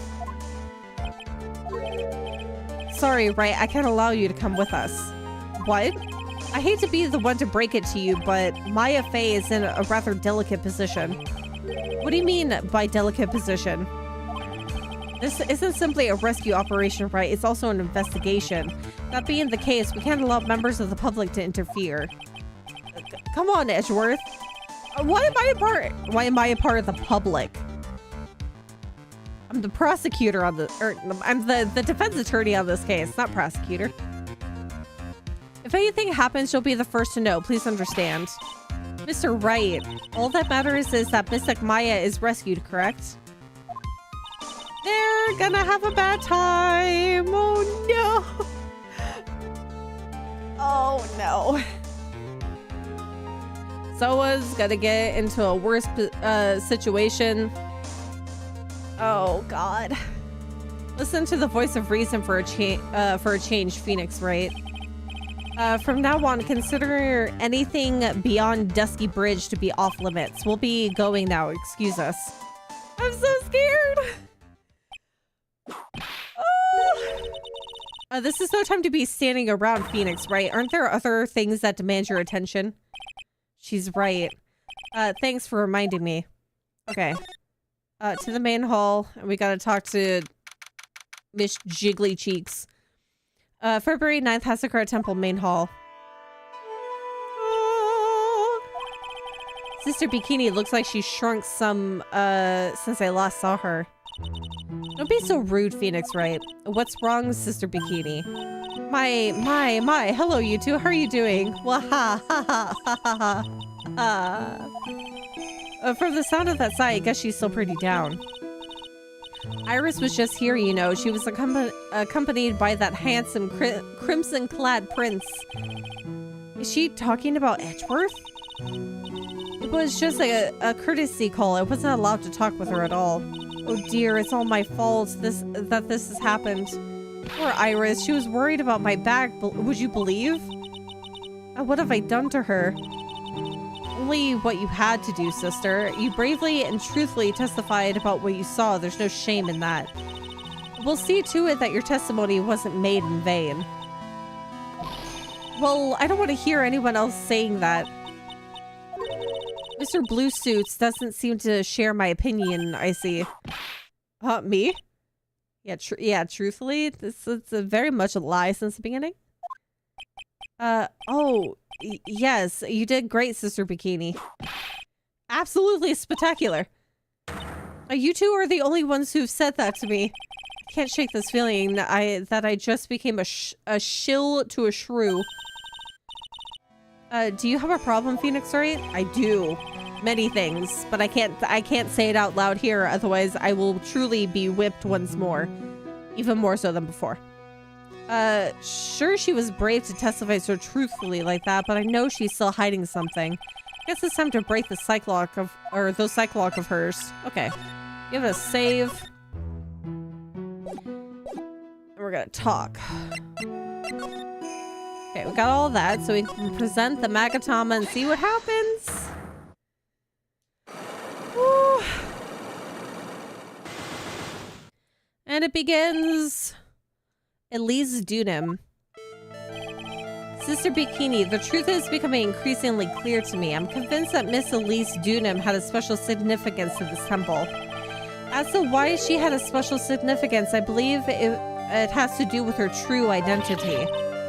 What on earth are you talking about? She was... But Mystic Elise was an author, just an author of picture books. To be honest, I had my suspicions almost immediately after I met her. Suspicions? Yes, but I didn't have any evidence to support my theory, though. But now I do. This piece of evidence proves Miss Dunham's true identity. Are you telling me?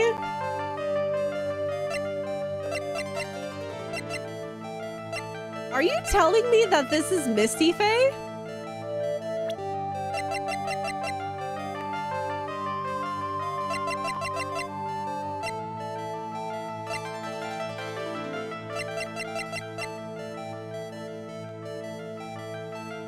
Oh. Are you serious? I know Maya said that she couldn't even remember her mother's own face, so of course there would be a high possibility that... Oh...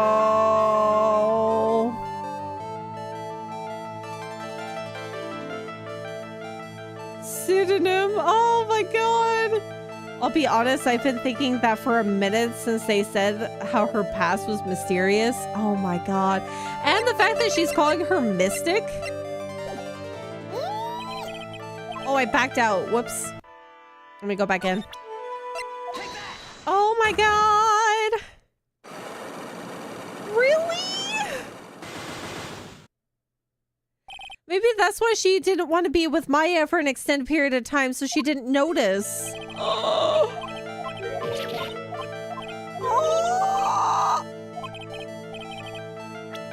Okay, so then we can say Misty Face image obscured by Gravy or the other version. I don't know, but I guess it doesn't really matter.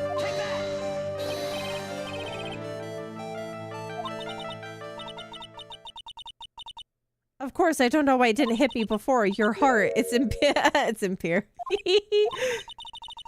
Oh, why do you keep coming up with the funny? This is probably not what I should be. Whoops.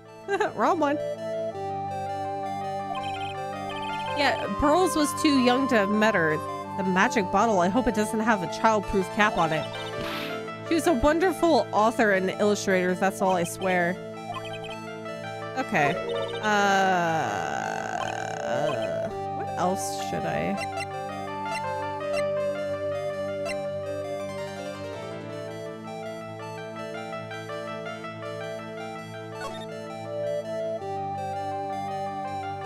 You know something that's weird too?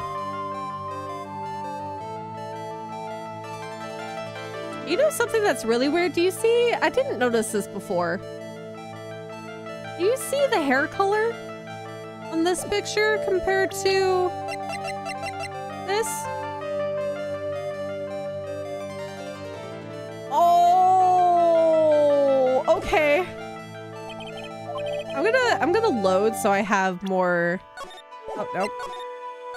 Oh my god! I didn't notice that at all! Holy crap! Oh my goodness! I can use the photo. I didn't realize. Holy monkey! This. Oh my god! I can use the picture. I feel like I could use the picture.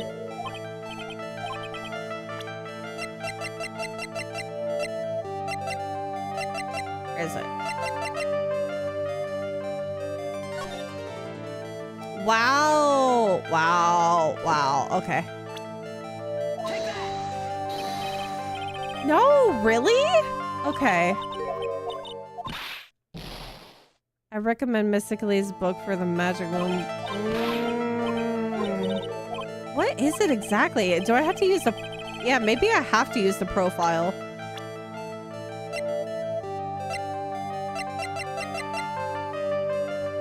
Victim of this incident, picture book, author of Unknown Age, Larry's teacher. See, also the eyes are brown too in the picture.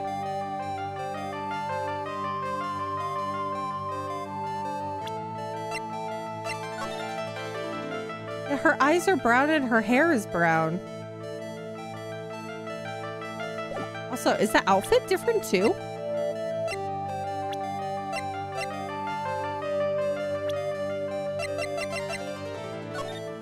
Even the inner outfit is different. Oh. I do not have Missy Faye's profile.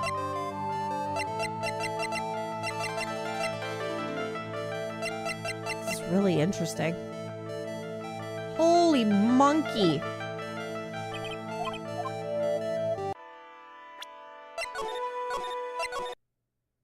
The heck?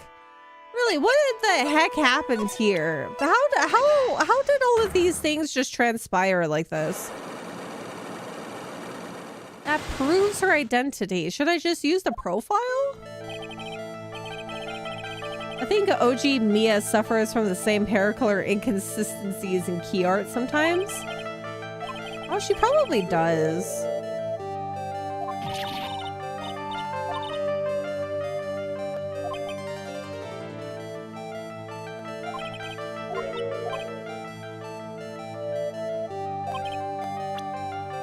But now I do, to have evidence that proves the theory. Could it be? Oh! The talisman. Because it says Corinne Master's talisman. I overread that a little bit. That's cool. Okay, we figured it out. Miss Dunham had this charm with her at all times. Oh, where did you... This isn't some cheap good luck charm either. Yeah, I also miss reading that. How could I have done this? Oh, then what do you think it is, Mr. Wright? What could a talisman like that possibly mean? It's a talisman, is it? Interesting. Ooh. This thing speaks volumes about who Mrs. Dunham really was.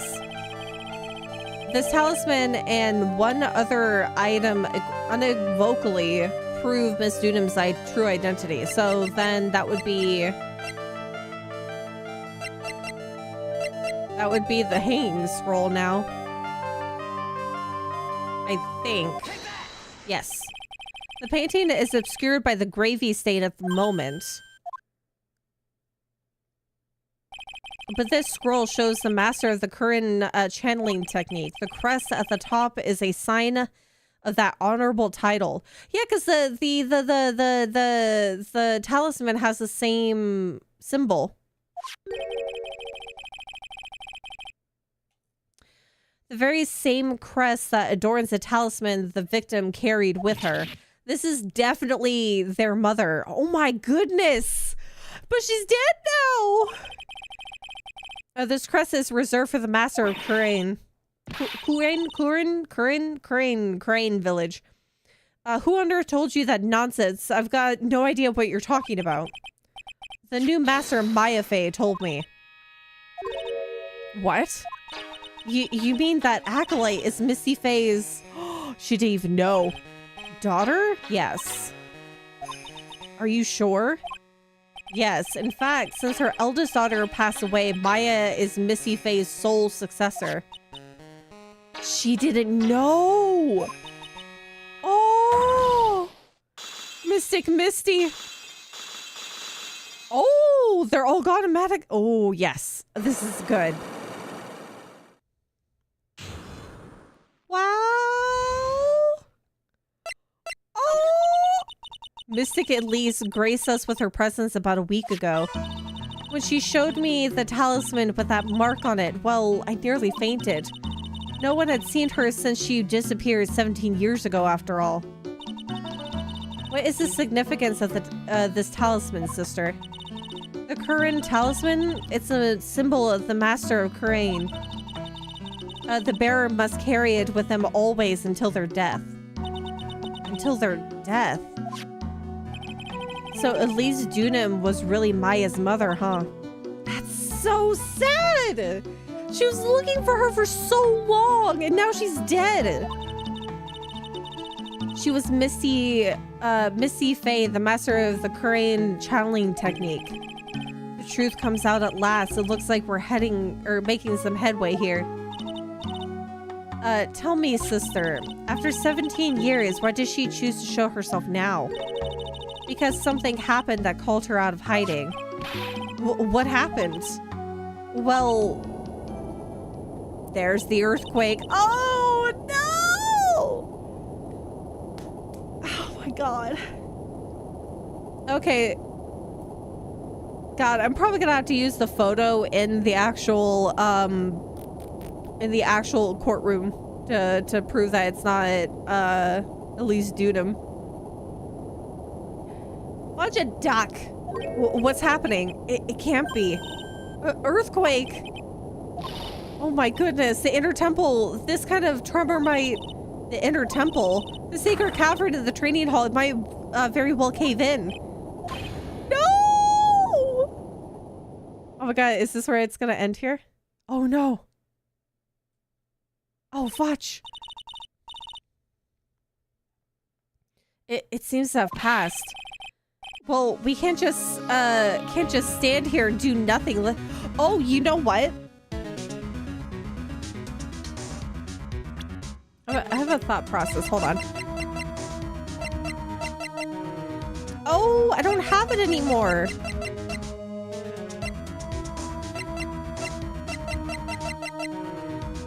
I don't have the letter anymore. Fudge. Okay, well, we can't just stand here and do nothing. Let's go. What if Misty, what if she read the blackmail letter and didn't realize that there was a name to it? And had a moment of thinking, it's like, oh, my secret's exposed. I wonder. To the inner temple, of course. Where else? Sister Bikini, we'll finish this later, all right? Of course, you run along now. People may have been hurt. I must get some first aid kits ready. Oh god, I'm so scared. Come on then, Phoenix. They won't bar you from entering as long as I'm with you. Thank you. Right at this moment, I had the worst feeling in my gut. We just had an earthquake. I wonder if he's all right. Oh boy. You look worried. Are you thinking about Miles Edgeworth? Come on, let's go.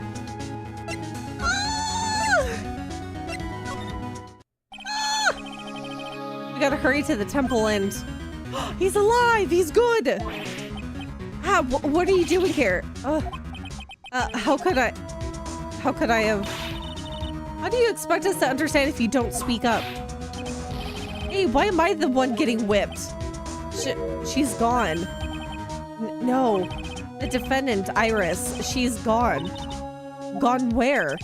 She fled. She escaped. What? Oh. So it was just now during the... Oh, fudge a duck. It's easy to see Edgeworth's one and only weakness, his fear of earthquakes. I should have known better than to escort the defendant alone. As soon as the ground started to shaking, everything went dark before my eyes, and I stupidly passed out. That incident haunts you to this day, doesn't it? That's no excuse for letting the suspect get away. I can't believe I let it happen. Oh my goodness! Right, the inner temple was, the inner temple area is a dead end, so she could have only escaped to this side. We haven't seen her. Then we need to get a manhunt underway now and search Eagle Mountain from top to bottom. Wait, Edgeworth, have you thoroughly checked the inner temple yet? Don't be ridiculous, why would I? The inner temple is like an island. There's no way to escape but to cross. No, that's not it. Iris isn't the type of person to run away, Edgeworth. What are you talking about? Sister Bikini mentioned something when we were with her. She said that the sacred cavern might have caved in because of the quake.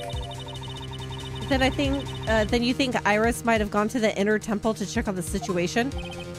Listen, Edgeworth, I'm sure she's at the inner temple. A manhunt is not necessary. Let's not waste any more time. We need to get to the training hall's sacred cavern now. Holy crap! February 9th, Inner Temple Training Hall. Fortunately, the sacred cavern hadn't caved in, but what we found was something none of us could have ever expected. What? Oh! Why is there more? How can there be even more locks? Oh, crap. What is the meaning of this? Yes, cool. Iris. Iris, please tell me what the hell's going on. Yes, picture. Good, good, good. Okay. Ah! Oh! Oh my god! Holy crap! Okay, I think we're gonna leave it at this cliffhanger for now. Because, oh my god. Oh my god! This is so interesting. I love this. Okay, we've gone on... It's been 5 hours. Holy crap. I am so confused. And for the fact that we have found Misty. Maya's in a dangerous predicament. I have no idea what's going on with Iris. Are they truly Dahlia Hawthorne, or is this something else? I don't quite understand what's going on. Oh my goodness. I totally agree when you guys said that there was a reason why this was the last case. Because the previous case may have been like really good even though it was short, but this is great.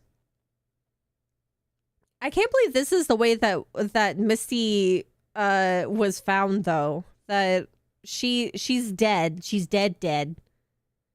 At least I think she's dead. I don't know how to process this. I don't know how... Oh my god! My brain hurts. This is so good though. This is amazing. This is such a lovely last case of this game, in this trilogy. It's gonna be so fun picking up the Great Ace Attorney after this. Because it seems like that's what's winning on the poll right now is the Great Ace Attorney. I am excited. This is unfolding so beautifully too. It really is making you do like double takes and second guessing yourself and just wow. The nice part about being a Fae, it probably won't be too hard to channel for her. God, we gotta talk to Pearly as well. Oh my god, we gotta understand what Pearls has also experienced during the 2 days that they've been trapped on this island. Oh my god. Okay. Oh. My poor child Apollo can never win. At some point, I do want to get the revamped version of Apollo Justice in addition to all of the Miles Edgeworth cases as well, that game. Because I think all of those were mobile games with Edgeworth, wasn't it? We'll get to those at some point too, later on down the road. I do personally have the Great Ace Attorney Chronicles in my possession. I have it on Steam.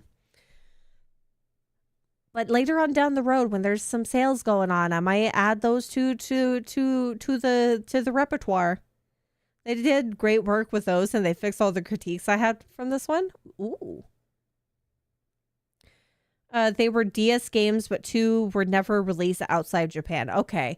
I think the only Ace Attorney game that I played on the DS, other than like the trilogy itself, because that was just the to be able to play it again.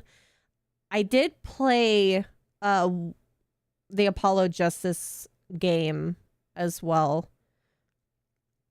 But it's been so long that I don't think that I can remember everything about it.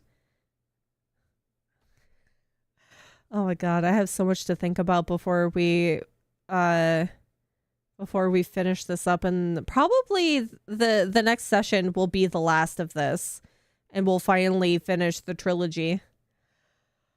Oh, I'm so excited.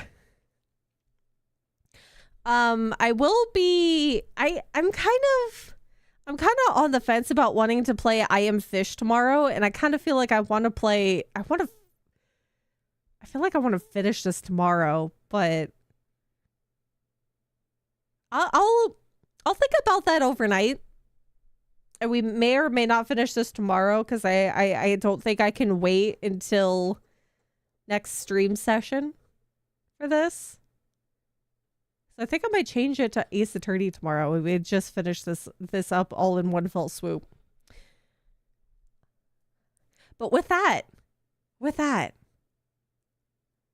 you are your own boss. That is true. That is true. We can always pick up I Am Fish next time, and we can we don't have to worry about being left at a cliffhanger for so long.